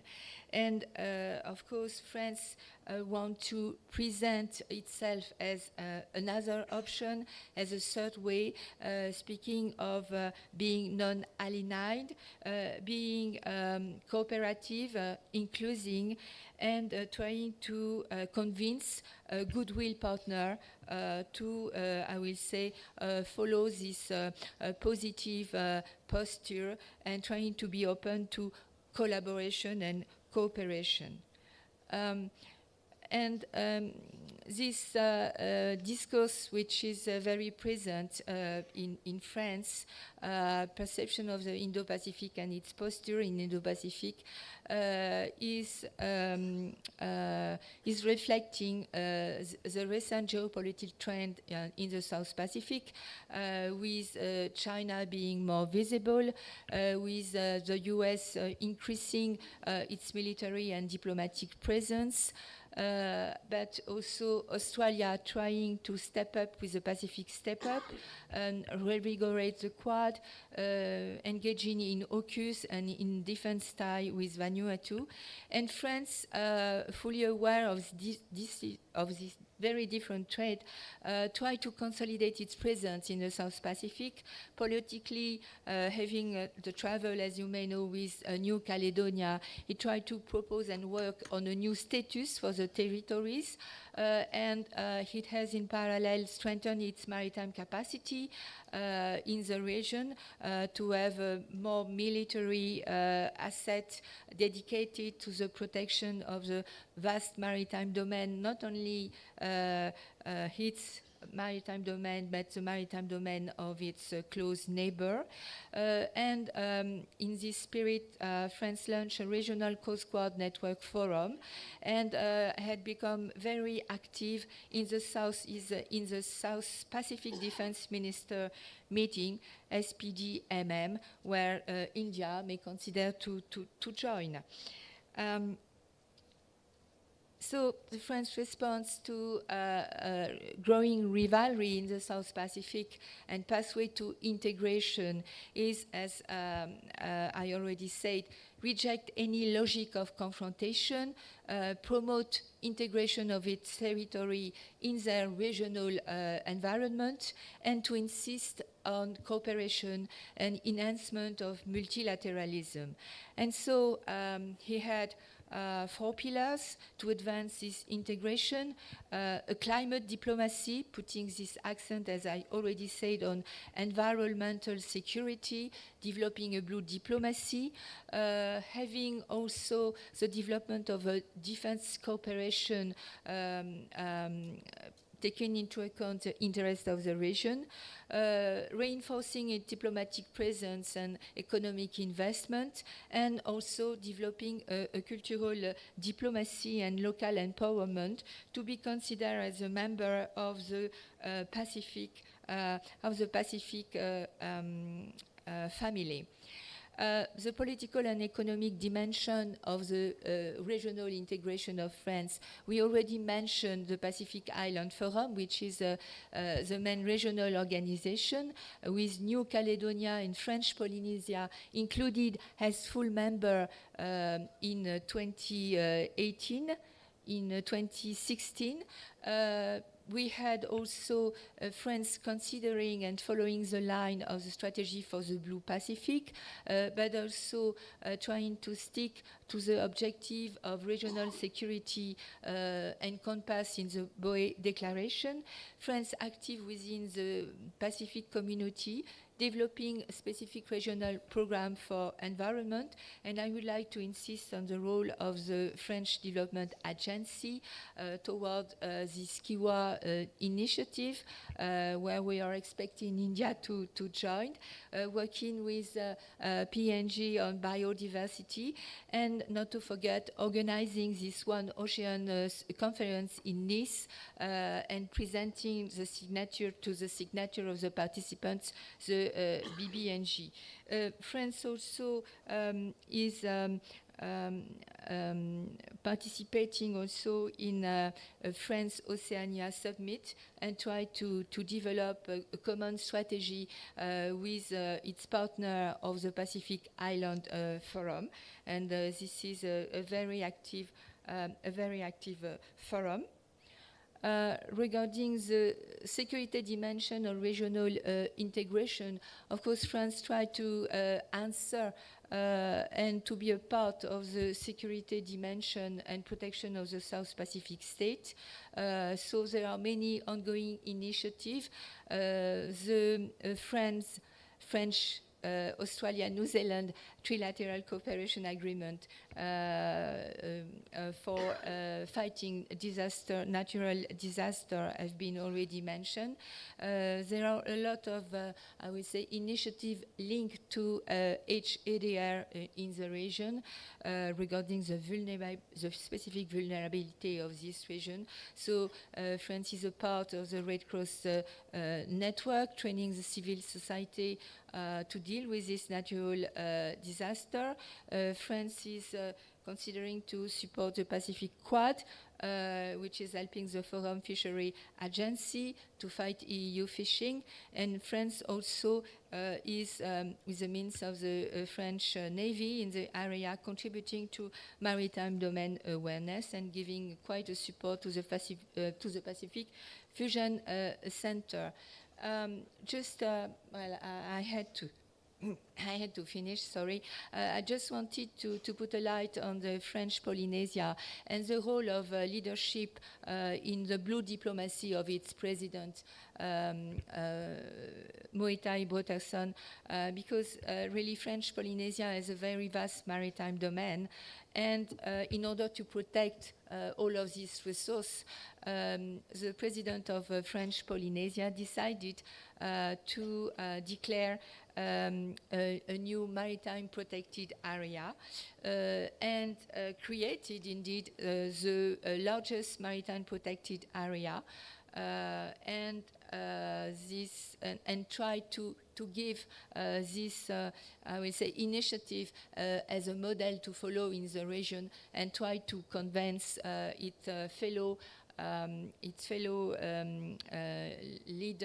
island leader to extend their MPA in the region, and also is advocating to suspend any seabed exploitation. Time's up. I'm really sorry. Just to go and to finish and to give a proper conclusion to my presentation, of course, France's South Pacific territories are central to, of course, its Indo-Pacific strategy. Of course, there are some political and economic evolution, and France is trying to follow the aspiration of autonomy of these territories. Both have elected parliament and president, which enables them to be an active member of regional organization. And France is hoping that by fostering inclusive governance, respecting local aspiration, and strengthening cooperation and partnership with the region, it can contribute to a more stable and cooperative Pacific future. Thank you for your attention. Thank you very much, Marianne. From what I can see from a French perspective, we do have a lot on our hands, don't we? We are very ambitious. We need to consolidate our presence.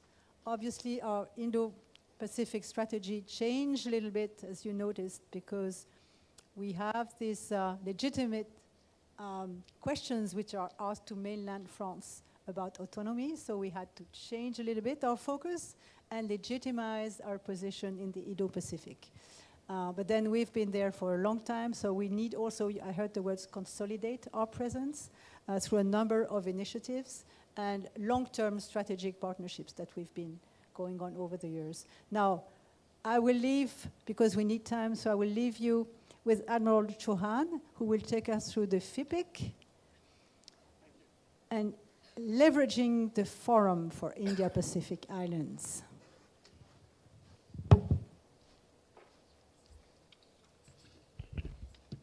Thank you.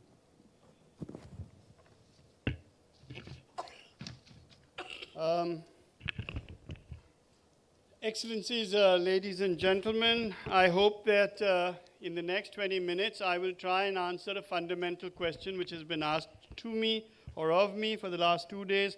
What on earth is India trying to do in the South Pacific when it is having a hard time reaching areas that are closer to us? So on the one hand, we could maybe quote Robert Browning, the famous poet, who said that a man's reach must always exceed his grasp, or else what's heaven for? But that won't answer this particular question adequately.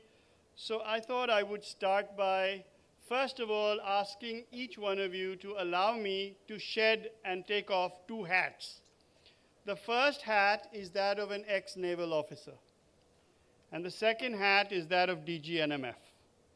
I want to talk to you about something that I think, as a person, merits some consideration. And even if we were to allow for the NMF and my capacity in that organization to be held accountable for what I'm going to say, it nevertheless is that the NMF is the knowledge partner of the Indian Navy. And if knowledge has to be acquired and worried. You have to get new ideas. Some of them have to be difficult ideas to accept, and some of them have to be those ideas that you ought to be ruminating over a great deal. So let me start. This map has been shown to you adequately, but I want to talk to you about the Taiwan crisis and start from there. Because what FIPIC has to offer has many, many facets, and what India has to do in the South Pacific has many facets as well. Let me begin with the US and its South Pacific segment. This is shown on the map. Many of these you are familiar with. Hawaii, Midway, Wake. These are nostalgic memories for those of you who are from the Navy and have studied all these areas. Midway is no longer of consequence because Midway is no longer held by the United States as such in its habitable form. Wake still is, and Guam is. So let me talk to you about Taiwan. First of all, once again, let me reiterate, these are my views. Okay. The US-China conflict over Taiwan is always going to be, in my opinion, a binary, which means that if this conflict should take place, one of two results can only occur. One, China will win, and the other is the USA will win. If China wins, then that is the end of the US global world order everywhere in the world, not just in the East China Sea, not just in the South China Sea, not in the Pacific, but in the Atlantic, in the Arctic, in the Antarctic, and most certainly in the Indian Ocean. If, on the other hand, the USA wins, then this is going to be as a result of the huge amount of faith that China has invested in the forcible reunification of Taiwan into the mainland. It will be a massive blow, which is likely to topple the Communist Party of China.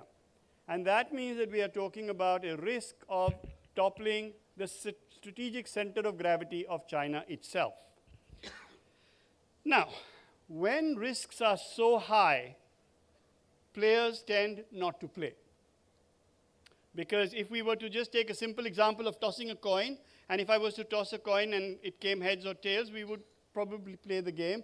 And if we said that you can buy me a cup of tea or a Coke or a beer, at the end of it, we would play. But if I said that if it comes heads and I win, I will take a machine gun and kill your wife, children, parents, everybody. And if it comes tails and you win, you can do the same with me. You will not only say that I'm nuts, but you won't play the game. In other words, when the stakes are very high, players tend not to play. And in the Taiwan case, the stakes are very, very, very high. That doesn't mean mistakes won't happen.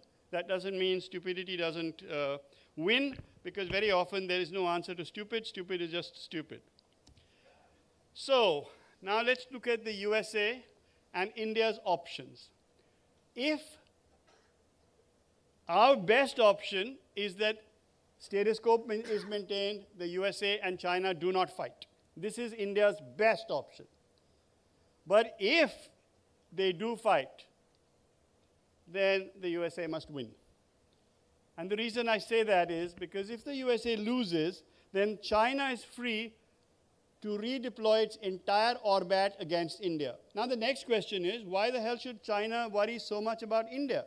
Is it because India produces submarines and India produces aircraft carriers and India is producing missilery of advanced forms, or India produces drones? None of all this. The Communist Party of China is bitterly opposed to India because we do yoga. We breathe in. We breathe out. We do shwas andar lo, shwas bahar chodo. We exist, and we exist as a democracy.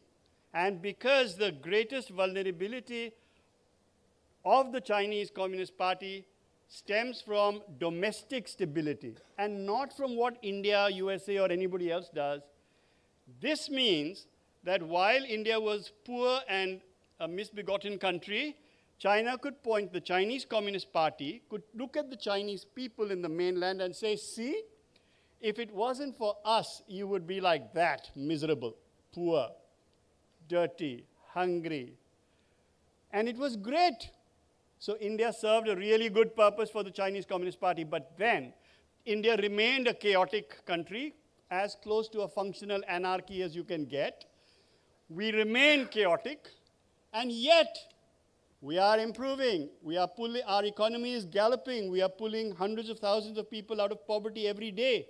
And now the Chinese people are looking at this neighbor, not at Taiwan, because Taiwan is so small, not at Singapore, not at Hong Kong, because they have no scale, but India. India is next door, not separated by one ocean. It is next door, and it is doing well. So the Chinese people are thinking, wow, maybe there's another way. Maybe we don't need this Chinese Communist Party. Maybe we don't need some top-end dictator. And that is anathema to the Chinese Communist Party. And therefore, if you think that if the USA were to lose, China would not concentrate upon India, then I'm afraid, from my perspective at least, you are living in La La Land. This will happen. Therefore, it is in our interest to ensure that A, the fight doesn't take place. How do we do that? We go every day to the Chinese in whatever fashion we can, conveying a signal to say, because we all know here in this hall at least, that you cannot fire the first shot in a battle before you have shaped the environment. You must first shape the battle space. And if you haven't shaped it, don't fire yet. We all know this. Our job is to go and tell and signal across to China every day, today, you haven't shaped the environment yet. And tomorrow we should go and tell them, today you haven't shaped the environment yet. And day after tomorrow we should go and tell them, today you haven't shaped the environment yet. In other words, you will never shape the environment. It will never be okay to fight. So as a consequence, if at all we are to persevere in this action, you must now understand a couple of maps. Can you see that pecked line reading from the continental United States through Hawaii across to Guam, and from Guam going on towards the Philippines, and thence to Taiwan? This is the axis that the United States must maintain in strategic terms. If this axis is disturbed, then the USA will not be able to defend. What is China's strategic aim, therefore, in this area? Topple this axis. But still doesn't count, India doesn't come into this yet. So let's look at this. These colored blocks are the Northern Mariana Islands, which belong to the USA, the Marshall Islands, which are part of a compact, which I will just show you, and the federated states of Micronesia, and then on the extreme west is Palau. Now, there was a compact of free association, which all the previous speakers have alluded to. I just wanted to mention one aspect of it. It applies to Palau, the Marshall Islands, and the federated states of Micronesia, otherwise acronymed as FSM. And it says, the government of the United States has full authority and responsibility for the security and defense matters in or relating to the Marshall Islands and the federated states of Micronesia and Palau. So this grouping and that block, of course those blocks are not the country, that's the whole EEZ, but those countries and that block is US. Then at the bottom, you might have not noticed that, but at the bottom you've got another one which is American Samoa. That's the grouping of America. Okay. Then the greens, this is Australia. And these are the countries that Australia enjoys considerable influence in and over. So that's the Australian segment. That axis, you bear in mind that axis. This is New Zealand, which is Cook Islands, and then Samoa, and then, what have I got there? Tokelau, and then there is Niue. So those are the influence areas for New Zealand. So these are the allies, okay? Then there's France, about whom we've just heard twice. And so if you put them all together, this is the map you get. Sounds good? Looks good? Southern flank, well protected. Northern flank, internal. Now, in May of 2025, China established contact, communication, promises, deliveries as well, with all of these countries which are now shown in red. And now you can see that that whole Federated States of Micronesia was called into Beijing and asked, so what is it that you want that we can give? And they said whatever they could. And so what I'm trying to show you is the strategic game. And in the strategic game now, what is China doing? It is trying to outflank the axis of freedom by concentrating its strategic gameplay south of that axis. So you are looking at the southern flank being now toppled or tackled by China, now insofar as India is concerned. First of all, India is not in this game for the sole strategic purpose that I've mentioned. It is not. India seeks to achieve a certain set of geo-economic goals and a certain set of non-geo-economic goals, which are on your screen. And of them, I wanted to emphasize the following. One, in the geo-economic goals, which is highlighted, which is the transition from a brown economy to a blue economy, or a brown model of the economy to a blue model of the economy. And in the non-geo-economic goals, there are 4 factors that India is seeking. Build and enhance India's prestige and its reputation for wise and sagacious regional leadership across the Indo-Pacific. Next, membership of the UN Security Council and change in the UN Security Council. The third is to be the preferred security partner within the Indo-Pacific. The fourth is to be an inspiration to the global south. In order to be able to achieve these goals, put the strategic game away from your mind in a minute, I'll connect it again. We have several constructs. One of the constructs that India has is a set of trilaterals. Now, these trilaterals are many. There are 7 of them, plus the Colombo Security Conclave. But of relevance to my presentation to you today is India, USA, Japan, India, Indonesia, Australia, India, Australia, France. These are the 3 trilaterals that we must be able to try and leverage. Now we go back to the islands and now talk about FIPIC. So FIPIC was established in November of 2014 in recognition by the Prime Minister of India, the present Prime Minister Modi, during a visit to Fiji. And this was done in recognition of the Indo-Pacific as a continuum. In other words, you cannot take the Indo-Pacific and say, I'll look at only this part. Many Indians say, we will only look at the Indian part, the Indo part. So we are trying hard to tell people that, I'm at least trying hard to tell people, stop calling it the Indian Ocean. Start calling it the western segment of the Indo-Pacific. Stop calling it the Pacific Ocean. Start calling it the eastern segment of the Indo-Pacific. Or stop using the term Indo-Pacific. And stop saying that we are interested in the Indo-Pacific. One of these 2 options must exist. So in these 14 island states that comprise the FIPIC, we have, as you can see on the screen, I'm not going to go down the slides, but you can see the green slots. Now that's the Indian segment. You remember what I just showed you about the Chinese segment? That was it? That's FIPIC. So now what are we doing at the grand strategic level is that we are supplementing, we are outflanking China, trying to outflank the USA. That's what's happening. Now, are we planning, plotting, scheming? I don't think so. But it's happening nevertheless. So, when we talk about outside of the grand strategic plane, we must talk about what India is seeking. So, and what must India be doing? Why is India involved in all this, apart from this part which I told you wrapped around China? It is, first of all, the geostrategic significance of these islands are related to their location, their maritime resources, their votes in the international fora, such as the United Nations. They are the means to counterbalance China, which I've already told you, and to promote cultural and diplomatic ties. We've had 3 FIPIC summits. Lots of people in Europe, you had so many presentations just now, 3 of them, Did anybody mention in the main part of their presentation FIPIC? No. They just said, oh, we are in India, we better say FIPIC to somebody. And people ask me, what is FIPIC?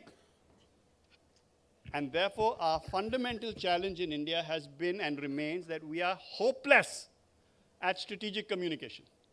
We don't know how to publicize. We don't know how to market.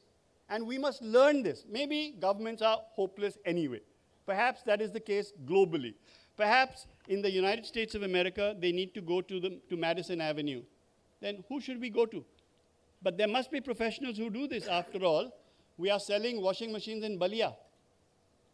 If we are able to sell washing machines in Balia, that means we have really good marketing skills. Why aren't we bringing those marketing skills to bear here?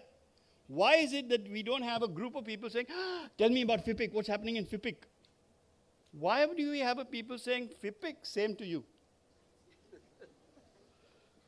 So clearly, though we've had summits, we've had an inaugural summit in November of 2014, we had a second summit in Jaipur in Rajasthan in August of 2015. Then, as was pointed out, we had a sideline meeting in 2019 on the sidelines of the United Nations General Assembly in New York. And then we had a third summit in Port Moresby in Papua New Guinea. So in that, we have developed 12 action points, but you don't know them. Do you know them? Why don't you know them?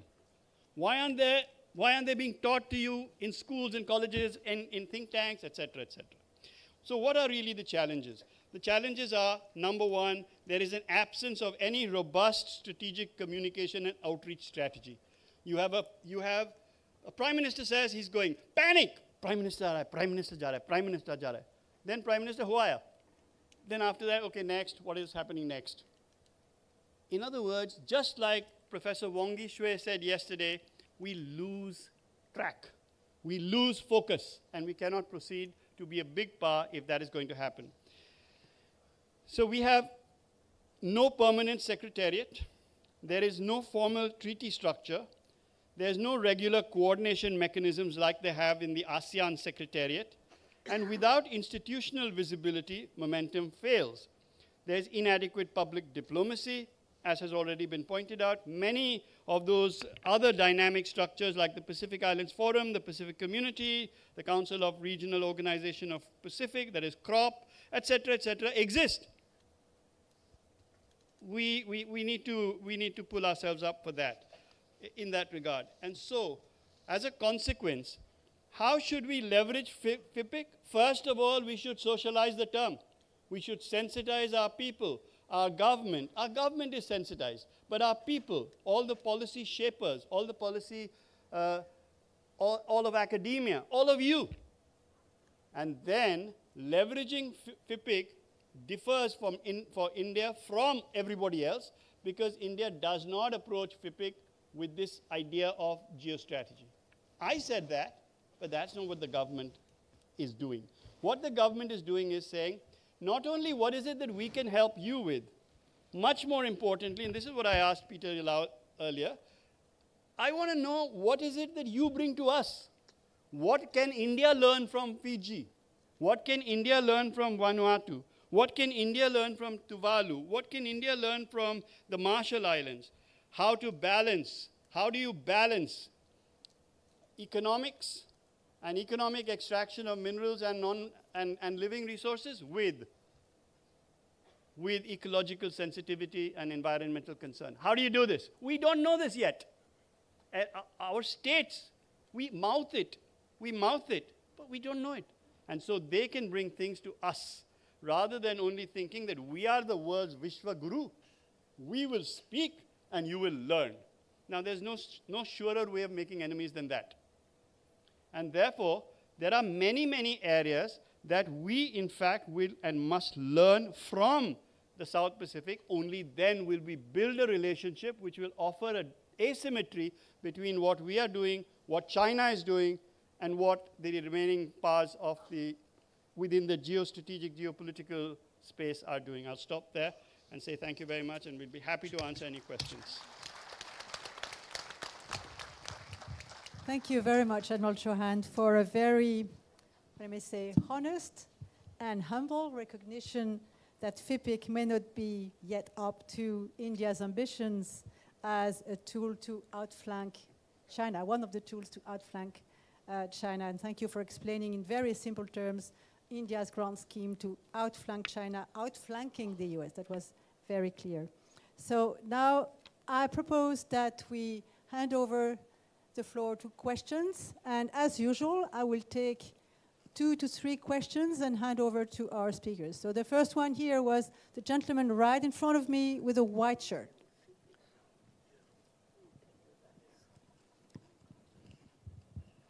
Jai Hind. Myself Rudra Narayan. I'm student of Rashtraksha University. My questions from Dr. Waka ma'am. Considering China's growing economic and infrastructural influence across the Pacific island, how can democratic Indo-Pacific nations cooperate to counterbalance this influence without pushing the region into another form of great power competition? Thank you. Thank you. Do we have any other competitions in this way dealing with China so that we can address those questions now?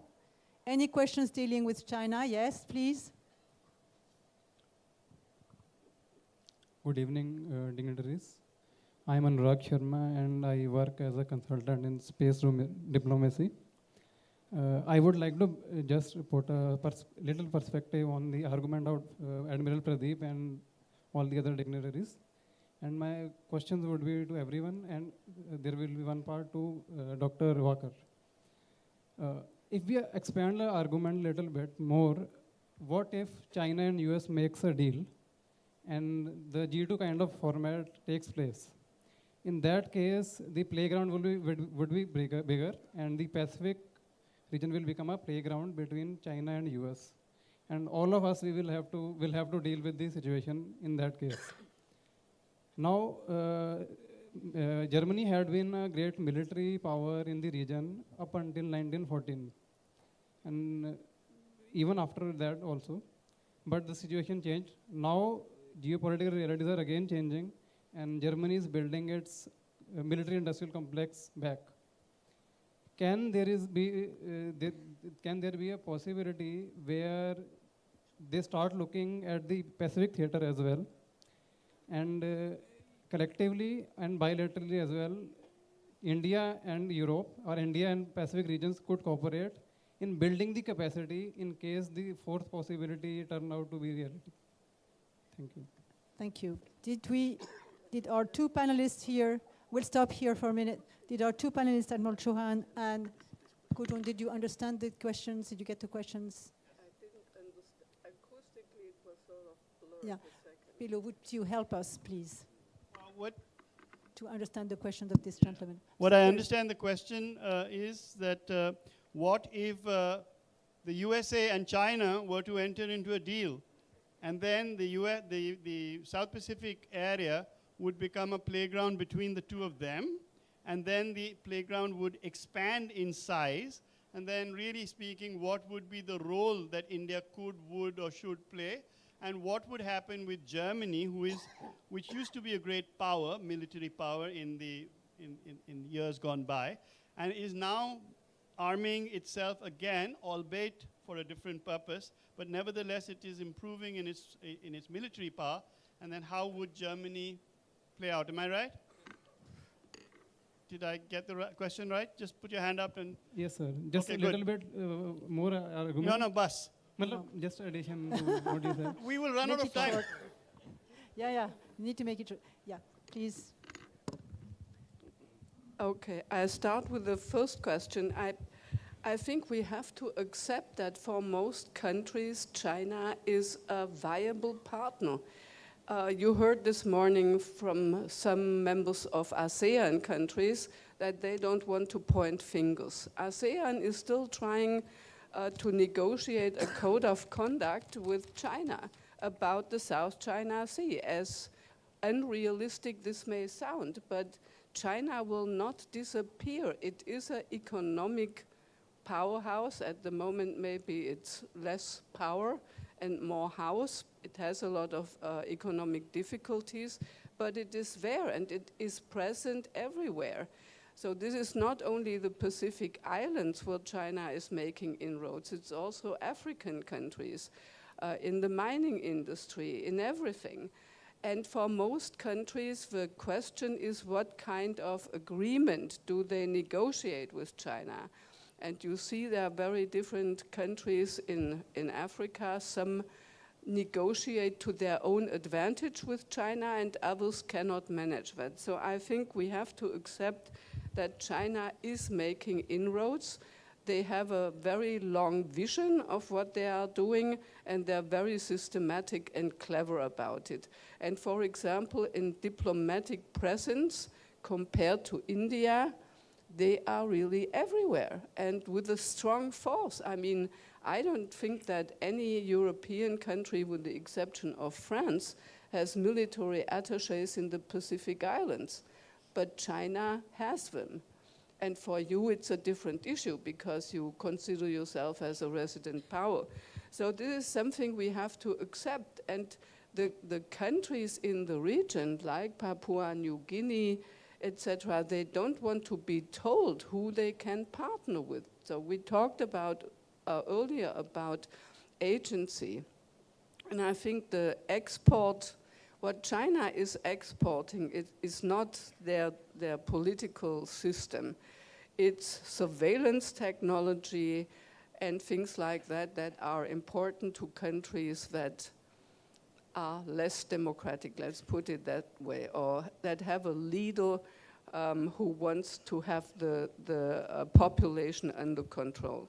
So I don't know how to counterbalance China except if we all get together, and that's not very likely. Plus, there is the fact that for the countries themselves and their needs, Chinese aid is an alternative to what the West has neglected for a long time. And I would say in the case of Australia, a lot of people said Australia got what it deserved because it neglected the Pacific Islands for a long time, and especially the issue of climate change. So I think we have to take this into consideration before we say, how can we counterbalance? I think the Chinese are there, and we can only make more attractive offers and learn from these countries how they balance. That's another thing we can probably learn, because we see that there are limits to what China can do, like the collective security agreement that was refuted. And the second one, I don't know what I should say about Germany rearming. I think from my perspective, in our vocabulary, the word deterrence did not exist for 30 years. So after the end of the Cold War, Europeans became very complacent about their own defense because there was no threat. The Cold War had ended, we had won, so what? But now with Russia invading Ukraine, deterrence and the purpose of our armed forces to be able to defend our countries is back on the menu. And the US and China, if they make a deal, I think this is the fear. Admiral Chauhan mentioned Taiwan. This is the biggest fear of Taiwan, that there will be something like a grand bargain between the US and China, and that Taiwan is on the menu in this case, which means, and even without that grand bargain, the question for Taiwan is now, would the Americans actually intervene in a military conflict between Taiwan and China, and would they come to Taiwan's help? Which, if they don't do it, will probably mean the end of the alliance system in the Pacific.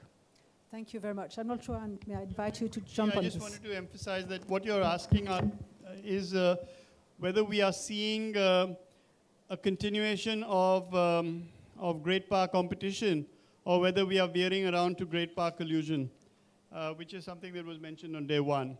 And this has happened in the past, such as the Concert of Europe at the end of the 19th century. But it doesn't end well. And secondly, but more importantly, these are ephemeral situations that you are building upon. No nation's foreign policy or no nation's defense policy is made on a 4-year principle of what is happening in a given country for a given period of time. After 4 years, administrations tend to change, and often they change quite radically. So countries, by and large, take a much longer view, a longer time horizon. And I don't know, I'm not an expert on Europe, but I can certainly say that India takes a longer view than you might think. And so the worries in India are not as acute as to whether President X or Prime Minister Y or President Z and, will or will not for something or the other. So I think that where FIPIC will continue and what India's approach is not what I've told you. I already mentioned to you, I'm going to put my various hats back on, but what I told you was that FIPIC is about development. And it is not about, so when you offer a country a hand of friendship in development and you are culturally sensitive to that country, the chances of you remaining friends with that country are high. Even if that country ends up, I mean, Papua New Guinea is being wooed by everybody. We are wooing Papua New Guinea, Europe is wooing it, France is wooing it, China is wooing it, everybody is wooing it.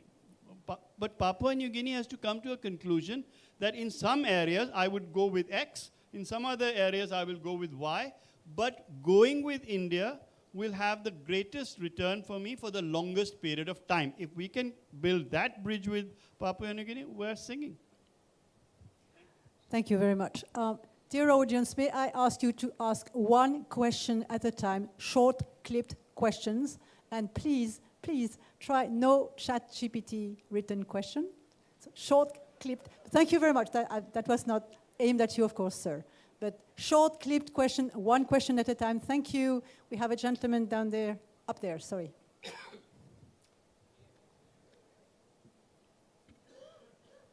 And may they address our other panelists, please. Ma'am, I have a specific question for Vice Admiral, sir. Sir, you have thought of a situation where USA wins. Sir, why don't you fear, sir, that since India is surrounded by US military bases also, for example, Diego Garcia, what if US pursues a policy of India's containment post the Taiwan war, the hypothetical war that we have discussed? Thank you, sir. Okay, another question. I could take a second one. Diego Garcia in Taiwan. Right, okay. There's another gentleman at the back, and then we'll take one up front.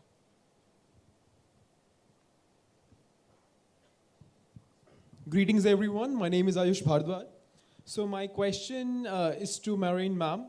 Ma'am, my question is, given France's strategic geography across the Indo-Pacific, with territories like New Caledonia, French Polynesia, and Reunion, how can French reconcile its dual identity as both as an external European power and an intrinsic Pacific stakeholder to advance true regional integration?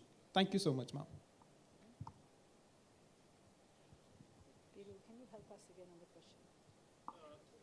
Could you please repeat your question, sir? He said that if, oh, sorry.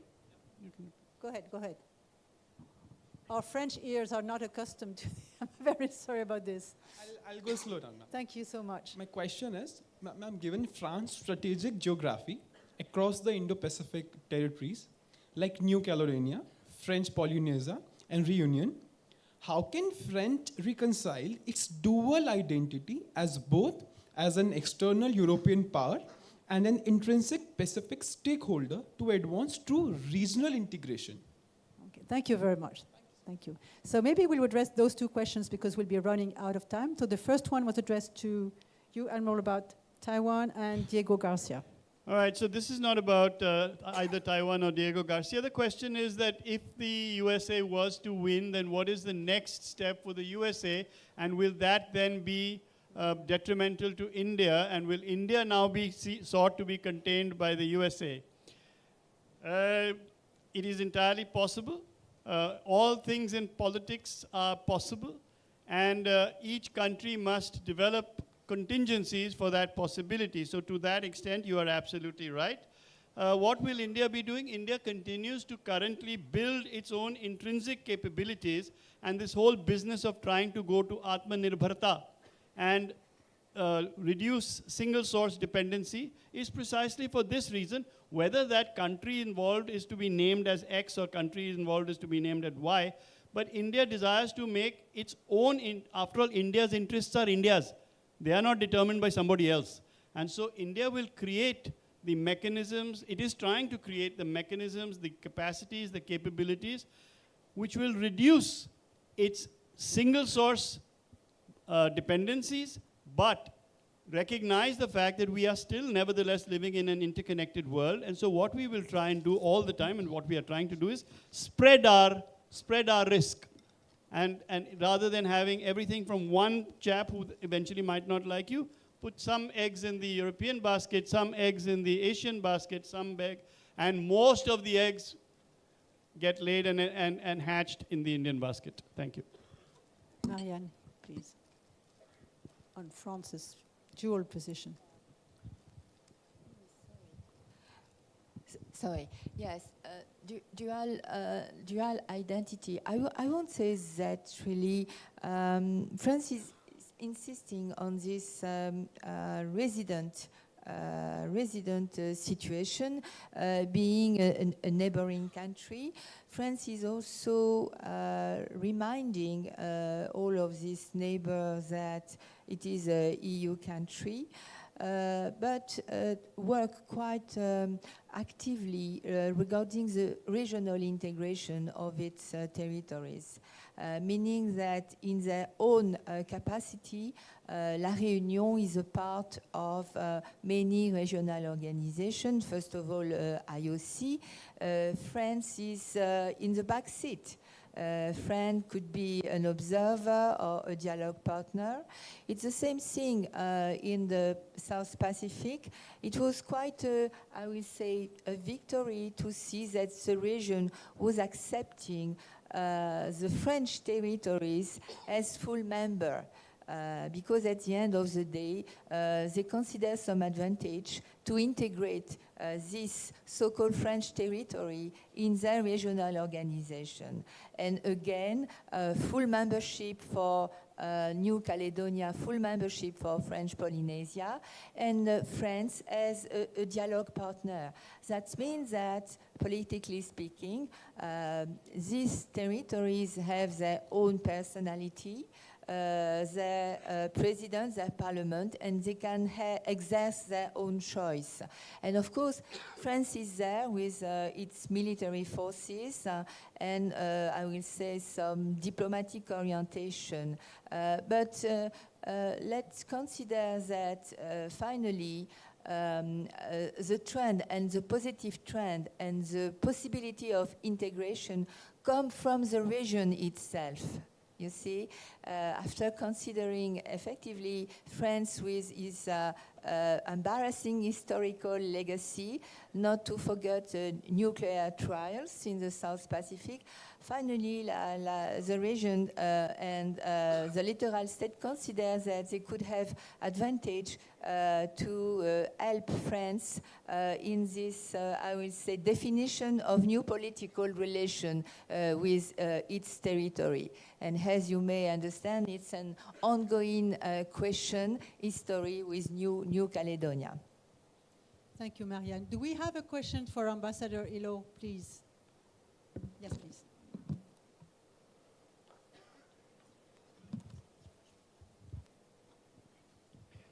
Thank you. Christian Suprianto from Indonesia. Ambassador, I think your presentation quite clearly explained PNG foreign policy and its priorities and its interests, but I have some questions specifically to ASEAN. I understand that PNG is aspiring to join ASEAN, and just from your point of view as an aspirant state to PNG, how do you think ASEAN has performed in terms of managing geopolitical competition in the Indo-Pacific? Thank you. Thank you. That's a useful question. My answer will be my personal answer, not reflective of my government. I think in my 7 years in Indonesia, I tried really hard to get the Papua New Guinea governments at that time. But there are other dynamics as well. There are members of ASEAN who feel that Papua New Guinea is not ready. there are members of ASEAN that fully support Papua New Guinea's inclusion. I have to be careful what I say here, but I think ASEAN is important. There's no doubt about it. It's important to Papua. We are the bridge. Papua New Guinea is the bridge between Asia and Pacific. And Papua New Guinea does more business with Asia than the rest of Pacific. I think the time will come when that choice will be made. I think that choice is just around the corner now. Given all the pressures of geopolitics at the moment, I think that choice will be made fairly soon. I'm also speaking as the president of PNG Indonesia Business Council Incorporated in Papua New Guinea. And the government's given me a task to try and attract more business, more interactions between Papua New Guinea and Indonesia. Okay, so that's a hat that I do wear. But I think, in short, ASEAN is important, and our neighbors within us, different notifications over the years of where to go, where not to go. I won't call names, but over the years, they have gone ahead and joined ASEAN. We haven't. We remain as an observer, you know that. But to answer your question, it's important, and we continue to do that. I want to take the opportunity to also answer the young man's question on the other side. I think it's important that I answer that question from someone who's on the ground, not someone outside looking in. Look, China has championed the center of gravity for Pacific, and it's economic dependency. Economic dependency, okay? And they've identified that. Their knowledgeable people have known that the weak spot, the vulnerable spot, economic vulnerability. Whose fault is it? The colonial powers who gave independence only gave political independence. They had no plans for enabling economic independence. And we're paying the price today. All right? So if anyone wants to solve the problem between China or US, you really have to go back in there and see the football field. How are they playing? Are they playing among tall grasses? Is the football field leveled?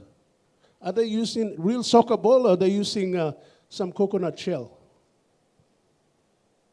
So the issue of the question of what if, we can what if, and we're only going to create more uncertainties.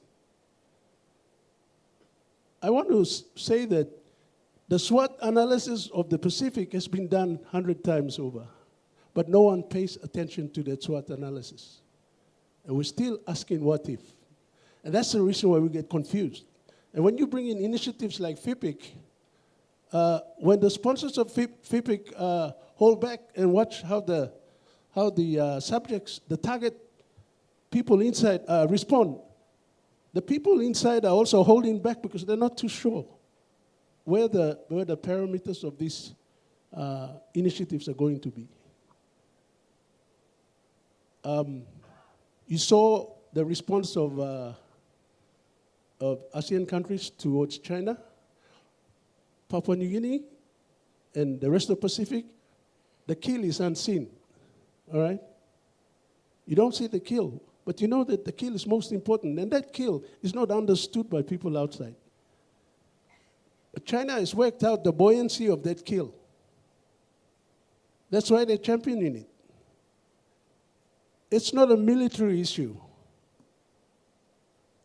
It's a political issue that has been wired to try and win loyalties from different sides.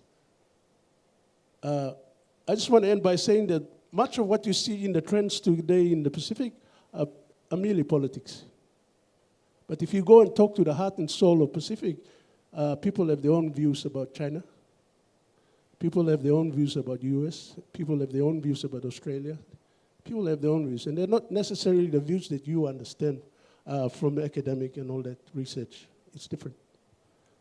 All right? So that's why I use the metaphor of a canoe because it's a traditional platform. Time's gone past, technology is coming, but the canoe's still there. When you go to Papua New Guinea, people still fish, and I think in Asia it's the same. People still use canoe to go and fish. Because that's the heart and soul of those communities. Thank you. Thank you very much. Dear panelists, our time is up. Dear audience, our time is up for questions, so it's time for me to summarize, which is a hard job, of course, for me. So let's make it clear. The Pacific center of gravity, I'll take your last words here. Pacific center of gravity may very well be economy. We may be very late, we may have been very late on realizing this, but this is what it is right now. Gudrun reminded us that China is a fact. We can't go around it, we can't make it disappear. It's not a dream, it's not a nightmare, it's there. And it's an alternative also for all those countries who have vulnerabilities. So it's an alternative, and we have to admit this. So we can probably offer better alternatives. This is what we should be doing instead of, saying, oh my God, China is doing this and China is doing that. All right, let's think in a positive way. What can we do better than China, which would be more effective, which would be more confidence, more trust? So we can make more attractive offers. Another very important message that we got here is that Pacific countries don't want to be told what to do. And there we go back to the French principle and strategic sovereignty partnerships. Sovereignty partnerships offers to any country the choice that they want to make. We're here, we can be in support, we can be counseling, we can be whatever you want. You want to go there? You're free, feel free to go there. You want to go there? Feel free to go there. Okay? Sovereignty partnerships. Those countries, Pacific countries, don't want to be told. Another important thing is that you've realized with Admiral Chauhan's presentation that India's future may very well lie in the Pacific. He told us about India's grand strategic scheme and what would happen if there were a war between India and China, and if one of or the other were to win, and the consequences on India. And you made this very clear, by the way. So yeah, there is probably, that's what you said, Ambassador, a need for clarification on the FIPIC. It's been going on for, you've explained this since 2014, a need for clarification, explanations, and the real will, a thrust forward now that the need for India is clear. And on the other hand, what you said, the last words that you said were that PNG is a bridge between Asia and Pacific. And again, you took again the canoe because, of course, this is the, I mean, we don't have canoes in France, of course. That's why I'm going back always to what I'm familiar with, this Navy stinking engine room and everything, and thinking, yeah, you are somewhere at the helm or the rudder or whatever you want, but steering. But let's keep the canoe there. You can steer the canoe also and be the keel, no problem. All right, let's end our panel here. We've had very insightful thoughts and ideas for the future. Thank you, audience, for your questions. And maybe we should give a round of applause for our panelists. Thank you very much.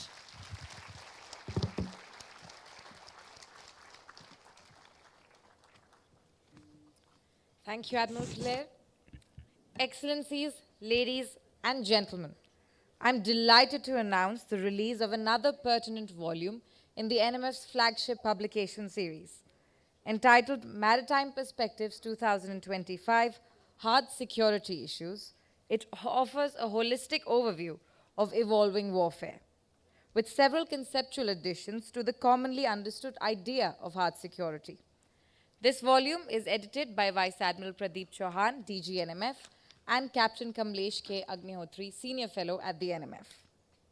I now invite His Excellency, Mr. Sanjeev Ranjan, to join us on stage for this ceremony. Ladies and gentlemen, this volume identifies the Indo-Pacific region as the proverbial experimental arena in which the application of so-called agglomerated hard power by various players, including China, is sought to be played out. With all our dignitaries now on stage, I request them to lead with the book release.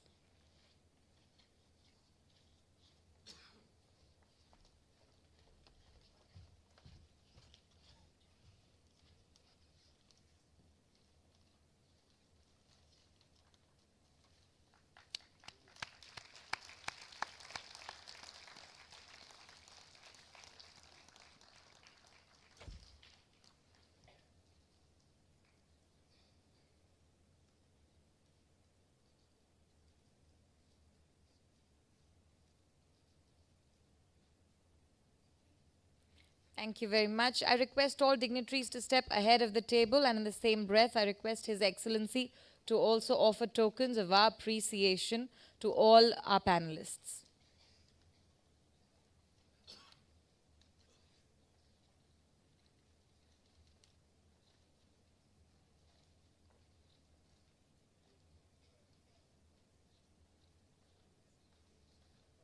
Yes.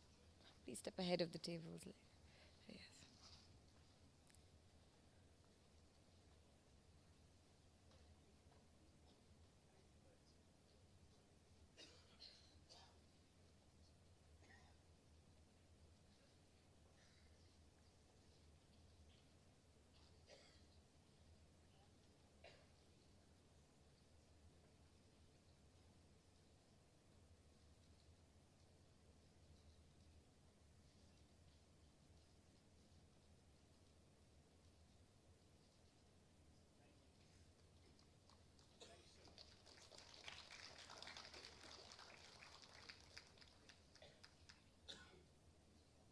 We start with Dr. Gudrun Walker.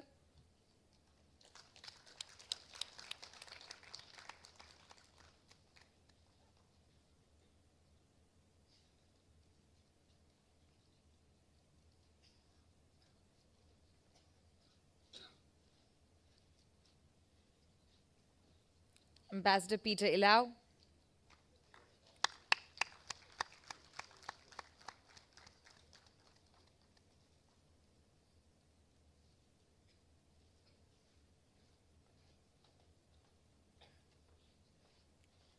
Vice Admiral Anne Coulaire.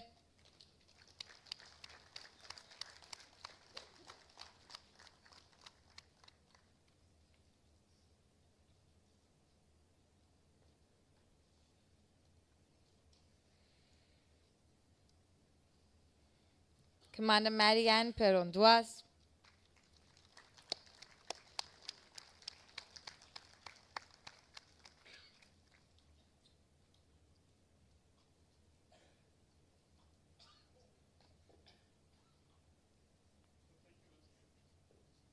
And with that, ladies and gentlemen, please join me in thanking our panelists once again.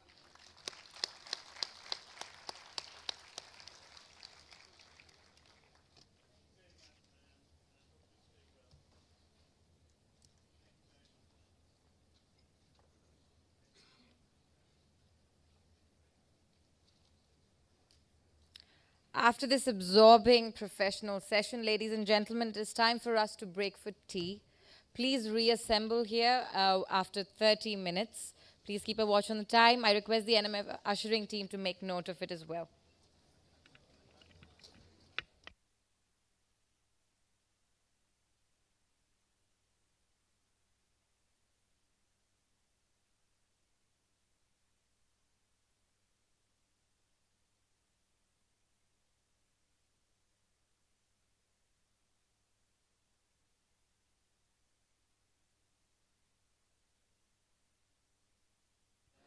Please reassemble in the auditorium at 4:15, ladies and gentlemen, 4:15.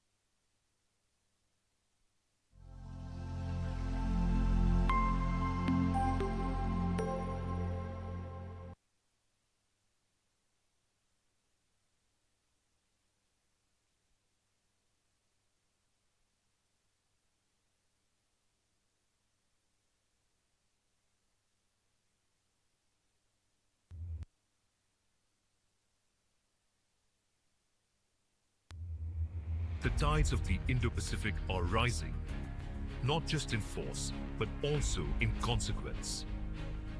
Disruptions and partnerships echo across continents, sending ripples across the oceans, as fragility and ambition now sail side by side. Here, time doesn't just move forward, it folds. And then it resets. The future can't wait, but it can be redesigned at the Indo-Pacific Regional Dialogue 2025, where nations converge to build capacity, transforming chaos into coordination and enhancing shared capabilities to rewind risk before it becomes reality.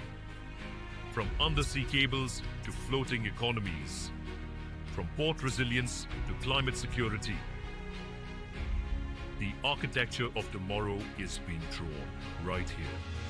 Join the brightest strategic minds from across the globe as they craft the future of the Indo-Pacific, ensuring the building of capacity and enhancement of capability across the region. At the Indo-Pacific Regional Dialogue 2025. You can have a drone, but that doesn't mean you have surveillance.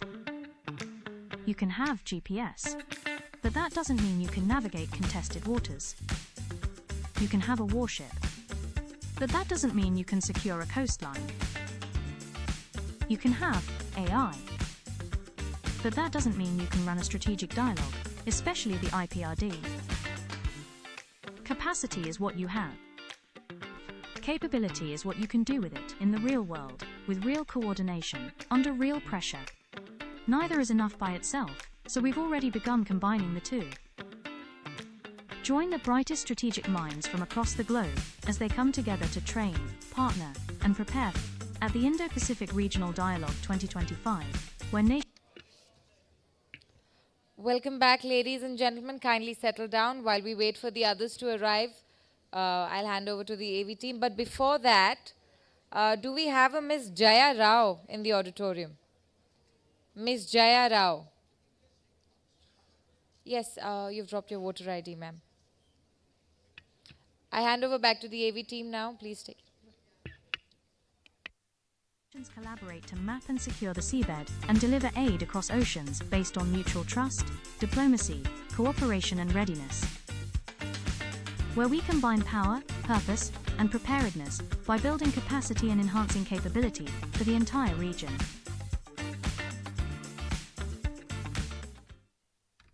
The Indo-Pacific doesn't open with force. It opens with precision, with the right alignment, with a code. Each region, each challenge, powers a different tumbler in the lock. First, capacity. Infrastructure, equipment, and cutting-edge technology. Next, capability.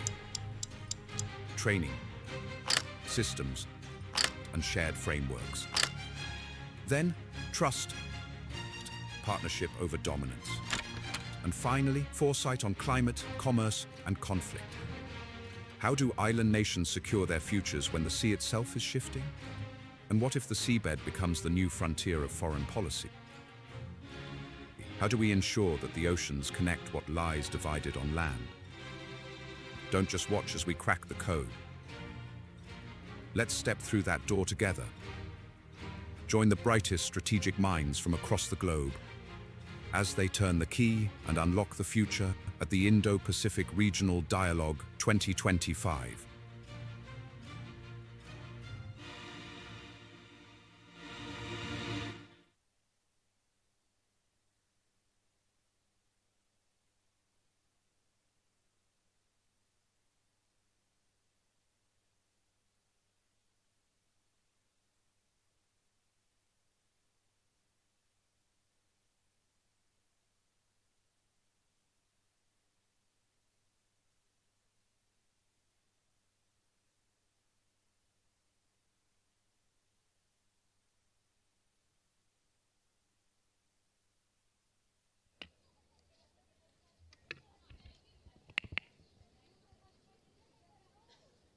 Welcome back, ladies and gentlemen.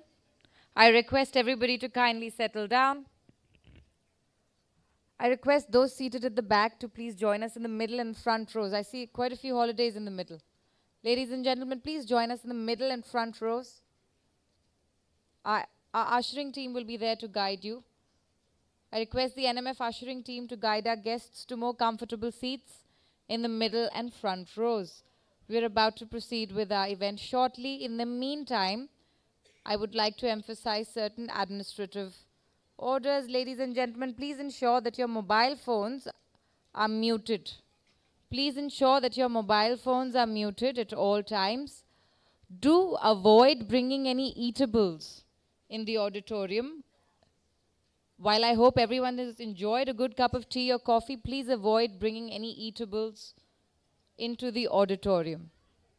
That's better. Yes, please move to the front rows.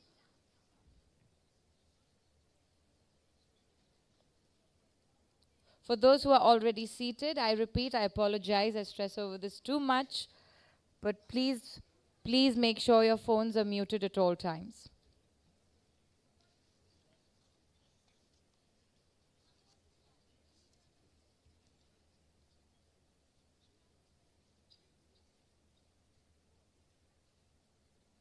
We'll take a second for everybody to settle down.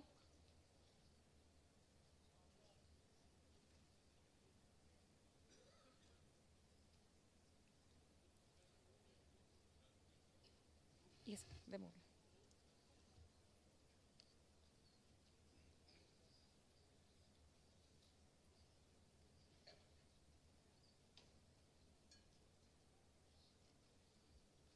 Once again, ladies and gentlemen, I would like to repeat that in the interest of time, we will not read out the biodatas of the speakers and the moderators. You have them available in the event booklet that was handed to you during registration. I request all those carrying mobile phones to keep them muted at all times. Other than administrative ease, it's greatly important for the panelists on stage to be able to focus, to deliver their presentations, and for other fellow participants.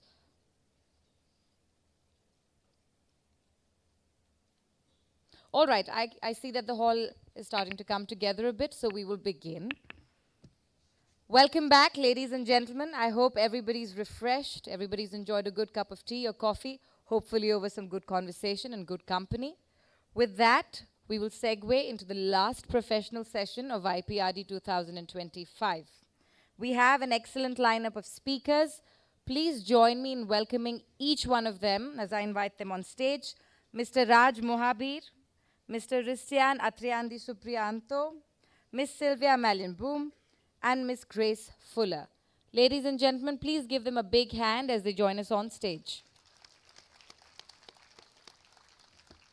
And as the moderator for this session, we have the illustrious, we have His Excellency, Mr. Sanjeev Ranjan.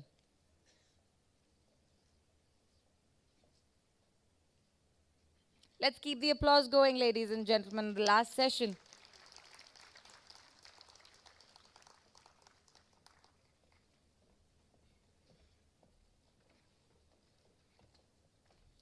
With all the panelists on stage, I now hand over the proceedings to the session chair.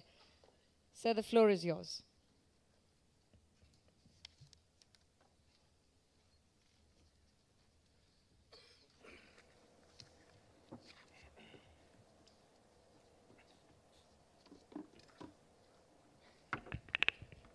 Excellencies, distinguished participants, my fellow panelists, ladies and gentlemen, a very good evening to you. It's really a very great honor for me to moderate this session on the IONS, IORA, IOC, AOIP interface at the 2025 edition of the Indo-Pacific Regional Dialogue. I'm also very grateful to the Indian Navy and the National Maritime Foundation for this invitation to participate in this prestigious dialogue that has, for me, this is my first dialogue that I'm attending, and I'm hugely impressed with the dialogue and the conversations that have taken place over the past 3 days. It is really something which brings together policymakers, practitioners, strategists, academicians from across the Indo-Pacific region to deliberate upon issues of concern to all of us. The challenge really for me is to moderate this session, which happens to be the last session, and hope to keep you awake and hope to make it as fast and efficient and effective as possible.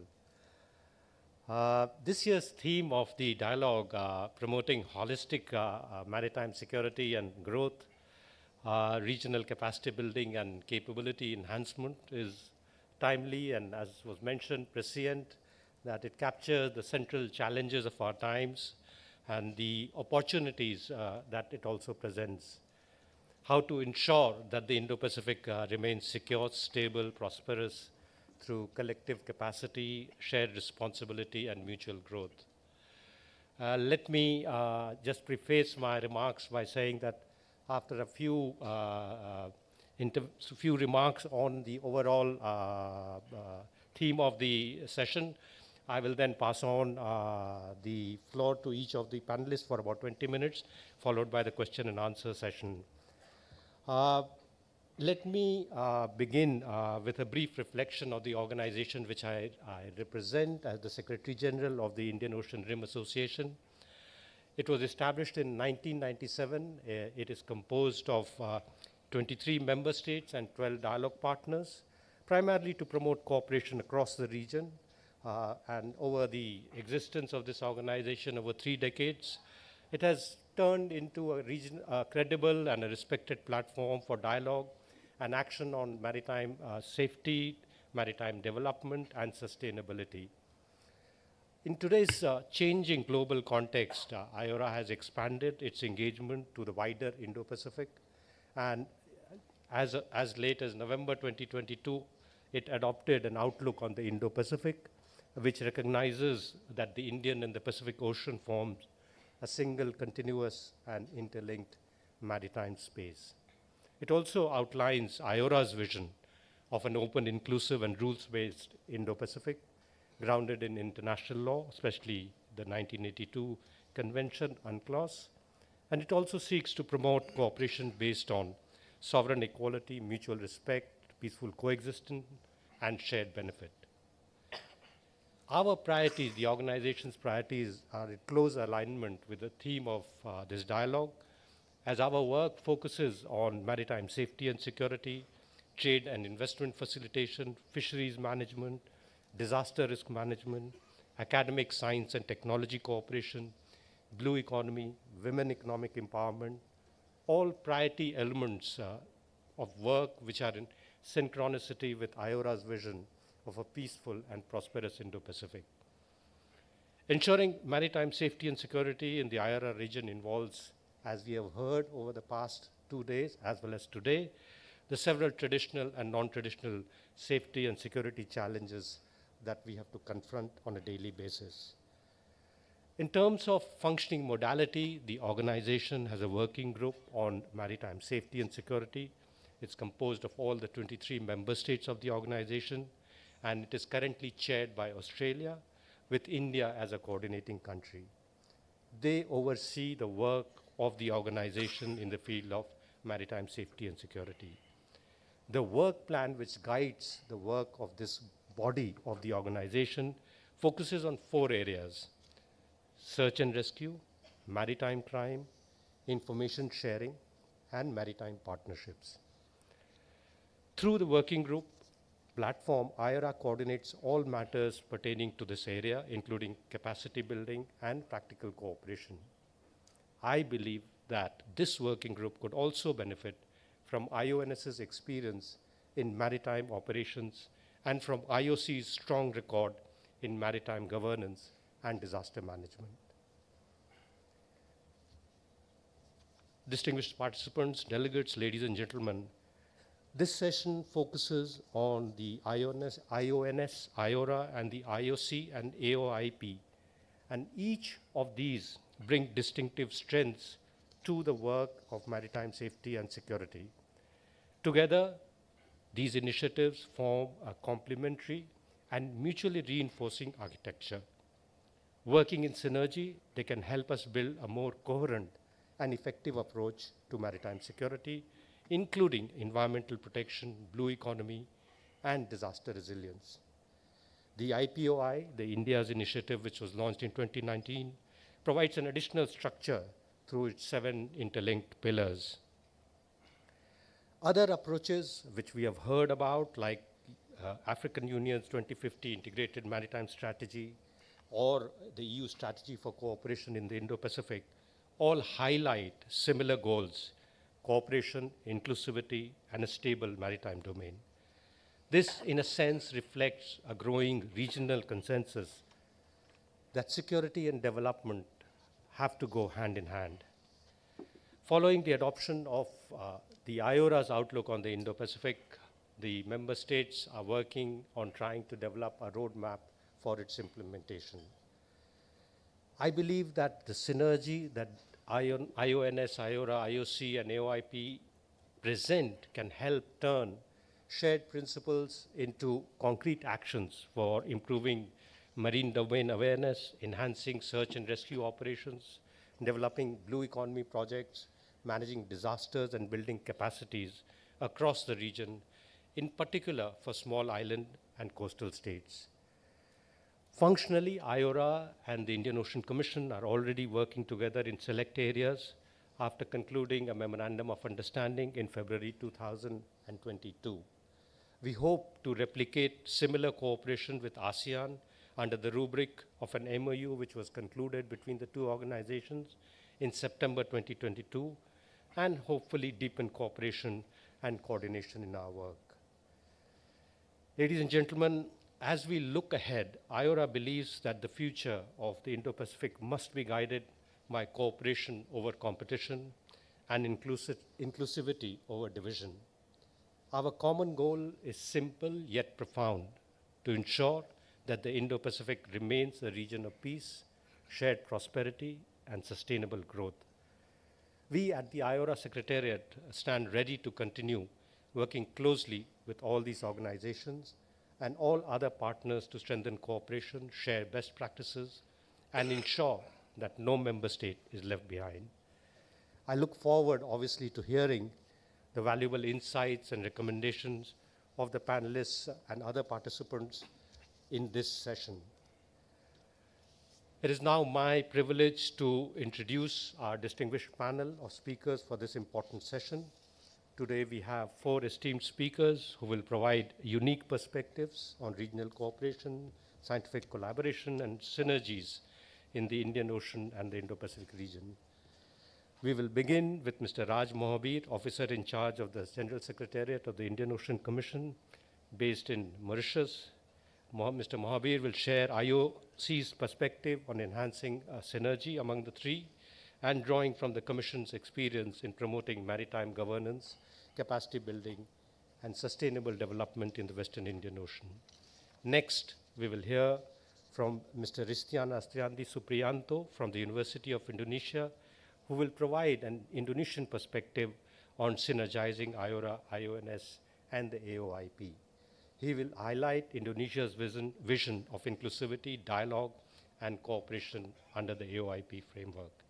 Our third speaker is Sylvia Mallenbaum, Head of India and South Asia Research at the Center for Asian Studies, and she will present the French perspective on synergizing IOC, IORA, and IONS, focusing in particular on France's engagement in the Indo-Pacific and its commitment to promoting maritime security and multilateral cooperation. Our final speaker, Ms. Grace Fuller, First Secretary at the Australian High Commission here in Delhi, will also share Australia's perspective on strengthening collaboration among these three organizations, and particularly through practical policy-oriented capacity building initiatives across the Indo-Pacific. After the presentations, as I mentioned earlier, we will have the question-answer sessions. With that, it gives me great pleasure to invite our first speaker, Mr. Raj Mohabir, to deliver his presentation. Thank you.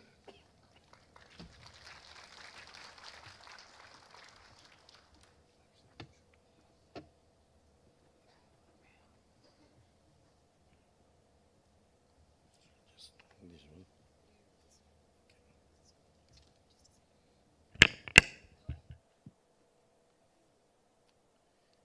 Thank you very much, SG.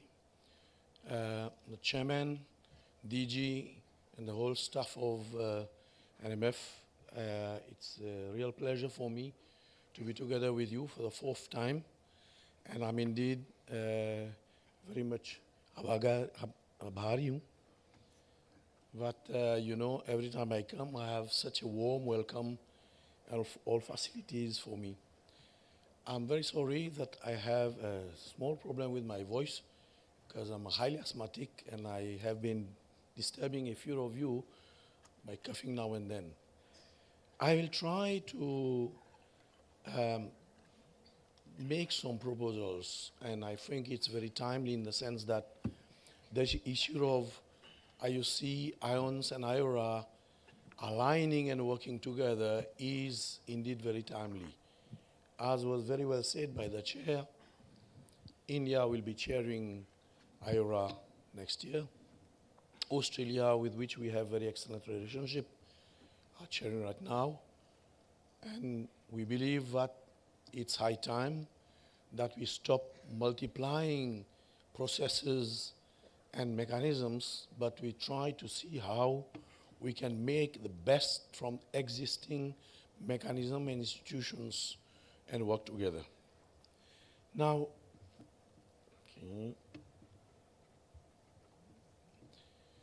on top of IORA, IONS, and IOC, so just to say that when I'm speaking of IOC, I'm speaking of what we have tried to establish, which is the regional maritime security architecture. It is led by the IOC. It has been conceived, developed, and implemented, but it is not an IOC per se regional mechanism. It's a mechanism that tries to adhere as many neighboring countries as many possible. So that's IOC's perspective. And then we have, of course, IONS and IORA. Now with IORA, the SG of IORA, he has already mentioned that we already have an MOU.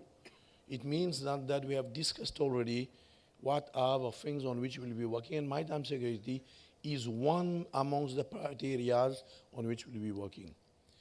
The issue now is, what do we do? Are we really working together? That's the question.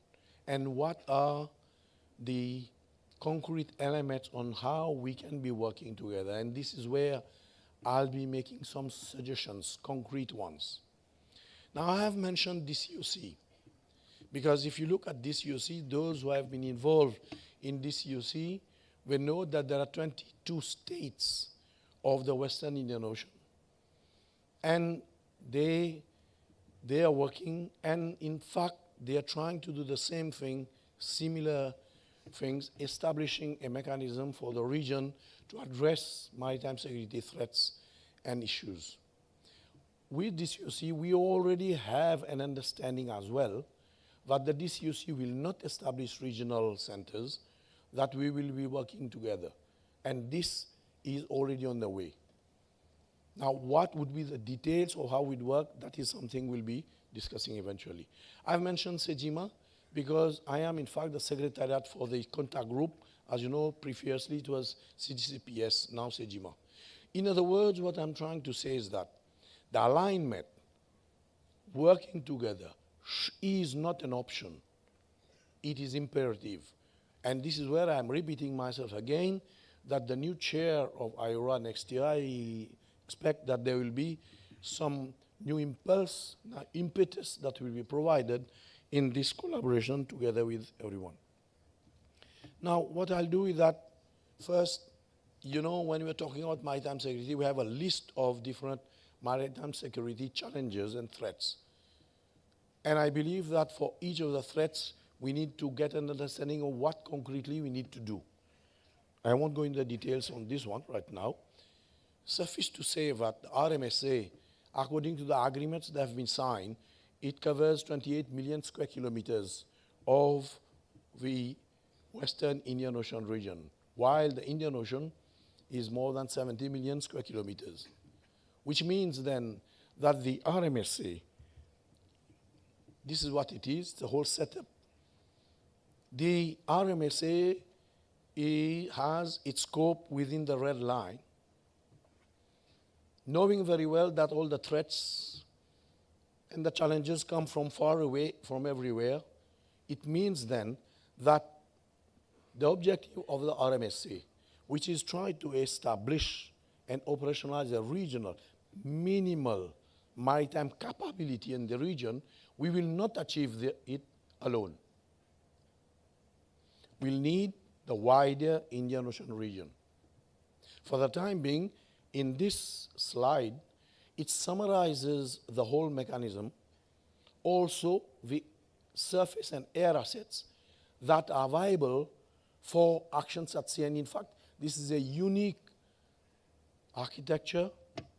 It doesn't exist anywhere. A group of countries working together, not just sharing information, but also going after those who are doing things. And in fact, I will come with a few examples of what I'm suggesting.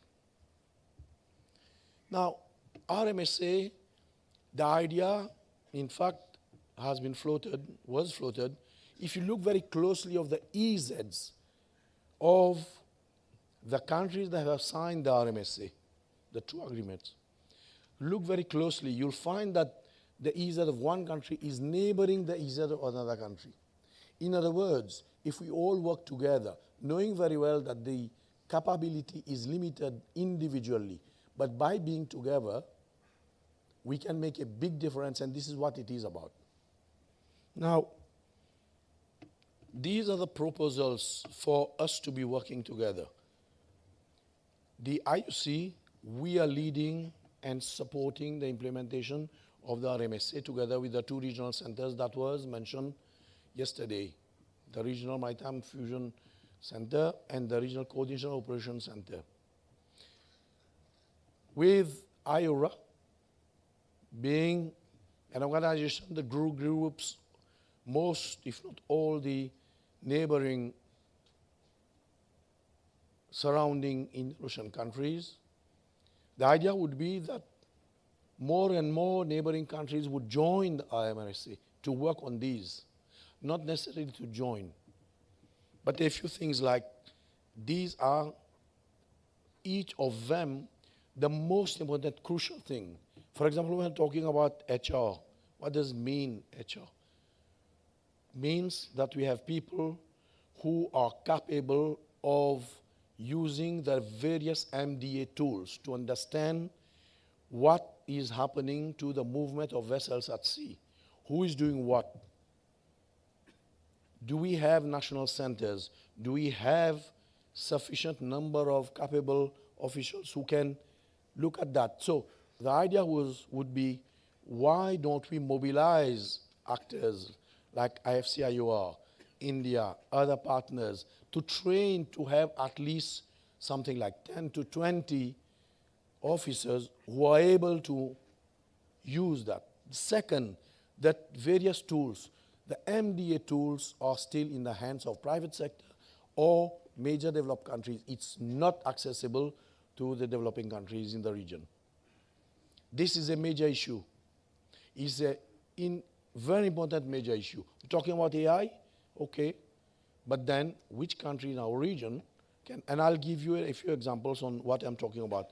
I won't go on each of these, because each of these would require I go deep down in the details of what I mean and understand on them and what would mean. Suffice to say that these are areas on which I would be very much willing to sit together with SG IORA and also the organizers of the next session of IONS, which I understand will be held in Mauritius. The Minister for Foreign Affairs told me that he's already agreeable to host it, and then we prepare that. So during the sessions on IORA, on IORA, we say, okay, how can we see to it that all the countries do have a certain number of competent, fully capable of using every single MDA tools. that they are sufficiently trained. But then on ions, we'll put questions on the table. And let me give you a few questions. See, I've been hearing about IU fishing since I started working on maritime security. Now, who can give me the exact estimate of IU fishing in the Indian Ocean? Everyone talks. Now, okay, we can't give. Fine. Then let's take it differently. In Mauritius, we know how many, how many all sorts of criminals we arrest in every country. So my question to you is, how many IU fishers have each of the countries in the Western Indian Ocean region, including the other countries, have we shoot? You'll be surprised. Go and look for these statistics. You want what? Why? So ions, we have all these people coming. Let's put on the table, why is it that IT, new tools, are not accessible to the countries? Why is it that countries are not able to arrest and shoe IU fishers?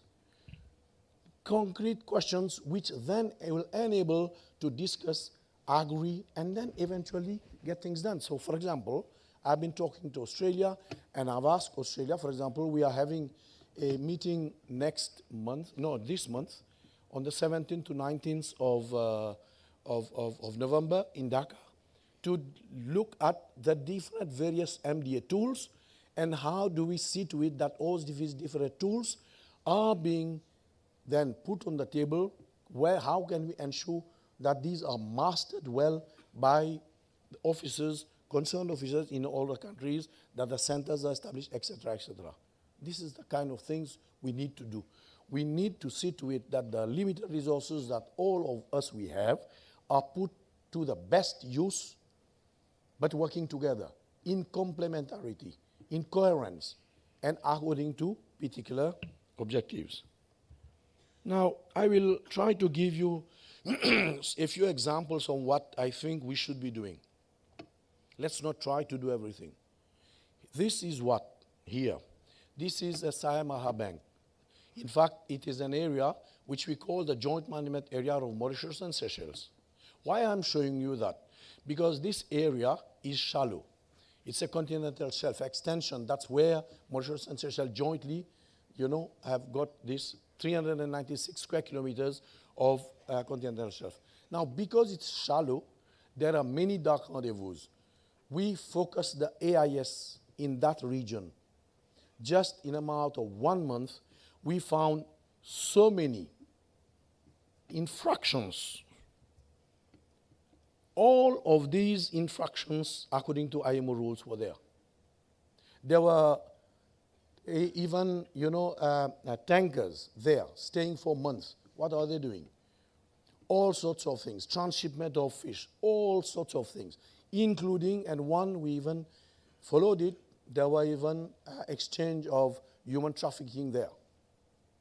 So, should we not be working, saying the Indian Ocean, we secure, okay, let's work out all these hotspots, just like this one, all these hotspots. Let's identify all the hotspots there. And during the ions, we present it.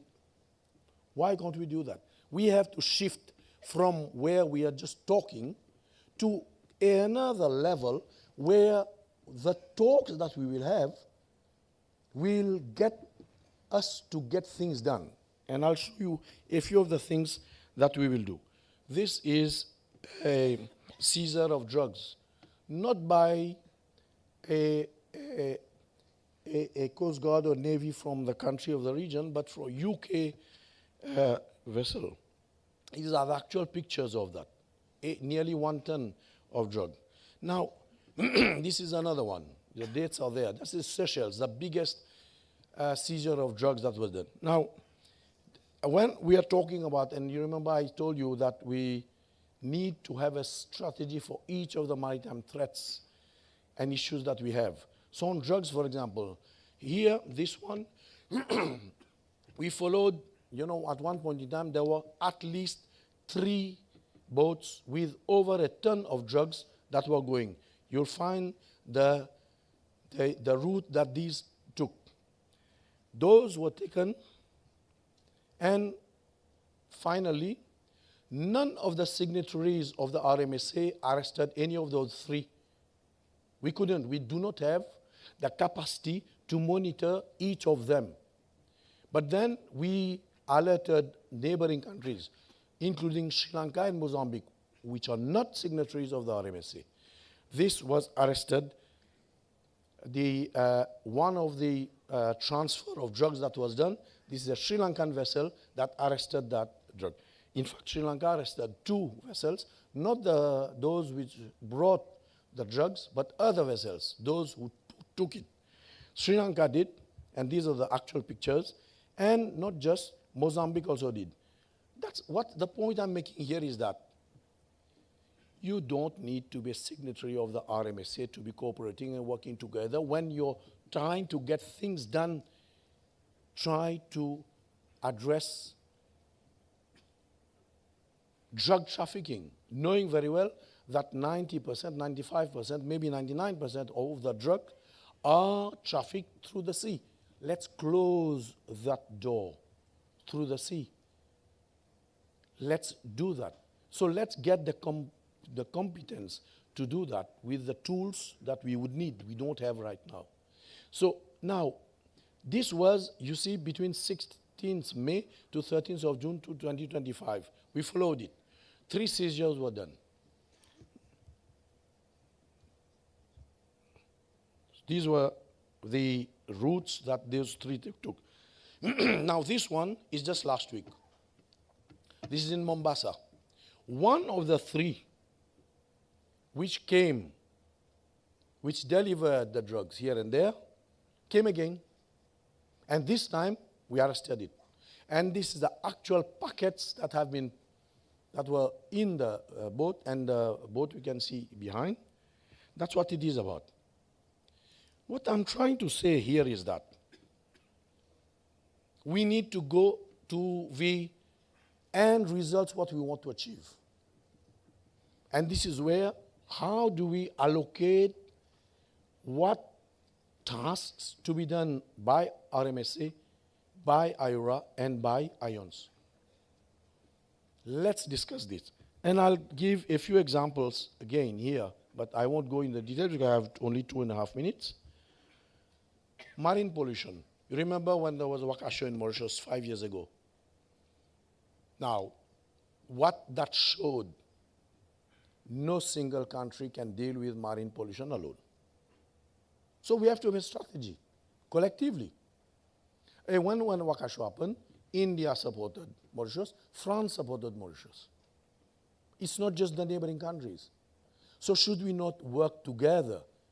So think about that there is an IORA strategy for developing capacity for preparedness and resilience against marine pollution.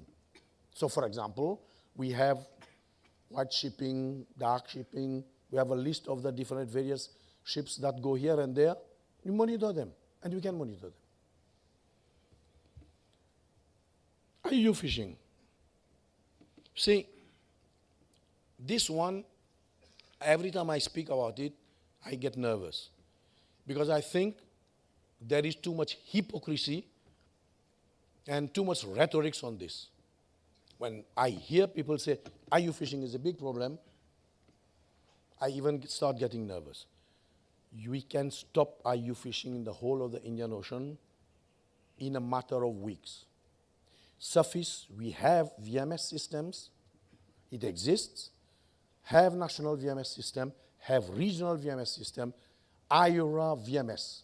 The whole of the Indian Ocean, you just get all the AISs, at least in our region, every country which give licenses to someone for fishing, that licensee is compelled to have its VMS on permanently, which gives 3 information: where the ship is, what it is fishing, how much. So if you have the whole, this one, I don't have time, I would have explained to you how it went. I have explained it in the past. This vessel was doing IUU fishing, and when, they do it around the perimeters of the EZs. That's why I'm showing that. And when it was called to stop, says, no way, go away. Mauritius had to shoot 37 times before it understood that with Mauritians, you better stop. And then it stopped, and then it was shoot. What I'm trying to say is that we can stop it. Too much hypocrisy by governments and everyone. If we want to be serious, let's go. Let's stop talking. But then, okay, this is what I will put on the table together with IORA and IONS. These are just some pictures of IU fishing. These are actual pictures. 350 fishermen going from one country into a reserved island of another country. They were caught. It became a big issue. Even went to the heads of government and state talking to each other saying, okay, we'll deal with that. So that was my presentation. I'm saying, to summarize, that we need to go beyond the rhetorics and the talks, and talks that do not get us anywhere. Let's sit together. We are complement to each other, IORA, IONS, and IOC. We are ready. Are you? Thank you very much. Thank you, Mr. Mohabir, for your insightful presentation. Your suggestions from RMSA to IORA through IONS are well noted, and your call to action is even more important. Your examples of interdiction were enlightening, whether it was for drug interdiction or whether it was IU fishing. Thank you very much. May I now request Mr. Ristrian Atriandi Supriyanto to provide the Indonesian perspective on the subject. Thank you.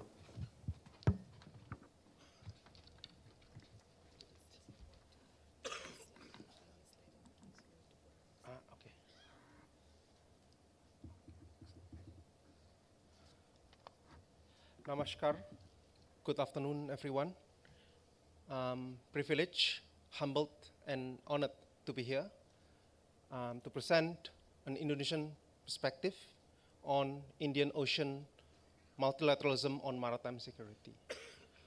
I understand that this is just one Indonesian perspective, but there are multiple perspectives in Indonesia, perhaps similar to India, about this subject. So I would make the disclaimer here that my views only represent myself. It does not represent the institution I'm with, the University of Indonesia, nor the Indonesian government.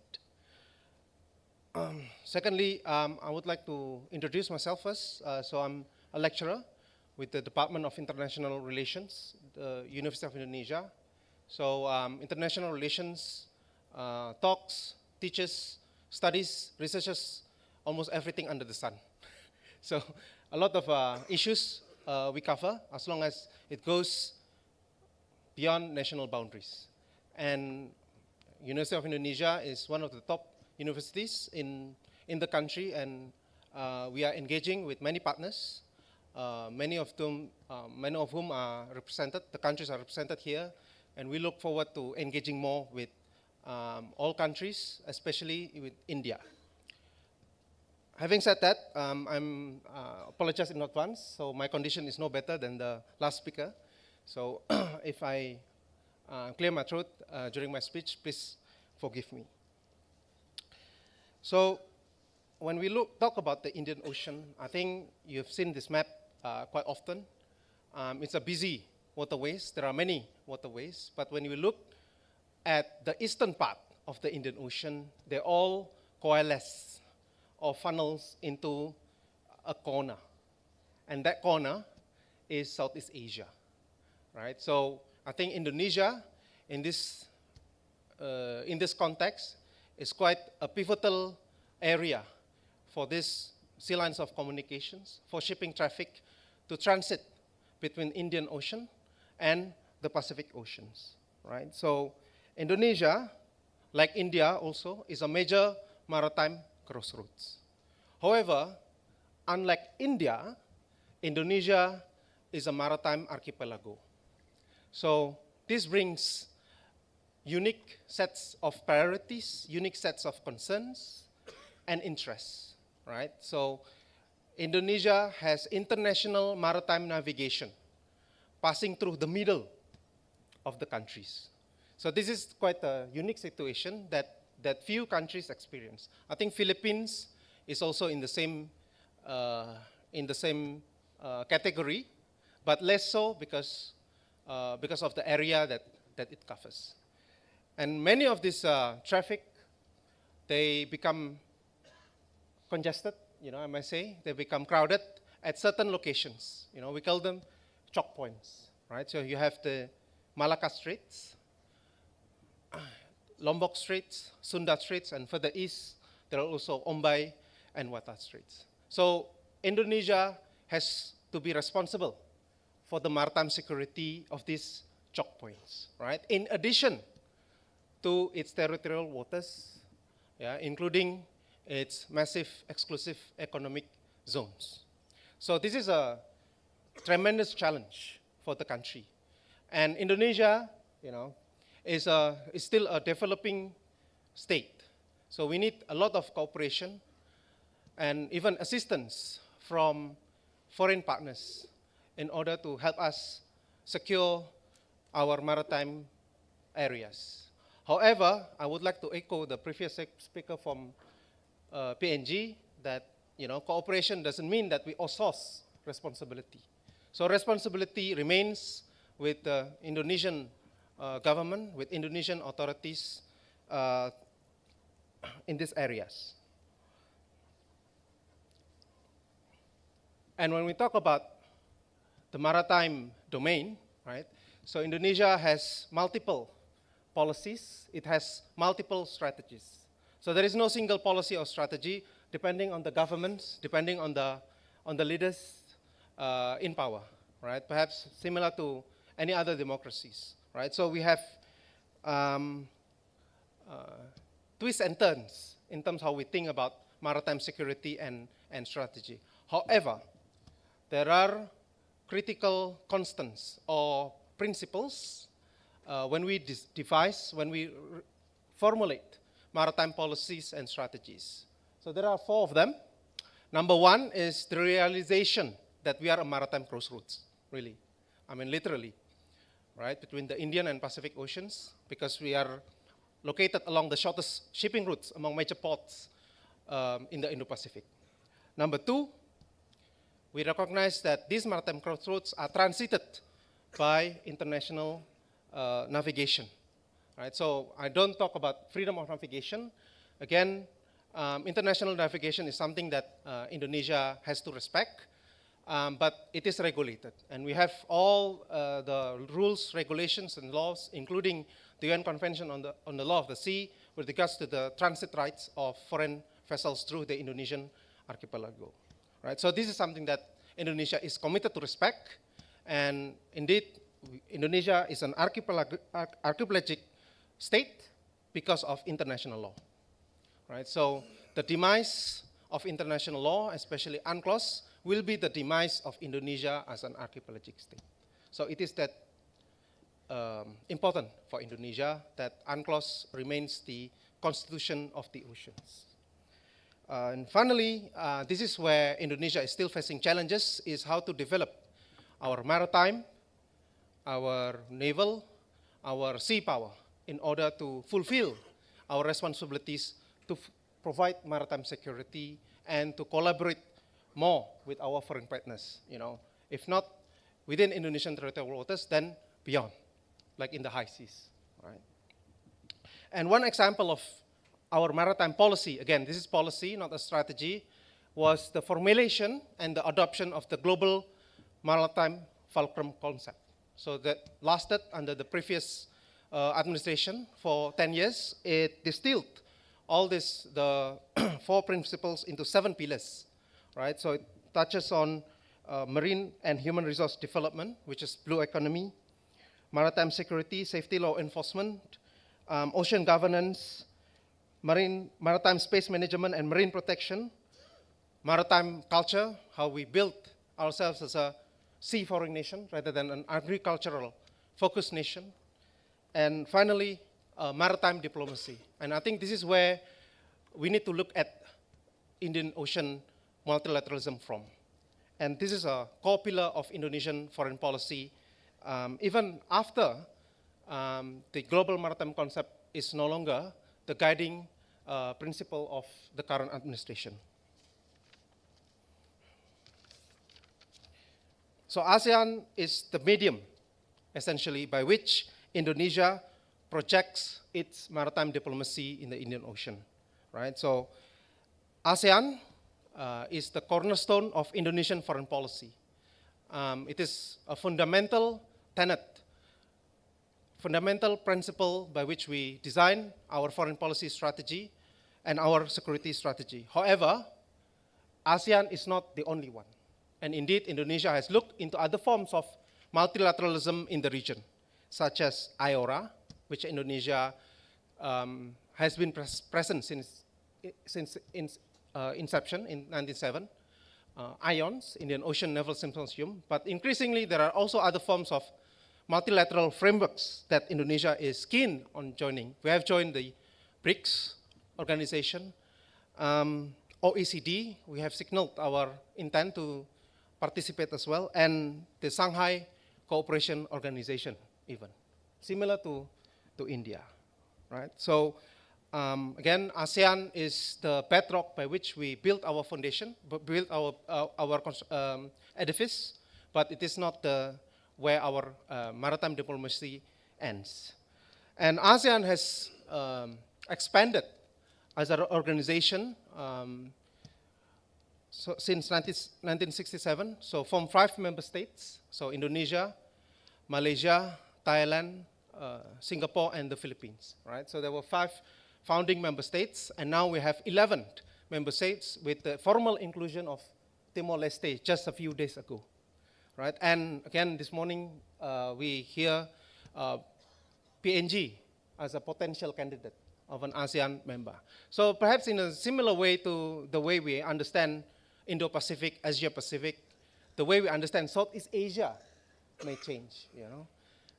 If previously Southeast Asia is limited at the far eastern part of Indonesia, now if PNG joins ASEAN, then Southeast Asia extends further east. So again, this is an exercise in political geography that ASEAN is also doing. And the focus of ASEAN has been building not just confidence among its member states, not just cooperation among member states, but the focus now is how we build community of nations. So we want to prioritize our people-to-people relations. We want to build one Southeast Asian community using 3 pillars, political and security pillars, in which we ensure peaceful settlement and management of disputes. We can talk about Thailand and Cambodia, you know, how that defies this principle later. Economic community and socio-cultural community, right? And in terms of maritime focus, ASEAN has published its first maritime outlook in 2023 and looks forward to publishing another edition next year. So it's going to be, it is a triennial, every 3-year publication, which outlines ASEAN priorities, interests, and challenges, right, when it comes to managing the maritime domain.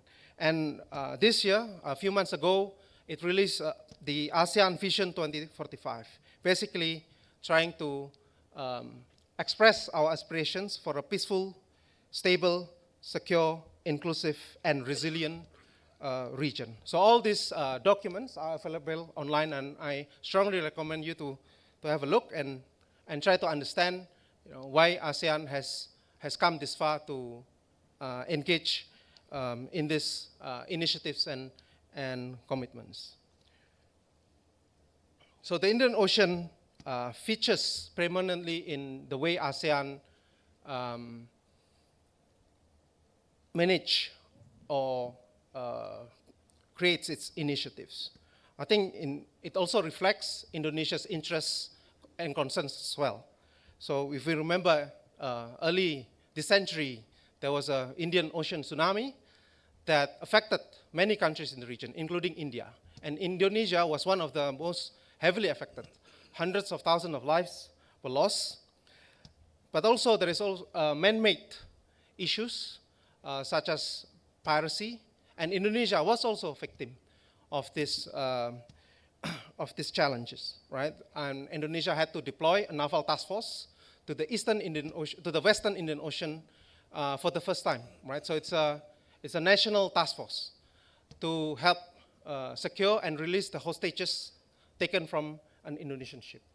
So again, Indian Oceans feature very importantly in Indonesian foreign policy, but sometimes we are taken aback by events, right? I think this is the problem that many countries also face, that the way we think about the problems is perhaps a bit slower than how the trends evolve. So I think this is where the cooperation and collaboration is necessary, so we can anticipate and not just react to those challenges. And this is why Indonesia has been present with the Indian Ocean Rim Association since its inception in 1997, right? And in 2017, Indonesia chaired the IORA and organized the first ever IORA summit. And I think the last Secretary General of IORA was also an Indonesian diplomat. So there is so much that IORA can do, and one of which is the management of marine debris, and under Indonesian under the Secretary Generalship of Ambassador Salman, IORA released a strategic framework of action on marine debris. But again, IORA is a very large organization, a lot of interests, a lot of member states, many member states with different priorities. So I think it works in a similar way to ASEAN, in which consensus can be quite hard to achieve, right? And ASEAN now has 11 member states, and IORA has 20 plus member states. So I think it's a tremendous challenge to find consensus. But there are overlaps, there are similarity of interest and outlooks where we can build upon to engage in cooperative activities, right? Such as marine pollution. Indian Ocean Navy Symposium, it's an important platform for Indonesia to build confidence with other regional navies. Again, we are not just talking about confidence building, but also capacity building and capability enhancements. So IONS has also made strides in recent years. I think in 2022, it held its first ever IONS Maritime exercise, and it is going to be regular. It also has, similar to IORA, it has a few working groups. It works on humanitarian assistance and disaster relief. It's going to formulate the HADR guidelines. I don't know if it has been adopted, but I think this is a good initiative for its member navies to adopt. Maritime security, counter-piracy is a very serious issue in the Indian Ocean. Although it has been better recently, but again, I think IONS can also not follow, but can also adapt into the way ASEAN works. I think in the Indian Ocean, it needs to be more centrality, to be more central. So when we talk about ASEAN centrality, I think in the Indian Ocean, we should also talk about IORA centrality. We should also talk about IONS centrality. And there are so many unilateral initiatives in the Indian Ocean, but I think, to promote a multilateral regionalism, I think this initiative should be centralized into IONS, right? Again, I think we did talk about counter-piracy task force, naval operations. I think IONS should take the lead in this. I think this is also what Indonesia desires to see. Finally, the ASEAN Outlook on the Indo-Pacific, it was released in June 2019. So it encompasses 4 main pillars: maritime cooperation, connectivity, UN Sustainable Development Goals 2030, economic and other possible areas of cooperation. So again, the significance of AOIP is that it is the first time that ASEAN adopts Indo-Pacific as a strategic construct, right? And so this is unprecedented because, again, some critics say that this is ASEAN response to the emergence of many Indo-Pacific initiatives outside of ASEAN. So in order to return the centrality of ASEAN, ASEAN has to do more. Yeah. So this is quite an achievement for ASEAN to have AOIP, precisely because China is also on board. Right. Previously, China opposes the framework of Indo-Pacific. They say it's, in a conversation with a senior Chinese diplomat, it's a revisionism because we are, China is used to the expression Asia-Pacific, and now it's Indo-Pacific, right? But, with AOIP, China supports the framework of the use of this strategic framework. But AOIP is also important because it does not replace any existing Indo-Pacific initiatives. So we have free and open Indo-Pacific, and with India, Indo-Pacific Oceans Initiative. So AOIP does not compete, does not seek to replace any of them, but it wants to align. It wants to synergize all these initiatives in an inclusive manner, right? And the use of the word Indo-Pacific, as I said, China is already on board. It softens the edges. It doesn't want anyone to feel cornered by the use of this framework. But however, AOIP is also realistic, I think. In its statement, it mentions about the existence of geopolitical challenges, including maritime disputes that can create tensions. So ASEAN, in this case, has been negotiating a code of conduct with China on the South China Sea and trying to implement the 2002 Declaration of Conduct. So the code of conduct has reached its 3rd reading, and what I do not want to see is a code of conduct that just going to be the same state as the DOC in 2002, right? It's only diplomatic declarations without any specific actions how to peacefully manage South China Sea disputes. So I think this is a long process. There are so many thoughts about how the COC negotiation should be brought forward. I think the problematic one is the one that thinks the COC as a communication channel in an open-minded manner with China, right? Because it takes so long for the COC to conclude that it just becomes another confidence-building mechanism with China, between ASEAN and China. So that is, I think, it's the lowest bar that the COC negotiations can have.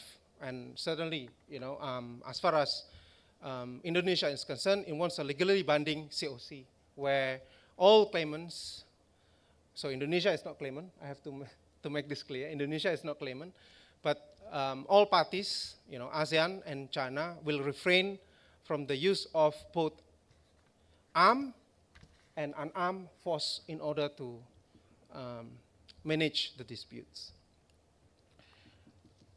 ASEAN, I think it has already mentioned that ASEAN and IORA have agreed on a memorandum of understanding in 2023.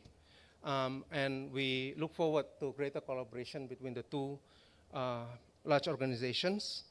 And again, ASEAN tries to operationalize the outlook, AOIP, from a defense perspective.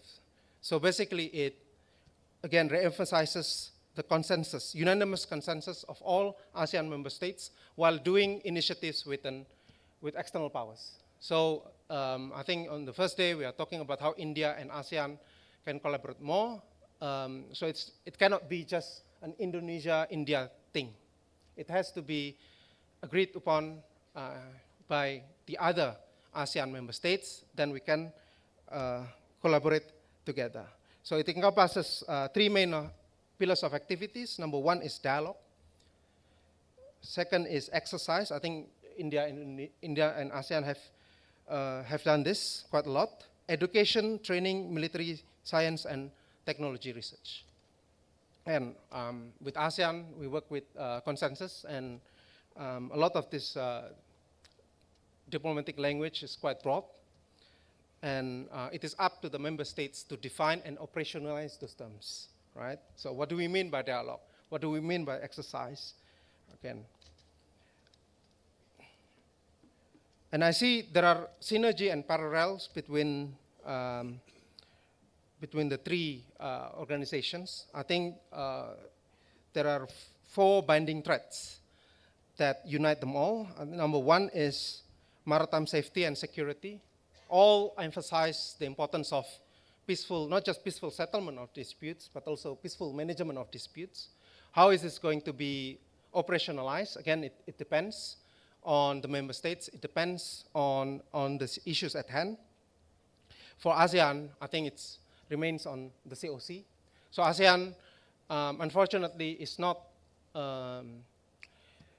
unanimous on the use of international arbitration, such as the steps taken by the Philippines against China back in 2016. And unfortunately, so in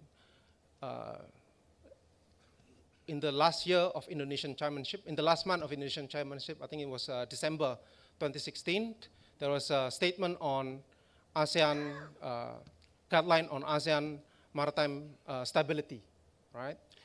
The problem is it mentions the DOC, the importance of implementing DOC, the importance of continuing negotiations on COC, importance of dialogue, confidence building measure, but it doesn't mention international arbitration as one of the key ways to resolve maritime disputes. And despite Indonesia has also used this avenue. Second, I think the other three, they are quite already familiar, maritime and blue economy. So ASEAN also wants to improve connectivity, not just among its members, but also dialogue partners with the ASEAN, including through the ASEAN Master Plan on connectivity, maritime environment protection, maritime environmental protection and disaster management. Again, Indonesia is located along the Pacific Ring of Fire. It is susceptible to natural disasters. So this is an important priority for Indonesia. And finally, marine science collaboration. I think what the previous speaker said about marine science collaboration, scientific collaboration, trying to find the linkage between maritime crimes on the one hand, and then the geographical enabler of those crimes is also a very important aspect of this collaboration. Please let me also take this opportunity to talk about initiatives and cooperation beyond those ASEAN, IONS, and IORA, especially when we have this theme of capability, capacity building and capability advancements. So number one is, if you read the news in recent days, there is a significant enhancement in India-ASEAN engagement. So next year, we will have a ASEAN-India Year of Maritime Cooperation, and we look forward to hosting the second ASEAN-India Maritime Exercise. Let me also take this opportunity to suggest that perhaps next year we can have a mini Iprd, India or ASEAN-India Maritime Dialogue Track 1.5, right? To support these initiatives. Yesterday we discussed about the greater collaboration with BIMSTEC, so BIMSTEC ASEAN engagement. Okay, I'm running out of time. Just two more. White shipping monitoring is a priority that Indonesia is also concerned about. And this has been reflected in Indonesian President Prabowo's joint statement with Prime Minister Modi earlier this year. Perhaps we also can think about joint patrols in high seas areas of the Bay of Bengal between the littoral countries, right? So this is also to put some momentum into IONS, especially in the Eastern Indian Ocean area. Trilateralism, Admiral Chauhan has mentioned earlier, Australia, India, and Indonesia, some potential areas for collaboration, submarine, subsea infrastructure security, not just submarine cables, submarine rescue and safety, and I think this is a priority for Indonesia too. We lost a submarine back in 2021, and we are looking forward to acquire a submarine rescue ship. Perhaps, in the absence of that rescue ship, we still rely on our partners, especially Australia and India, who has that capacity. Hydrographic and oceanographic research. And finally, in the bilateral level, India and Indonesia can also expand collaboration through exchanges and fellowships. And I think it is time for Indonesia and India to establish an India-Indonesia Center or India-Indonesia Institute to promote bilateral relations. Just to summarize, so Indonesia is a two-ocean archipelago, right? So it has a long coastline in the Indian Ocean as well. And it pushes AOIP because it recognizes that these two oceans, although they are separate geographical areas, they are connected together. And we see there is much synergy between IORA, IONS, and IOIP. However, my concern is that diversity of memberships may present challenges to consensus building and cohesion, just like ASEAN. So in place of this wide-ranging multilateralism, I think this is where bilateral, trilateral, and unilateral initiatives can fill the gap. Thank you. Thank you, Mr. Supriyanto, for your informative presentation. Your insights about the unique Indonesia's approach are well noted. May I now request Sylvia Malenbaum to take the floor. The floor is yours.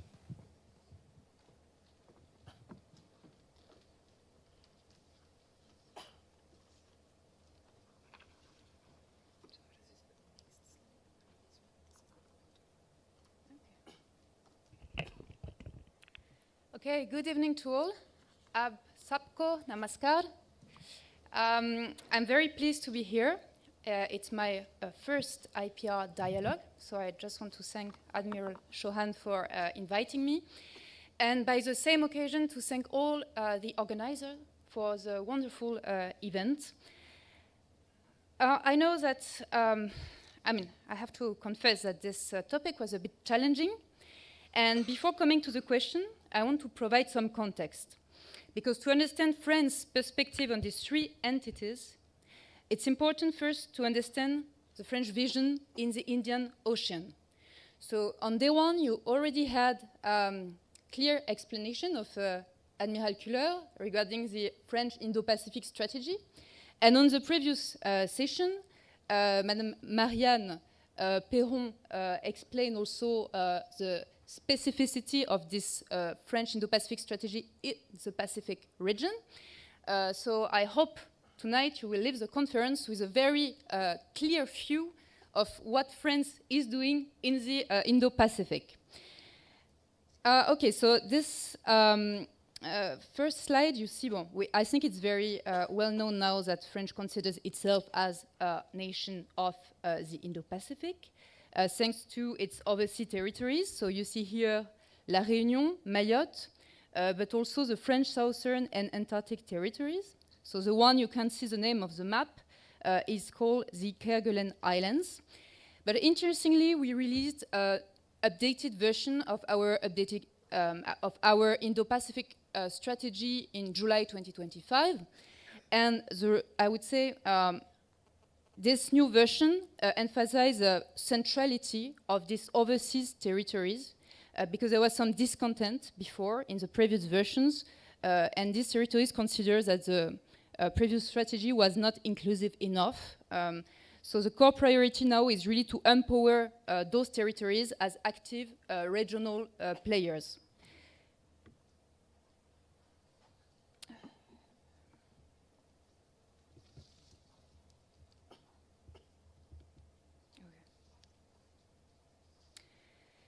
And maybe another dimension of the distinctiveness of French Indo-Pacific strategy is geopolitical. So France really asserts its independence as a singular voice and refuses to align with any bloc power or to accept a world divided into spheres of influence. But more interestingly, I think France's overseas territories give it direct sovereignty interest in the region. So I would say the first one is to protect the 1 million French citizens living in the Indian Ocean, but also defending its territories and the vast exclusive economic zone. So France has the second largest EEZ in the world to secure for sure the supply chains and the communication routes, and of course to contribute to regional stability. So in short, France's primary role in the region is a security role.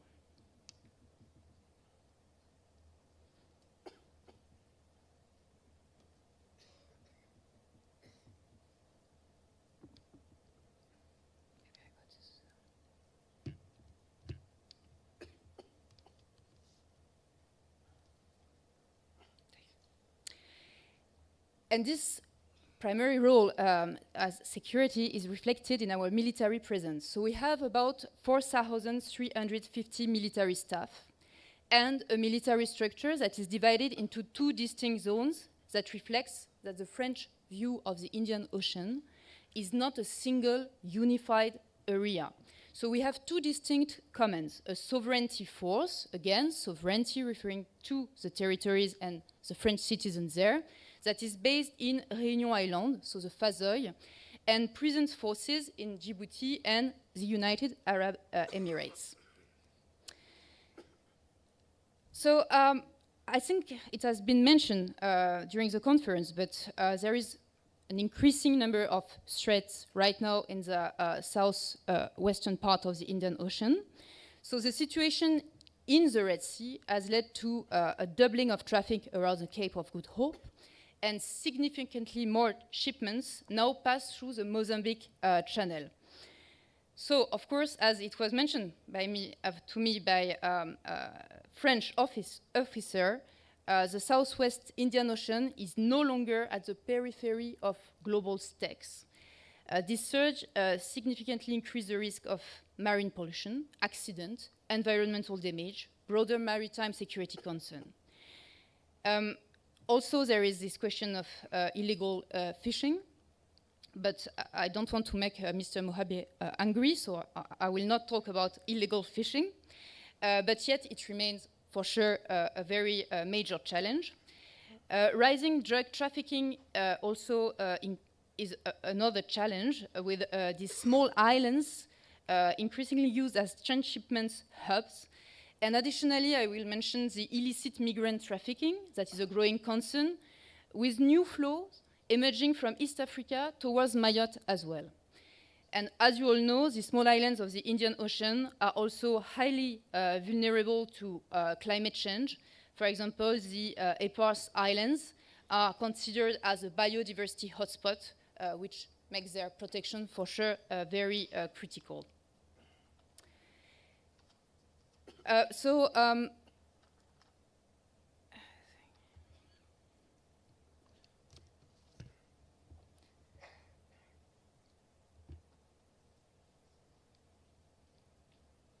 Yeah, thank you. But our vision of the Indian Ocean is not limited to a single region. France also aims to be a credible power in the Indo-Pacific. We defend an open, secure, inclusive Indo-Pacific based on international law. One good example of this commitment is the Mission Clemenceau 2025 with our French carrier strike group that has been deployed during 5 months, so from the Mediterranean Sea to the Pacific Ocean, going up to the Philippine Sea. But France alone cannot act in such a vast area. We have limited resources as well. So the question of partnerships is also at the heart of the approach. In the last Indo-Pacific French strategy, we're talking about sovereignty partnership. So this concept means partnerships based on mutual respect for sovereignty and shared strategic interest. And one very good example, for sure, it's not working. One good example is the French-Indian partnership, which is based on this very shared commitment of both countries' strategic autonomies. So it is really a prime example of this concept, again, of sovereignty partnership. So usually when you think about the French-Indo partnership that has been elevated more than 25 years back to the strategic level, we think about defense cooperation. And for sure, there is defense cooperation, especially there is naval cooperation. We are running the Varuna exercise since 1983. So the Varuna is so well known, especially here, so it needs no further presentation. We have also regular port calls in our respective ports. Recently, again, the Indian Navy ships at the port call in Réunion Island. But we have also other areas of cooperation, for example, the space cooperation that is important. I think the space cooperation between France and India was among the very first space partnership in the world. And we have already developed several joint satellites, and we have a project of a joint maritime surveillance satellite system focused on the Indian Ocean.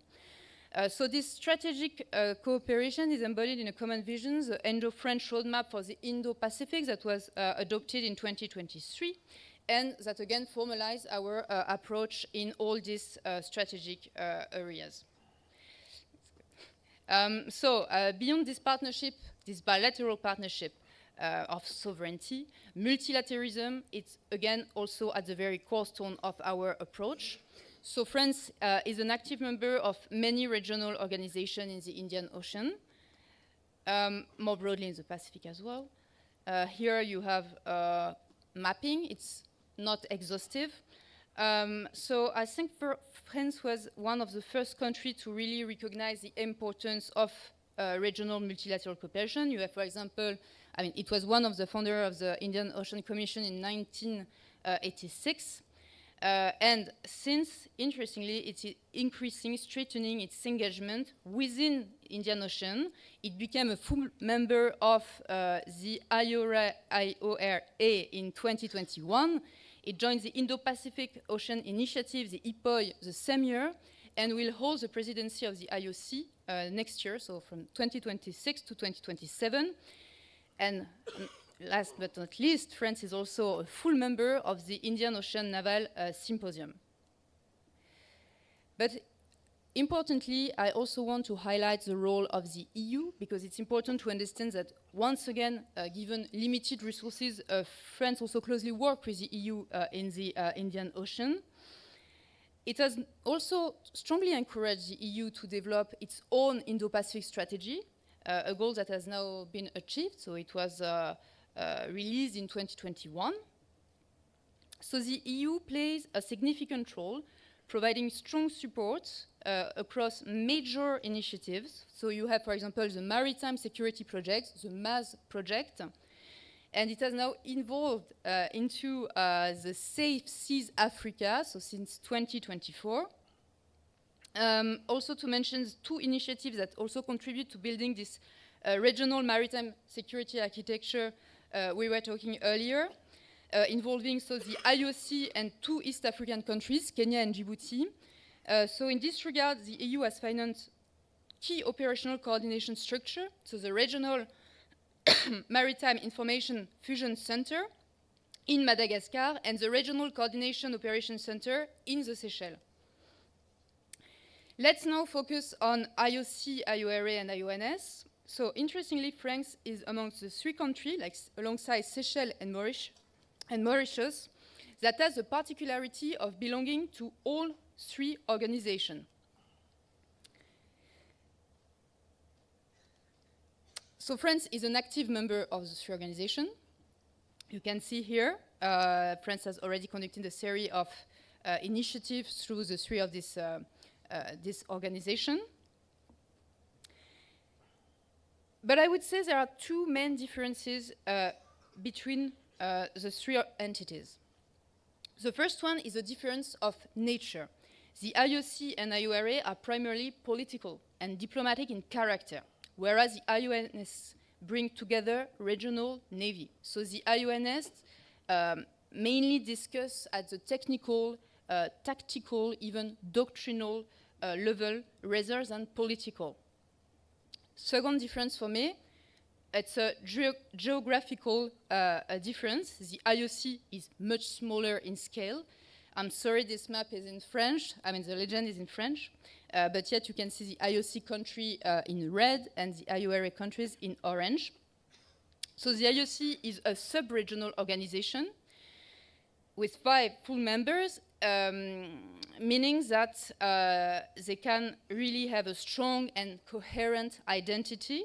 The organization, for example, is largely francophone, so we speak French. That's an important part of the identity. There are some elements shared in terms of history, culture, and this is important because this coherence enables the IOC to focus on common priority and common threats. For example, all IOC members are islands, so the question of food security is important. You know that they are trying now to reduce dependency on some distant imports that are expensive, that create inflation.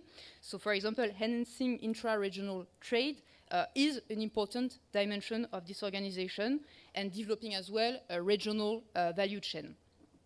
The question of resilience to climate change, biodiversity, protection are also very crucial. Again, they are very vulnerable as they are islands.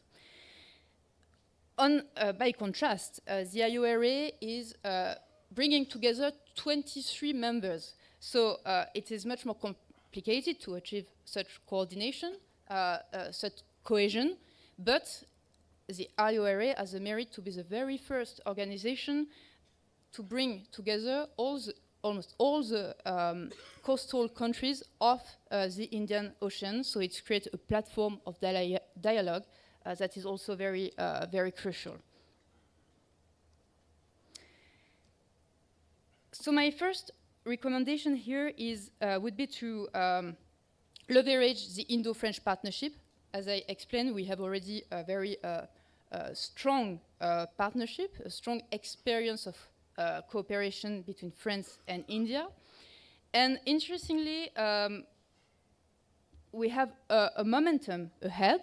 In 2026-2027, France will hold the IOC presidency, and India will simultaneously chair both IORA and IONS.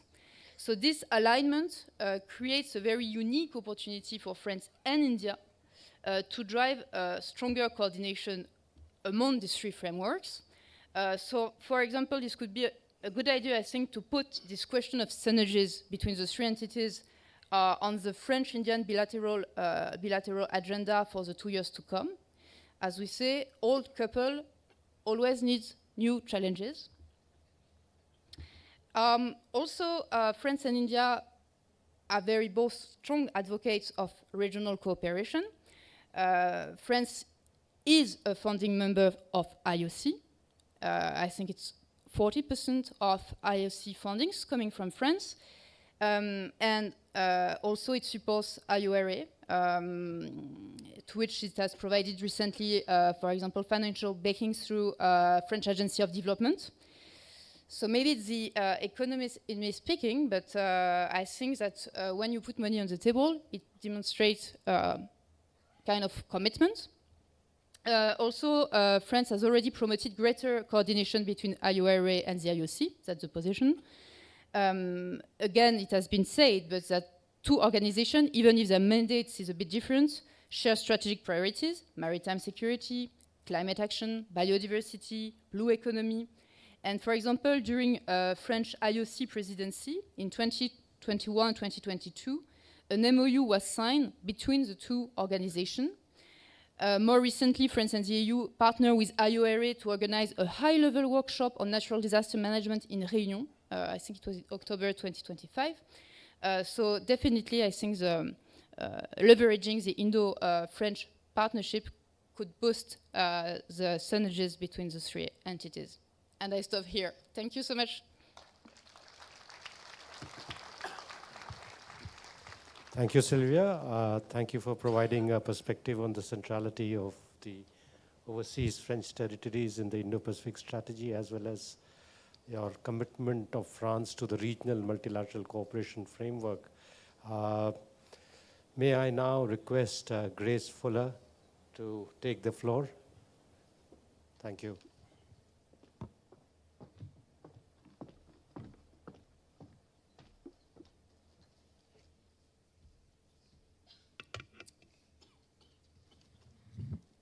Namaste and good afternoon. I'm thrilled to be here today to talk about IONS, IORA, the IOC, and the AOIP. It's a lot of acronyms, which I apologise for, but I promise it'll be a short and sharp presentation. And on that note, I would say I apologise for not having a background presentation as my more organised and smarter colleagues have done. But I've tried my hand at draping my own sari, so I like to think that I have a bit of a competitive edge in that regard.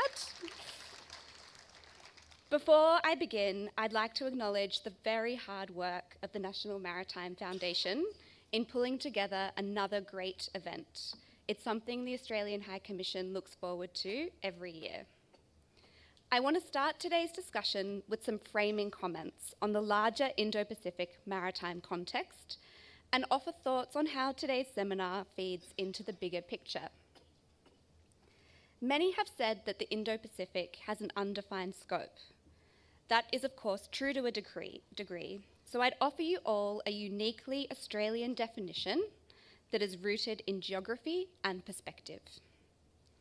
Australia is an island country and a standalone continent. Oceans are fundamentally what defines our place in the world. And it is our unique geographical position at the fulcrum of the Pacific and Indian Oceans that made Australia one of the early adopters of the term Indo-Pacific. Australia's 2013 Defence White Paper brought the term into our official lexicon, defining the Indo-Pacific as the strategic arc that connects the Indian and Pacific Oceans through Southeast Asia. The regional architecture that we are here today to discuss, be it the Indian Ocean Naval Symposium, the Indian Ocean Rim Association, and the Indian Ocean Commission, all of course have a unique Indian Ocean focus. But for Australia, the Indian Ocean has not always received the same level of attention in our strategic thinking. Many have forgotten that the 1914 Anzac convoy, the first of many, sailed across the Indian Ocean to Europe. And in the Second World War, the Indian Ocean campaign was a critical part of the Allied effort. Yet despite that, Australia has tended to see itself as a Pacific Ocean state. It was not until 1987 that Australia adopted a two-ocean navy policy, prompting a significant reposturing of Australia forces to Western Australia. Today, up to half of our navy fleet is based permanently in Western Australia, including all 6 of our Collins-class submarines. Our equities in the Indian Ocean are very clear. Approximately 42% of our exports by value depart from Western Australia. Our exclusive economic zone extends deep into the Indian Ocean, containing the strategically valuable territories of Christmas and Cocos Keeling Islands. The Indian Ocean is also home to Australia's top 15 trading partners: India, Indonesia, Malaysia, Singapore, and Thailand. For 70 years, Australians have reaped the economic and security benefits of a benign security environment in the Indian Ocean. But that strategic landscape is shifting rapidly. We are living through the biggest realignment of the geopolitical landscape since World War II. Like the Pacific, the Indian Ocean is increasingly characterized by rising strategic competition and intensifying great power rivalries. Our institutions and our multilateral fora, the very ones that we are here today to discuss, are under immense pressure. So against this backdrop of rising opportunity and increasing risk, how can we leverage our regional architecture to help protect and to sustain a stable Indo-Pacific region. As most in this room all too well, there can be a temptation to focus heavily on Beijing and Washington and on the tensions between these two powers. The US-China relationship is of course among the most important in the Indo-Pacific because relations between those two powers have the potential to set the tone for cooperation or for competition. But bilateral relations don't exist in a vacuum. And if we focus solely on US-China strategic competition or on difficulties in the US-China relationship, we miss a crucial insight.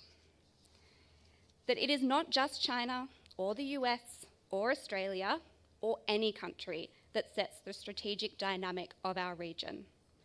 A strong web of regional architecture will promote dialogue, trust, and understanding, and will better equip the region to deal with political and security challenges.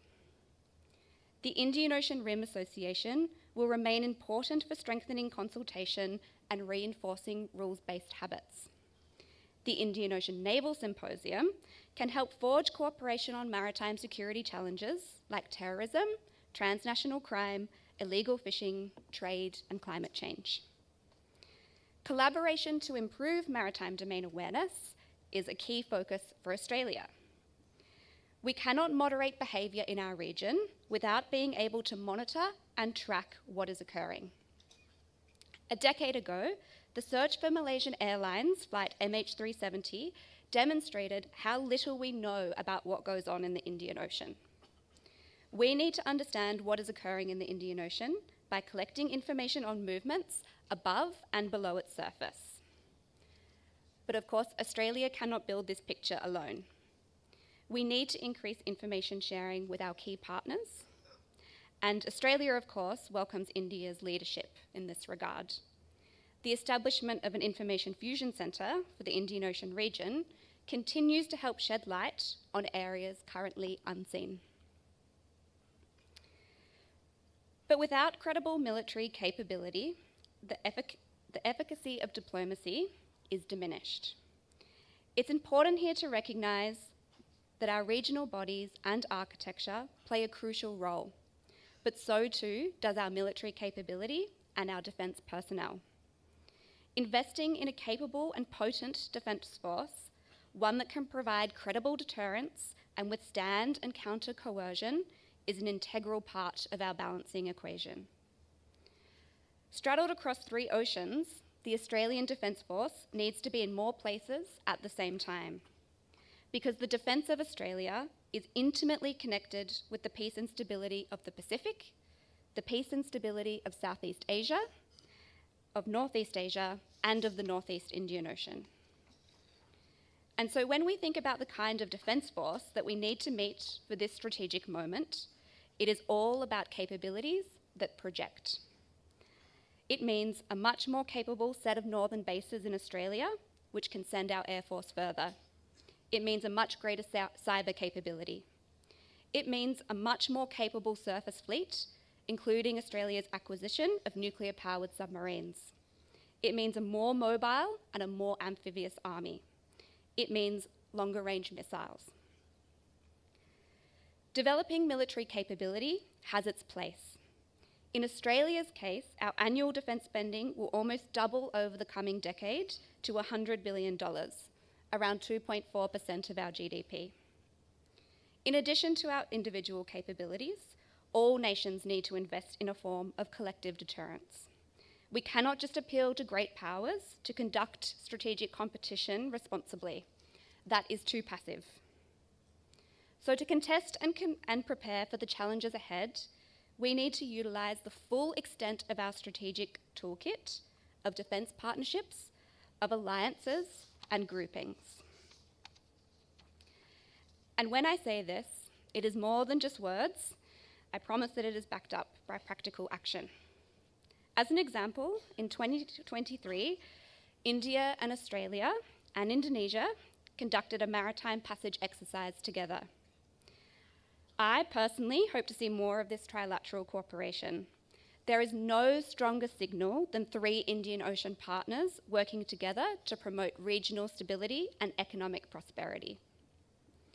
Earlier this month, I accompanied Defence Minister Rajnath Singh on his first ever visit to Australia, and partnership was a key theme during his visit. India and Australia train together, plan together, share information, and share capability.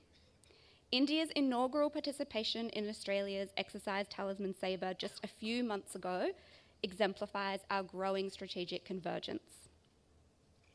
And in the last decade, we have more than tripled our annual defence exercises, meetings, and activities. We've now conducted more than 10 maritime patrol aircraft deployments to and from each other's territories. Importantly, our maritime cooperation sends a message to our region and to our competitors that India and Australia and our partners will work together to protect vulnerable maritime choke points and shape the strategic trajectory of the Indo-Pacific. And so Australia is deeply investing in our network of regional strategic partnerships. Countries that can best pool their resources and combine their strengths will have the decisive advantage. Former Foreign Minister Marsudi of Indonesia has said, "We all have our differences, but it's up to us to either use these differences as a dividing force or turn them into strengths that enrich our collective efforts." Leveraging our strengths into a collective effort is needed now more than ever. And without more active diplomacy, the risk of military capabilities being called into service becomes even greater. For Australia, that means going beyond the lip service of wanting to just do more.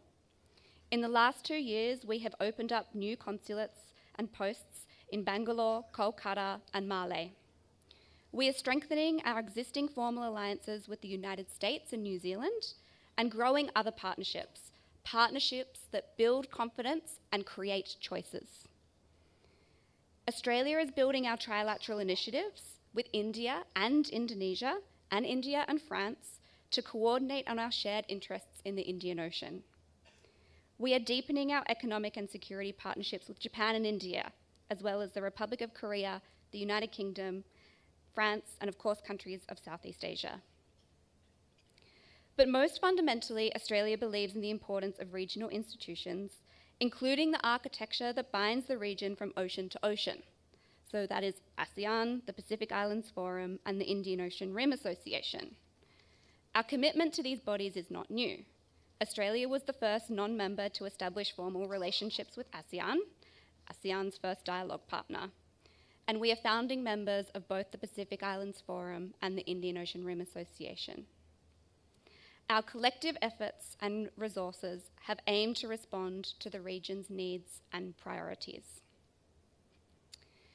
So I promised I would keep it short, and I will finish my talk here today to recognise that Australia's partnership with India, the largest economy of this region, is central to our efforts to build a peaceful, safe, and prosperous Indian Ocean region. The example that India sets as a regional leader is essential to our collective efforts to uphold sovereignty and the rules of the road. To respond to the challenges ahead, we need to work with partners across the region and across the globe. The Indian Ocean is one of three oceans that surrounds our nation. Building our links and capability in the Indian Ocean will of course be crucial to our collective security. Thank you very much for your time. Thank you, Grace, for providing us an overview of the evolution of Australia's thinking on the maritime domain, as well as the importance that Australia has attached to collaboration and partnership, as well as new initiatives, including trilateral initiatives and membership of regional institutions. We are really short of time, and I definitely would like to have a few questions being posed to our panel members. I have just about 15 minutes to do that question-answer session. So may I invite questions? Please raise your hand from the audience. Yes, please go ahead.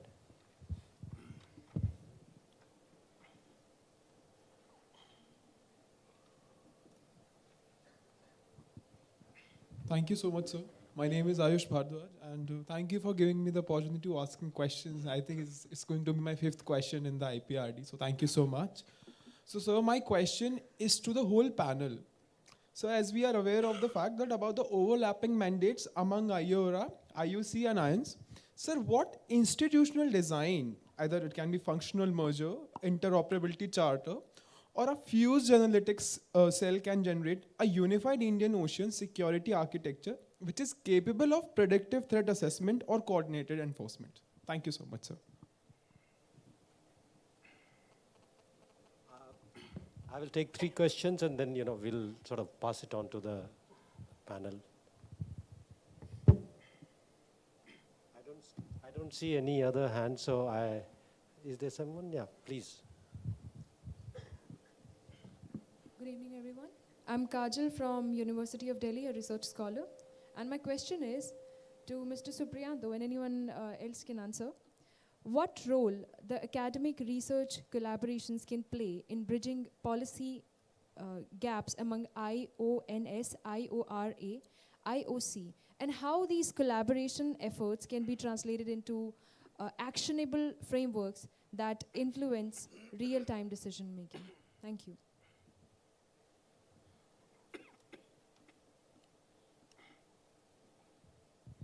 I don't see any other question.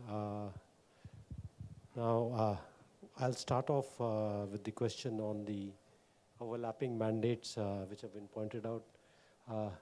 Can I request Raj to start off with providing his perspective on this issue? Thank you, Chair. No, I think there is no overlapping mandate. It's not that. IORA has its objective, its mandate. The themes are similar. Maritime security. IOC is establishing a concrete, actionable process, which IORA will not do. Because IORA, in terms of actions, it's led by the countries. Now, IONS is an annual event where there is a symposium. So the issue doesn't rise. That's why what I'm suggesting is that we have to see to it that each of us, each of the 3, reinforces each other based on our mandates, but also on the complementarity that we have. So as I said, let me take another example. We had a discussion on cable security. Now, what I believe is most important about cable security, subsea cable, is that, according to me, all the cables in the whole world are private owned. So if it's private owned, who's in charge for its security? What we need is to have a framework for cable security. Now that framework cannot be at national level. At IOC, in 2021, we endorsed a regional framework for cable security. It still doesn't make sense because all the cables that comes in the IOC region they all come from elsewhere. So it would make a sense that the whole of the Indian Ocean and even the world establishes a framework for cable security. This is what is in our plan now. In concrete terms, what can we do? We have already worked out, and my intention is next year to organize a ministerial conference on this. I'll talk to the SG of IORA to mobilize all the members of IORA on that. Can we hold technical discussions together? When IONS symposium is organized, can we put it on the table, discuss it, why it is an issue, what is that we can do, what is that we can't do, and eventually we all contribute to see to it at the end of the day, you have a Indian Ocean or global framework for cable security, for example. So that was the kind of things I think. So for me, there is no issue of overlapping mandates. You know, all these organizations were established for particular reasons at that time. For example, IOC was an expression of a group of non-allied countries, it was much more politically motivated by Mauritius, Seychelles, and Madagascar to establish IUC. So the mandates evolved, but there is no issue about overlapping mandates. And the other thing I prefer to avoid, let's not discuss that we go and try to harmonize IORA, IOC, etc. It's waste of time. We will put so much of energy and discussions that, and I can tell you, I can write it, give you, that at the end the result would be, sorry, we can't go further on that one. So let's focus on the end objective of the themes of the issues for which we are trying to work, all the three of us. Okay, same objectives, fine. How can each of us contribute to achieve? And I think I responded also the second question. What is that we could do? What the NMF could do, for example. I raised a few issues. I said, for example, okay, can we do some research on hotspots in the whole of the Indian Ocean? Or can we try to understand why is it that my own country, for the last 30 years, have shot only 7 IU fishers? But every year, highest level, people go, IU fishing, IU fishing. So why don't we analyze? So NMF, can you, for example, study these? What are the real issues that prevents to address those problems to which we are constantly facing? And the other point I would like to tell you that our analysis shows that all, without exception, all the various threats, maritime security threats and challenges, all are worsening with time, except that piracy is under control, thanks to India, third quarter of 2023 and beginning 2024.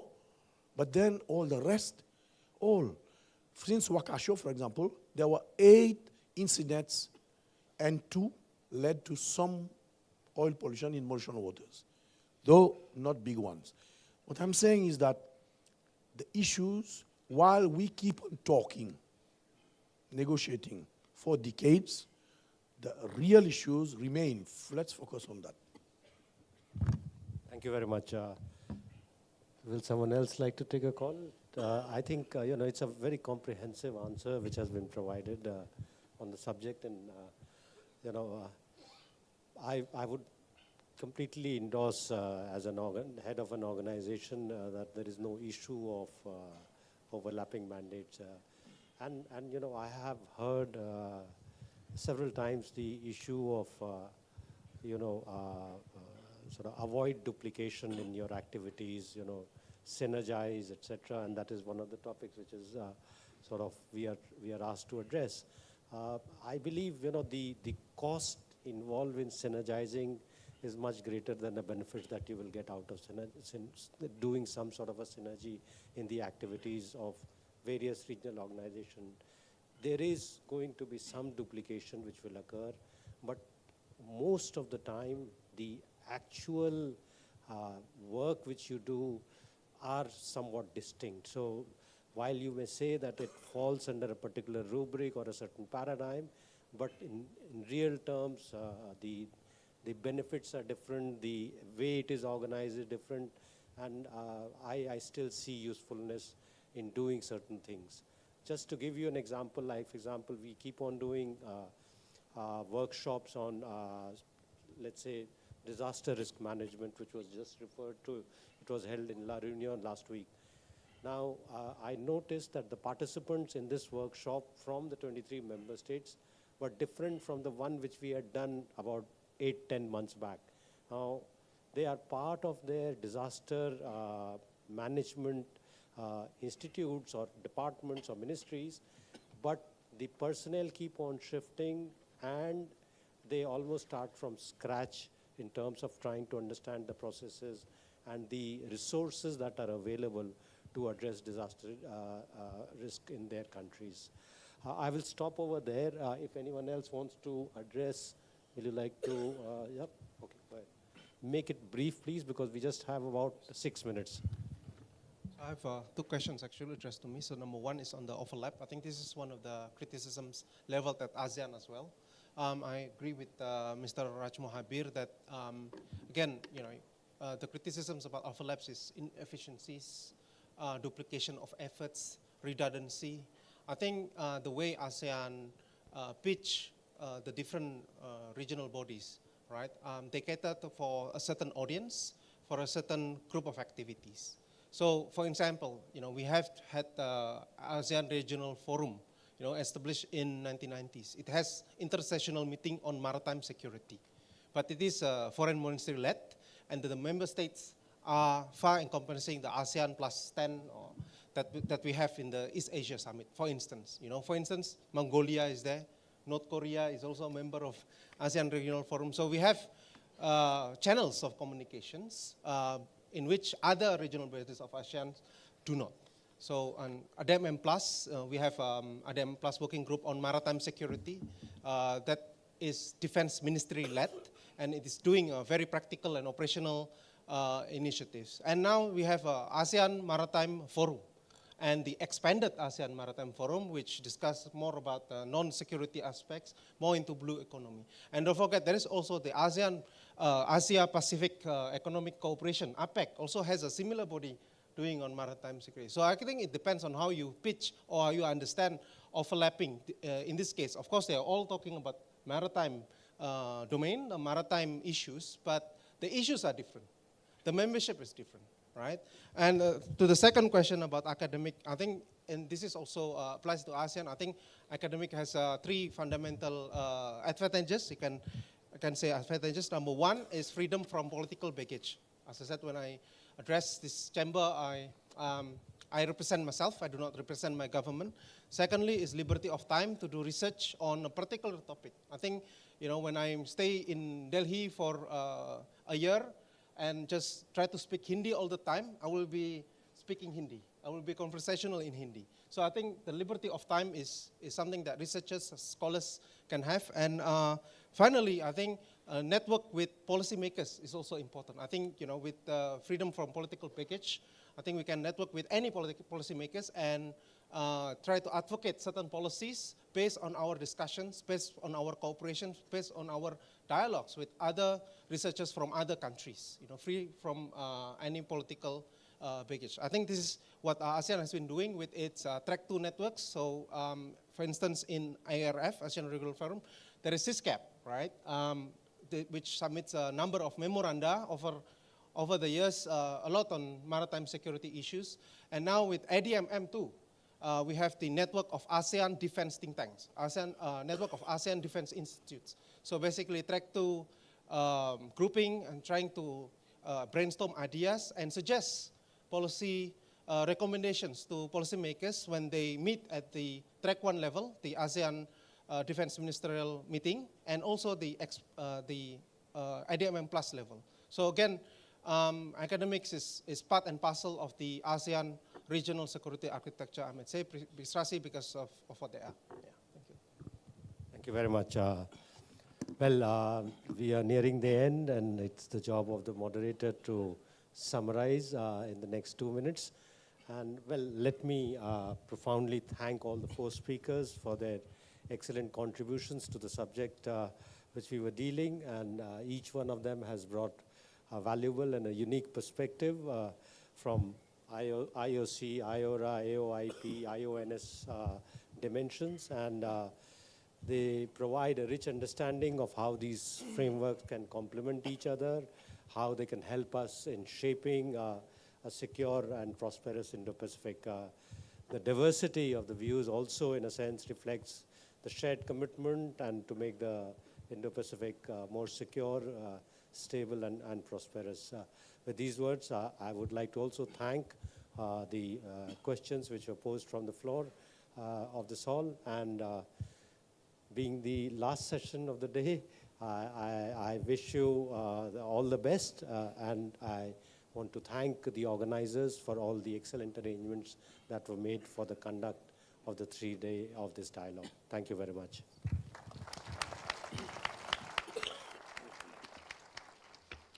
Thank you, sir.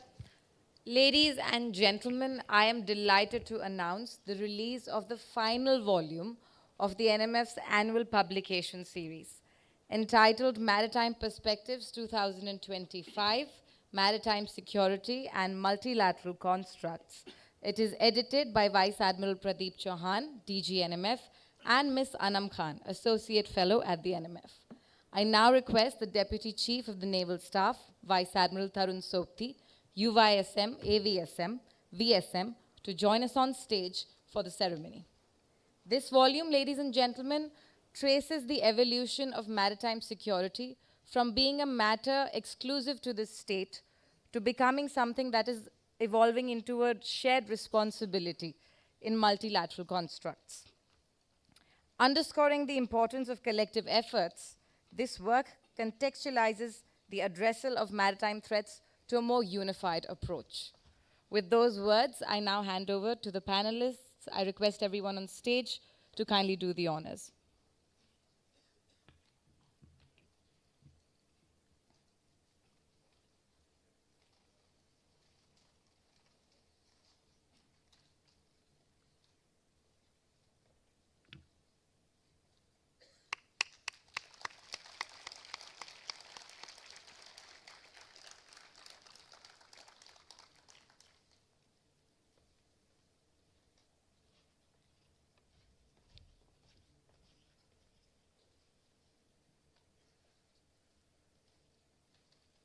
I request our dignitaries to remain on stage, as I now request Admiral Sopti to present tokens of our appreciation to all our panelists.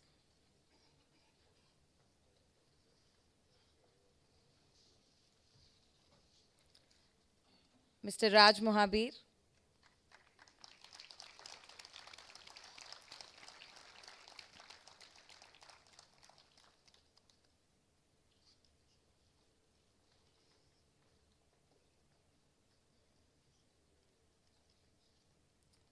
Mr. Ristian Suprianto.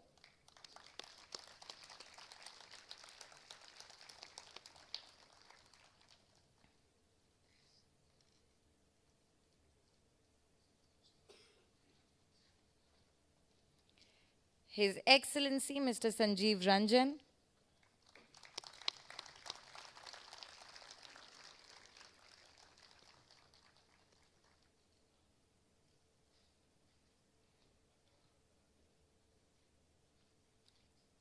Miss Sylvia Malin-Boom.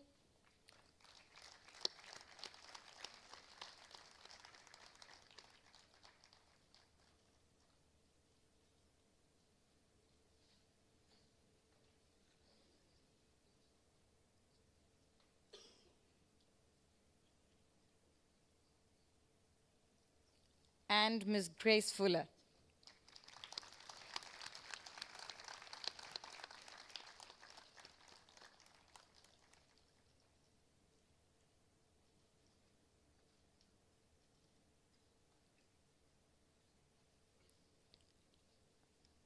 I request all dignitaries to gather for a group photograph in front of the tables.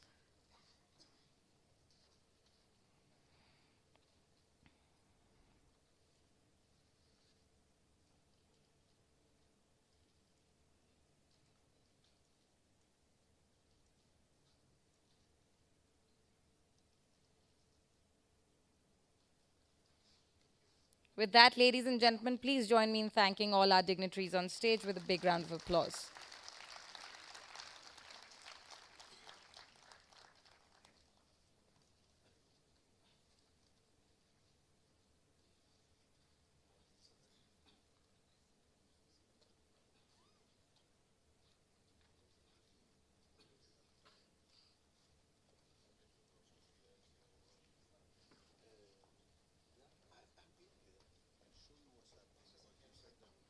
Thank you, sir.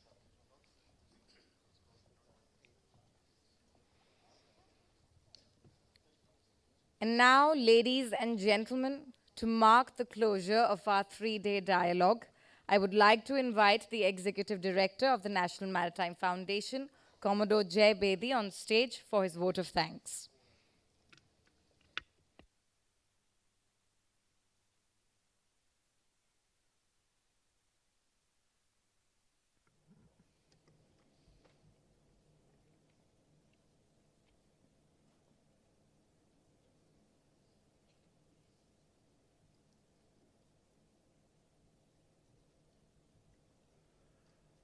Admiral Karambir Singh, Chairman NMF, Vice Admiral Tarun Sopti, Deputy Chief of the Naval Staff, Vice Admiral Pradeep Chauhan, DG NMF, flag officers, distinguished speakers and moderators, special invitees, members of the Governing Council, ladies and gentlemen. The vote of thanks each year falls within the remit of the Executive Director. And this year, it is my privilege to have the last word at this conference. At this edition of the IPRD, as we come to the close, we would do well to reflect on the depth of deliberation and the diversity of ideas that have emerged over the past 3 days. The vibrant discourse has only reaffirmed the significance of the Indo-Pacific as a region where capacity building and capability enhancement through resource sharing remain the preferred means of furthering our strategic interests in the maritime domain. The whole of region, multidimensional, cooperative, and multilateral approach that is embodied by the Indian Oceans Pacific Initiative, Indo-Pacific Oceans Initiative, is in keeping with the Indian Navy's commitment of inclusive maritime engagement, advocating not just military, but social, economic, and ecological well-being and security. Each edition of the Indo-Pacific Regional Dialogue reflects on a key spoke of this interconnected web of the IPOI and churns out the character of the regional maritime challenges in that domain. This year's focus was on development of a resilient blue economy through collaborative capacity building efforts across the Indo-Pacific. Dedicated sessions on Africa's Integrated Maritime Strategy 2050, the immense potential of the Pacific Islands, and the discussions on various other topics threw up various avenues where we could build capacity and enhance capability. I hope that this edition of the IPRD's layered and iterative approach will facilitate translation of these deliberations into ideas and practical outcomes which can be implemented by the regional stakeholders. Coming now to the thanks. The NMF, as Indian Navy's knowledge partner and the premier maritime think tank of the country, would like to acknowledge the guidance and encouragement of the senior leadership of the Navy to help us conceptualize, plan, and conduct this event under the overarching framework of the IPOI. I express my deepest gratitude to all the speakers, moderators, and panelists who took out their time to enrich the IPRD with their esteemed presence in person and online, and also spared no effort in sharing their views and immense experience through well-researched and thoughtfully curated presentations and discussions. I would also like to thank you, dear audience, for making the IPRD such a grand success. The diversity and depth of your incisive, thought-provoking questions speaks itself for the quality of discourse that we have generated over the last 3 days. The enthusiastic participation from the academic fraternity and the students who have come from various parts of the country, as well as the NCD cadets who have been here with us for all 3 days, has been truly heartening for those of us who seek to promote maritime consciousness in the country. We at the NMF are also thankful to the personnel branch of the Navy, with a special mention for the Directorate of Naval Training and the Directorate of Administration for taking on the burden of getting us all the official sanctions and approvals and supporting us through this whole event. A thank you to INS India, who is our base ship and our landlord, for providing administrative support to the event. A special mention for the Public and Media Information Cell and the Defense PRO to helping us reach out to the public at large and giving this event publicity in the mainstream and social media, probably like it's never got before. I am thankful to the Manekshaw Center for providing us with this opulent venue, the excellent technical support, and the wonderful catering arrangements, which I'm sure you have enjoyed over the last 3 days. Finally, I would like to thank the entire NMF team, including the senior fellows, research support staff, our young researchers, and even younger interns, for rising to the occasion and taking ownership of each and every aspect of this event. This is my first IPRD, and I could not have asked for a better team to carry me through it. Ladies and gentlemen, I know it's late, but I seek your indulgence for another few moments as I request the entire NMF team and our liaison support staff from the Naval Headquarters to line up in front of the stage. As they line up,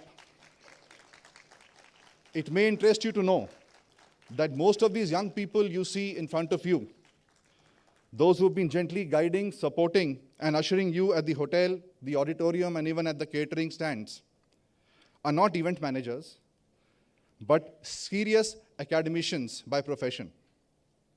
They have many master's degrees and even a couple of PhDs among them. It is not just their scholastic abilities, however, but their organizational skills and their teamwork that we applaud today. May I request you to give them a big hand.